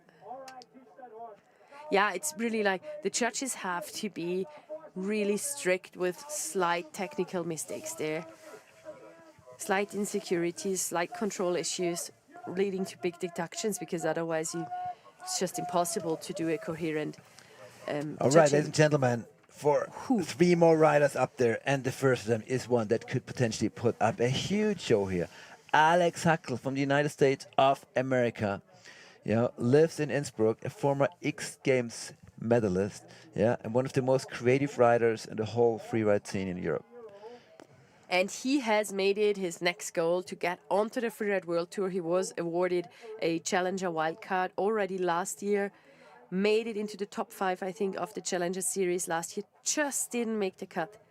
And he's not stopping his campaign towards the Freeride World Tour. And we're quite excited to see what he has planned for us. And he has also created one of the most watched ski media platforms, thus inspiring, thousands, if not 10,000 people around the world, to ski, to travel, and do it all with style. And it's really a great guy. Sitting in 4th currently overall, so it's all there at stake for Alex Hackel, with the 3rd in Nanda and the 7th in Montafon on the first 2 Freeride World Tour Challenger by Rage Series stops of this year. Alex, let's go! He's definitely going to go for a podium run. Starting it off with a left stray. Super casual, as always. Speeding up. Approaching. Oh no! Oh. Kind of almost crashing in the in-run, but still turning it onto his feet. Only Alex Hackel is capable of doing that. Again, please give him points for recovery. Kind of turning one plan into another great plan, from a normal straight to a hand drag straight. That 360 number 4 on the footsteps of Matthias Fournazier, who did the most backflips. So this is number 5. This is probably record for the day as well by Alex Hackel, after a cat-like recovery at the big transfer air. It's going to be interesting what the judges were able to see there from the in-run to the landing. Well, if he's lucky, then the judges did not see the in-run properly, but there might be a video judge telling them. But I'm still amazed by the skills it takes to turn a potential crash into a clean to 360 and turn a clean landing. a hip check in the takeoff into a hand drag straight, which is with a clean landing. That's pretty sick. And he's all smiles Yeah, as congrats, always. man. Yeah. All right. Oh, Everything was under full control here. So here's the wobble. He basically crashes Yeah. into his air. Look at it. Yeah. How can you do that? That shows the amazing skills of Alex Hackle. Oh, I can't believe it. Really well done. Great save. Definitely one of the moments of the day at Yeah. this year's World War Tour Challenger by Rush. Oh, I thought he had a wide And him, by fifth, but it's all sun cream. Oh, funny. him proving us wrong that even with a little bobble you can still continue, but with a great save. Yeah, and you can see how much skill he needs to just kind of turn a near crash into a great trick with a proper landing. Amazing, amazing to see. Waiting for the score to come in for Alex Hackle. Definitely battling it for the award for one of the nicest guy in this freeride scene was guys like Oscar Mandel and many others, of course, but he's come to my And then mind first. Look at the judges holding Yeah. What do we do with this? And Smoke. after Alex, we only gonna have 2 more riders potentially riding into the podium ranges. Gotta try and give the best before this competition will come to an end. True, but give it up for now for Dodo Konrad, for G1 Shawan, Jalis and Masht Kogler for head judging. I think this skiing division was really a big challenge for every, no matter how experienced judge. yes, absolutely. I feel that that's the strength, but also the trouble of playful faces where you maybe do not have that many big mountain line possibilities and not many options for great mistakes, because mistakes is bad for the riders, but it makes judging a lot easier. I'd say the venue proved to be a great venue for a freeride challenger competition, but, and here's the big but, the winning lines were limited, or was limited to basically a main option. So that's what a lot of riders choose to ride. And then it came down to the variations within this line. Whereas if you have a bigger and more wide open face, it's nice to see the riders spread out and being able to do a winning run on the far left, on the far right, in the middle, or wherever else. I agree, yeah, absolutely.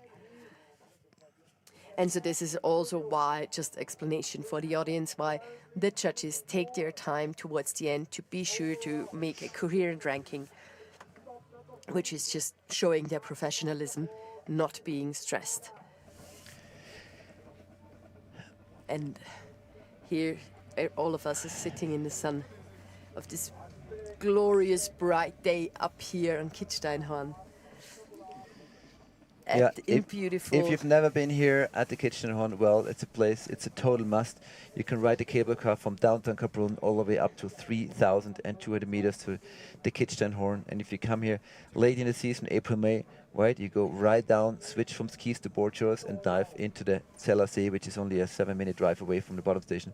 So really one of the most beautiful places in Austria, for sure. Yeah, also with a great freestyle setup here, great park, half pipe, super strong and very welcoming local crew. Also shout out to all of the locals who are supporting that event since decades, basically. That is very true. That local crew is still surprisingly small and has stayed like this for a quarter century. So if you come here and you stay for a season, a couple of weeks, you'll be in the middle of that local crew like right away. Yeah. You'll be invited to their parties and their homes. You know, they're just the Pinskauer. Yeah. They're just good people. Yeah, they're good people, very welcoming, and super keen on skiing and snowboarding, making the best out of the terrain they have in here. So still no score yet for Alex Hackle. Definitely wins the award for me for the best recovery. Absolutely. Basically crashing in the uphill takeoff in run to his air and still finding a way to be smooth in the air and landing the 360 clean. I have no idea how I did that, but probably takes a lifetime of freestyle experience. There we go, 9th place, 83.67 for Alex Hackle. Wow, Yeah. that's a big step in his campaign. Adding to his, let me check one more time. Alex now sitting on a 3rd, a 7th, on an 8th. So a solid score collecting by Alex Hackler. Paule Portales, fresh from the Freeride World Tour. They showed some of the most outstanding big mountain, maybe a bit old school, but still big-hearted skiing.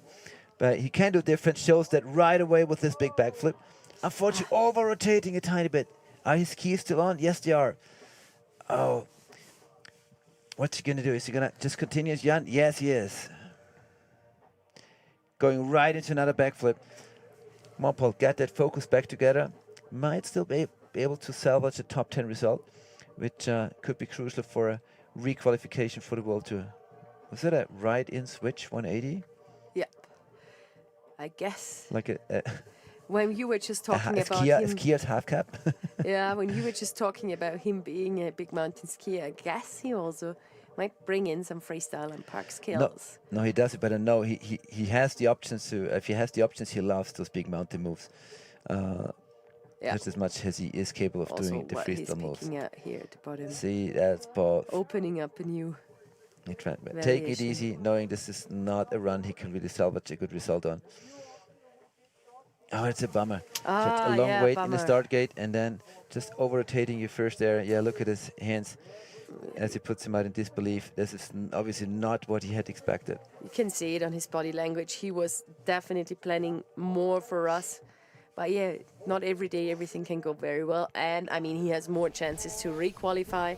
So this is his throwaway result today. Kind of building the pressure for the next comps, but still all options there.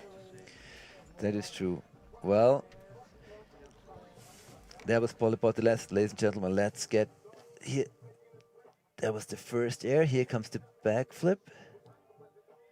Yeah, just as simple as it is, a tiny bit of an over-rotation, too much momentum thrown out. And then after this backflip, he decided, okay, let's call it a day. Just taking the easier way down, yeah.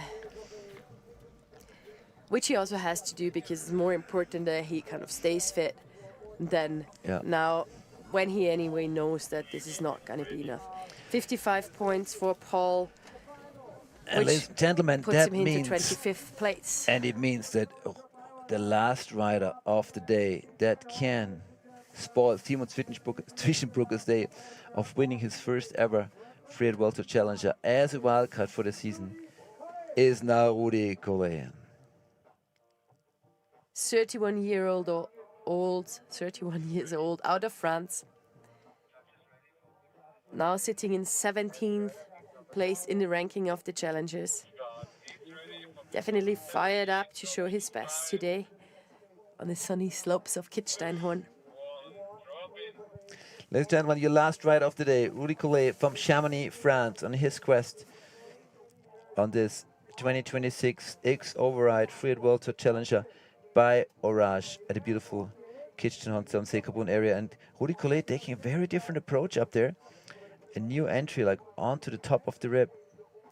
Opting for some playful powder turns over a sketchy takeoff.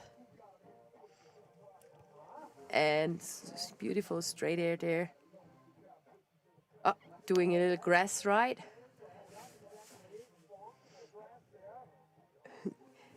Feels like he's just enjoying his run to the max.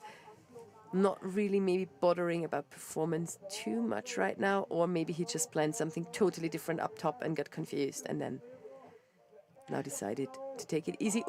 And a little bobble there. So unfortunately for Rudy, not what he expected. I'm not sure if Rudy's in top shape, because we usually when he charges, he charges really, and there was a very mellow run from top to bottom, including a little hiccup in the middle. So this run's not going to challenge Simon Zwischenbrücker's 95 points. So I guess we do have a podium. And fresh off the Freeride World Tour, Valentin Rainer makes third place, just short of the podium. Jonathan Haus, the wild card from the Ride and Shine competition, is fourth, and then second, Noah Pesera, the former Freeride World Junior champion, with first being Simon Zwischenbrugger on his season wildcard for the Challengers out of Obergurgl. Like, we can't believe it. What a crazy day. Hey Rudy, all the best to you. Can't wait to have a beer with you at the après-ski and check out what's going on today. 46 points and 26 runs for the Jamonniard. Merci pour les compétitions. Merci Rudy pour venir en Autriche. And now we want to see that ranking. Can't wait to see the final ranking of the day in front of the beautiful Kitzsteinhorn. Winner of the day. Come on, guys, give us the ranking. Yeah, official ranking, not like I said it, because ranking. that was just what's it, but the official ranking. Simon Zwischenbrugger, season wildcard from Austria, is the winner of today's X OVER RIDE Kitzsteinhorn Freeride World Tour Challenger by Orage, ahead of Noah Pessoa, former Freeride World Junior Champion, ahead of Valle Reiner, a former World Tour Champion coming back from the Tour, and Jonathan House, winner of the video competition, makes it to 4th place. Just 3 Austrians in the top 4. That's amazing. Oscar Mandel, freshman World Tour on 5th, and Maxime Chablot on his quest to get back to Tour on 6th place. That's your top 6, and that was it from an amazing men's skiing category. Manu, what was your highlights of this category? So hard to say. There were so many highlights. I really loved all the off-axis rotations, but also the crazy recovery of Alex Hackel, which we just seen. Some cat-like reactions, and man, how good is that field? Definitely all the Challenger field over all categories, absolutely stacked. Super cool to see. Yeah, definitely. A lot of freestyle in today's competition on this new venue, the long weed, but I think it really stood up to its reputation as a great freeride terrain. And I really hope we can still have a flower ceremony to see some smiley faces there at the finish line. Yeah, that would be amazing. Well-earned podium for sure. Great job, everyone, also with the judging. And big shout out to the riders just for their sure, performances. and to the organizers to setting all this up. Well, we are halfway through the season. That was the 3rd challenger of the 2026 Freeride World Tour Challenger Tour by Orage. Next week we are in Obertauern, and then it's off to Italy, Monte Rosa, and the final will take place in Ubaye in the south of France. As we are looking down at the beautiful freestyle terrain, freeride and freestyle terrain of the Kitzsteinhorn. Yeah, one of our most scenic ski resorts in Austria for sure. Look at these beautiful pictures. Yeah. Some of the highest mountains of Austria just like nestled around Kitzsteinhorn as well, right next to the national park.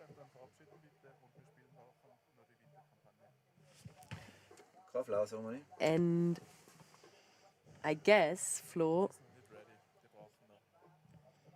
that was it from us. That was it. The boys are already having beer in team, so no flower ceremony for us. Thank you so much for watching. It was great to have you here with us. We'll be back next week from Overtown. Thank you especially, Manu. And should we tell you something? Huh? No.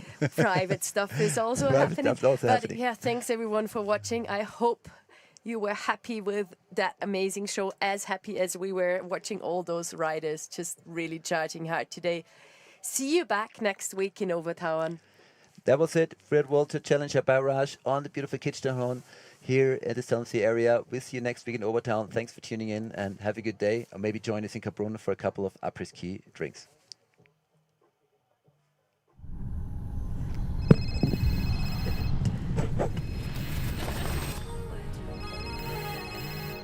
I'll